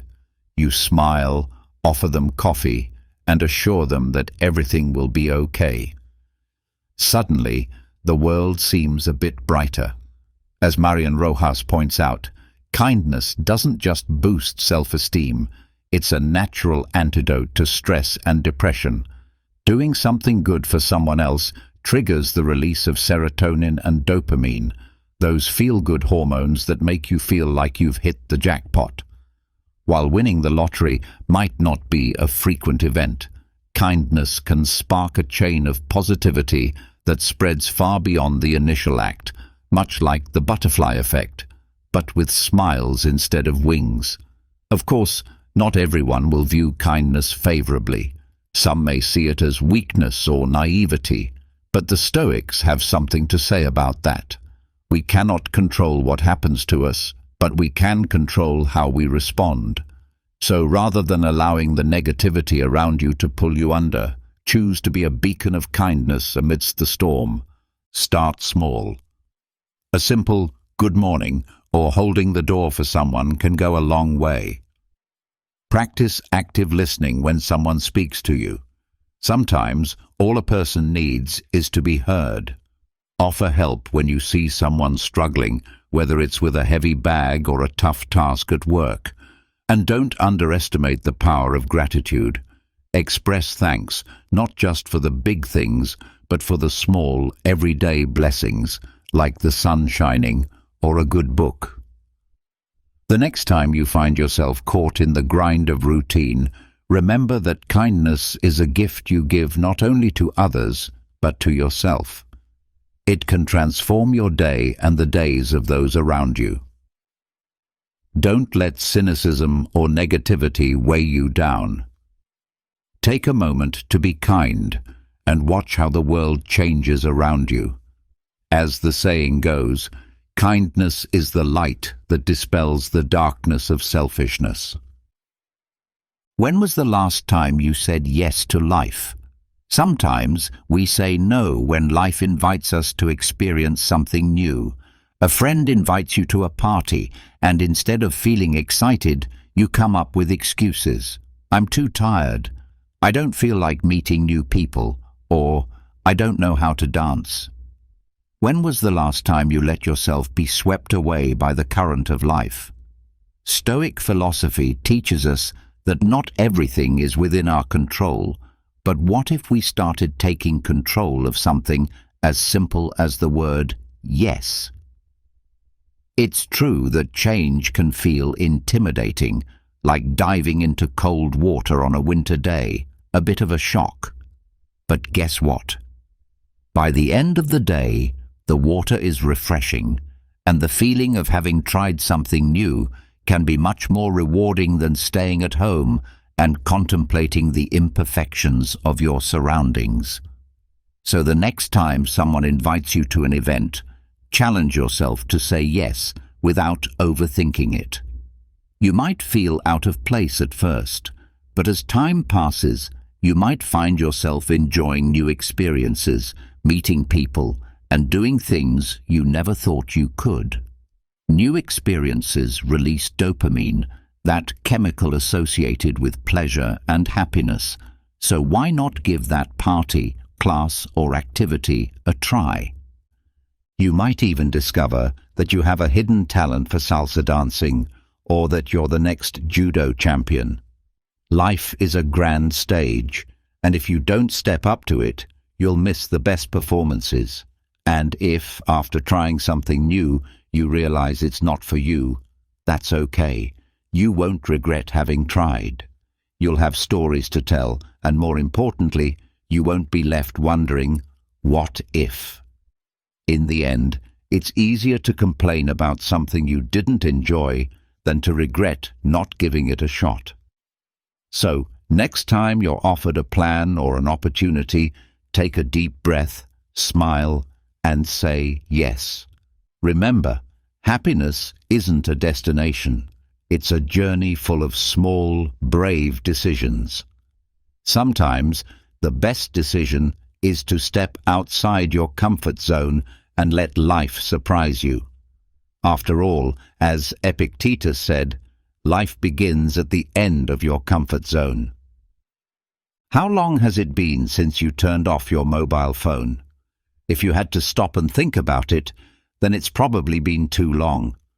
It's fascinating how something as small as a piece of plastic and metal has become an extension of our being, so much so that we often forget there's a world beyond the glowing screen.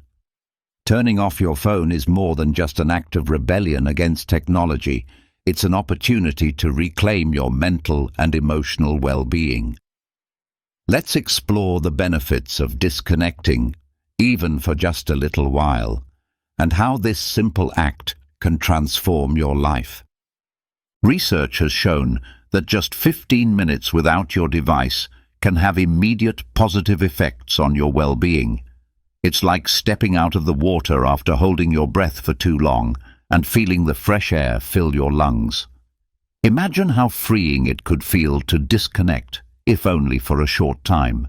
And if you think your phone is only impacting your relationship with yourself, think again. Studies show that even having your phone in hand or on the table during a conversation can diminish connection and empathy. Those distracted glances and the constant, "Sorry, I was checking something," are more than just signs of disinterest.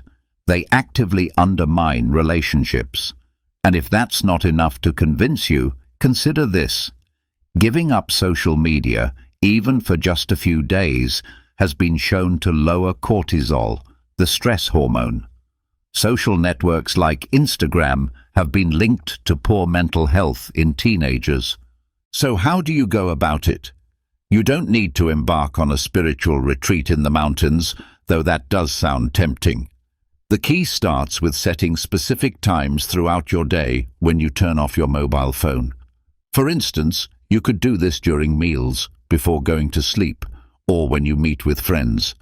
At first, it might feel challenging, much like trying to quit eating sugar.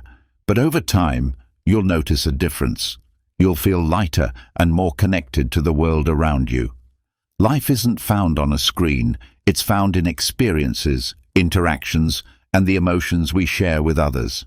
Turning off your phone from time to time isn't just a small gesture. It's a declaration of independence in the face of a world that constantly bombards us with distractions. By doing so, you improve not only your mental health, but also the quality of your relationships, making every conversation and shared moment more meaningful. So the next time you feel tempted to check your phone, remember that real life is unfolding right now, right in front of you. Burn this into your memory. Turning off your mobile isn't an act of disconnection. It's an open door to what truly matters. Now, let's talk about vacations and travel. Have you noticed how life has turned into a never-ending cycle of work, obligations, and that nagging feeling of, "You have time for this," which seems to haunt you even in your sleep? It's easy to feel like a hamster on a wheel, running tirelessly without getting anywhere. But what if I told you there's a way out of this madness? Yes, I'm talking about taking a vacation. And no, it's not just about snapping a picture with the obligatory beach backdrop so you can make your friends envious. Traveling is one of those gifts that not only pulls you away from the routine, but also gives your mental health a significant boost. Traveling isn't just a luxury, it's an investment in your well-being. Studies show that women who travel more frequently tend to be less stressed and more satisfied in both their work and personal lives. Imagine less stress and more happiness in your relationship. It's almost like finding a diploma in happiness without stepping foot in a classroom. Let's not forget the joy of having a trip planned. A study in the UK found that those who looked forward to a holiday reported feeling much happier about their lives in general. Just the idea of being in a new, exciting place could put a smile on your face. Think of it as a remedy for dull, grey days. You don't need to be on a beach to enjoy the thought of being there. Here's the best part. You don't even need an entire week off to experience the benefits. A study revealed that even a few days away from your regular routine can significantly reduce stress levels.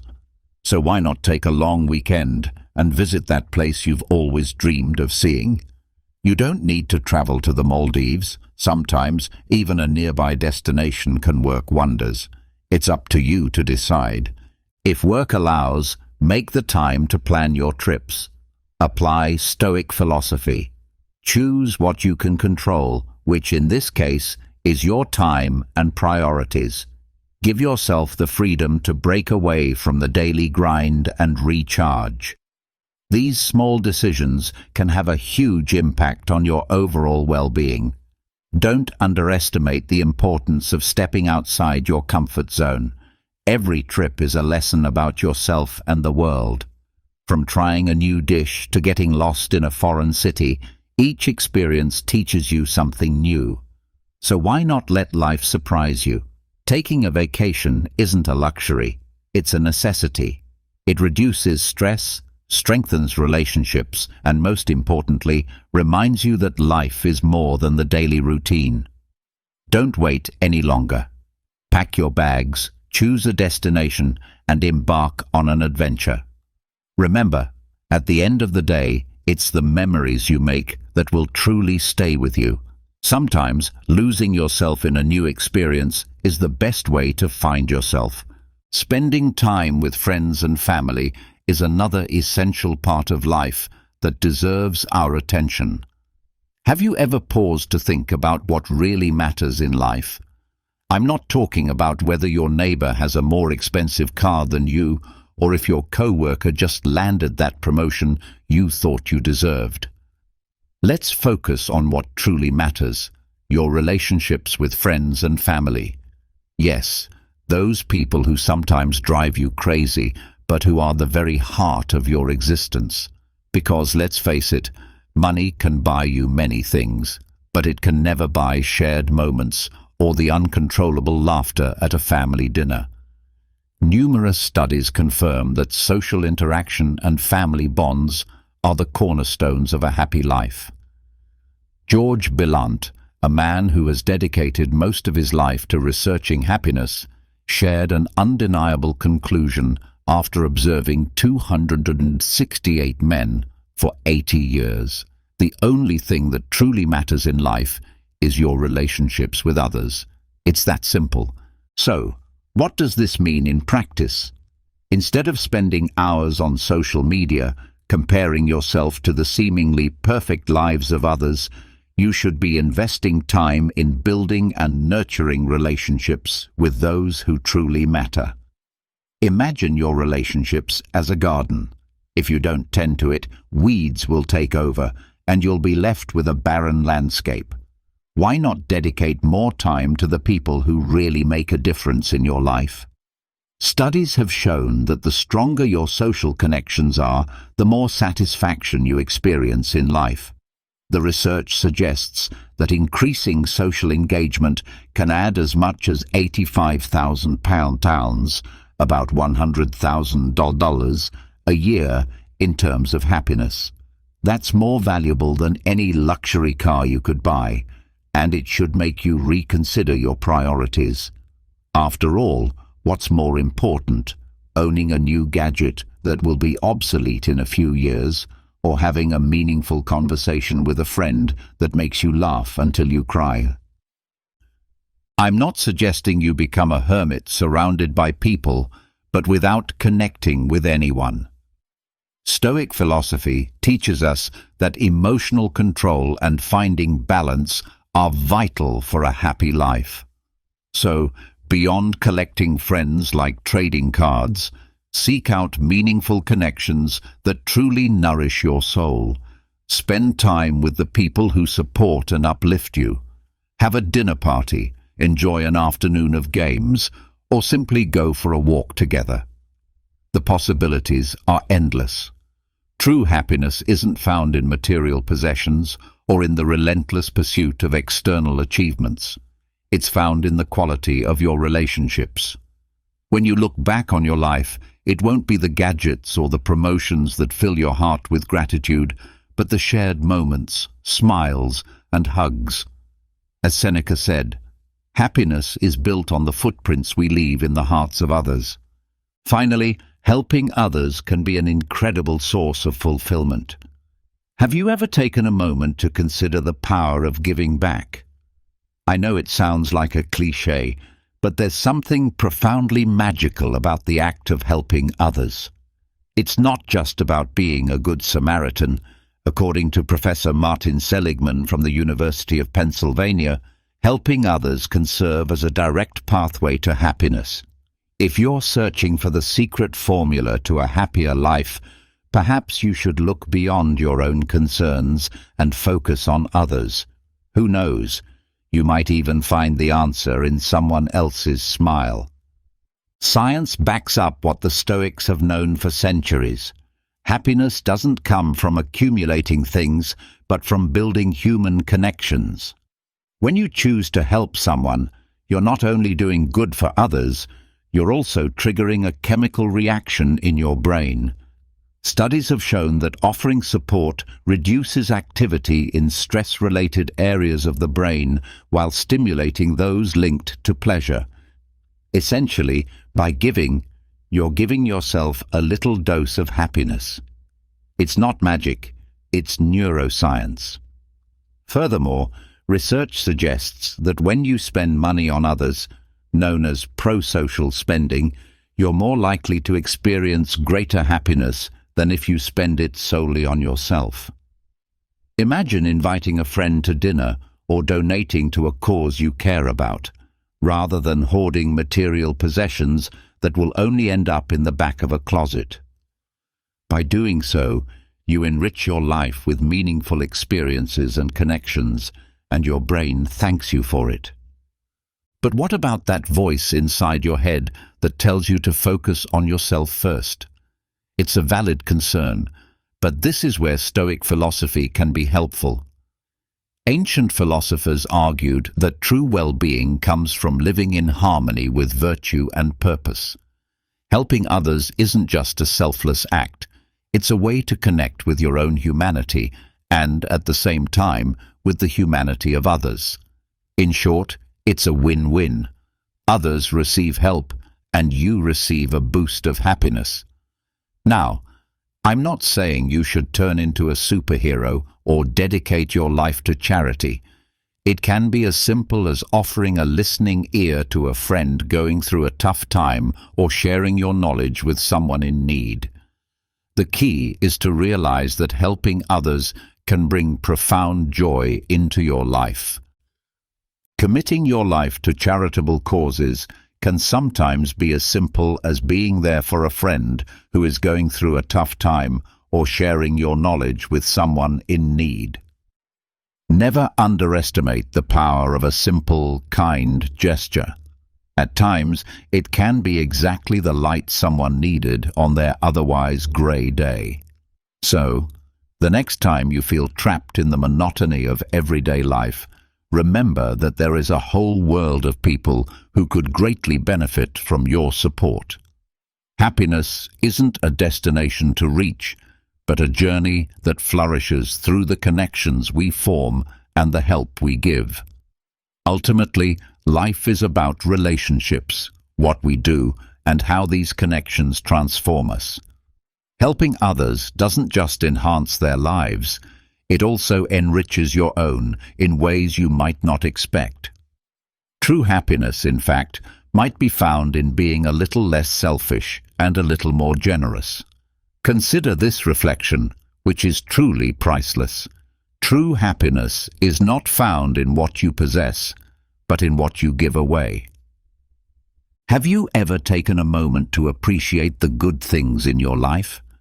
Life is often a roller coaster, and sometimes it feels as though it's an endless ride of ups and downs. However, if you stop to think, you may realize that hidden among the chaos are little gems you tend to overlook. Life, with all its twists and turns, does throw unexpected surprises and occasional bumps in the road. But what if I told you that the key to a fuller, happier existence lies in focusing on the good rather than the bad? It's not about becoming a hopeless optimist who sees rainbows everywhere, but about embracing a Stoic philosophy that encourages you to change your perspective. Picture this. At the end of every day, you sit down with a notebook, not to draft the next great novel, but simply to complete a small exercise called the 3 good things. Yes, it may sound like another self-help mantra, but it's powerful. The goal is to write down 3 things that made you smile, or at least made you feel good that day. Perhaps it was that heavenly cup of coffee you had, or the fact that your neighbor finally decided to keep the noise down at 3 a.m. Whatever it is, what matters is that by doing this, you are training your mind to focus on the positive amidst a sea of negative thoughts. Science backs up this approach, as studies have shown that people who focus on the good experience significant emotional benefits. In a way, your brain is being stretched away from the mental inertia that typically leads to discouragement. Think of it as changing the channel from a boring TV show you dislike to one that actually captivates your attention. Yes, we know that it can be easier to remain in the comfort of negativity, like lounging on the couch with a bag of popcorn, but is that really how you want to live your life? Incorporating this practice into your daily routine doesn't have to be complicated. You don't need a fancy journal with a leather cover for it to work. Just create a small mental space to think about those moments that brighten your day. It could be something as simple as a meme that made you laugh in your WhatsApp group, or a stranger helping you carry your grocery bags. These small bursts of light are important.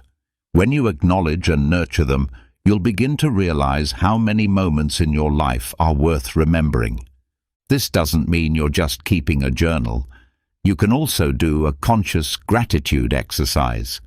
Ask yourself, what do I truly appreciate in my life? Sometimes the answer is closer than you think, even if it's as simple as taking a peaceful walk in the park. Focusing on these things not only improves your emotional well-being, but it also enhances your relationships with others. People who focus on the good tend to be more empathetic and generous, as if they have a magnetic pull for positive energy. Life, as we know, isn't a straight path. It's full of detours that can sometimes leave you feeling lost. However, by focusing on the good, you can better navigate the stormy seas of life. Practicing the 3 good things is more than just a mental exercise. It's a true act of self-love. So, the next time you feel overwhelmed, remember that there's always a ray of sunshine hiding behind the clouds. You just need to learn to spot it. Life is filled with storms, but what truly matters is how you choose to navigate through them. Now, let's talk about avoiding resentment. Have you ever felt like you were about to explode? Anger boiling inside, bitterness settling in your stomach like an unwelcome companion. Life is complicated enough without carrying the weight of resentment. Stoic philosophy offers us valuable insights into how we can release these emotional chains.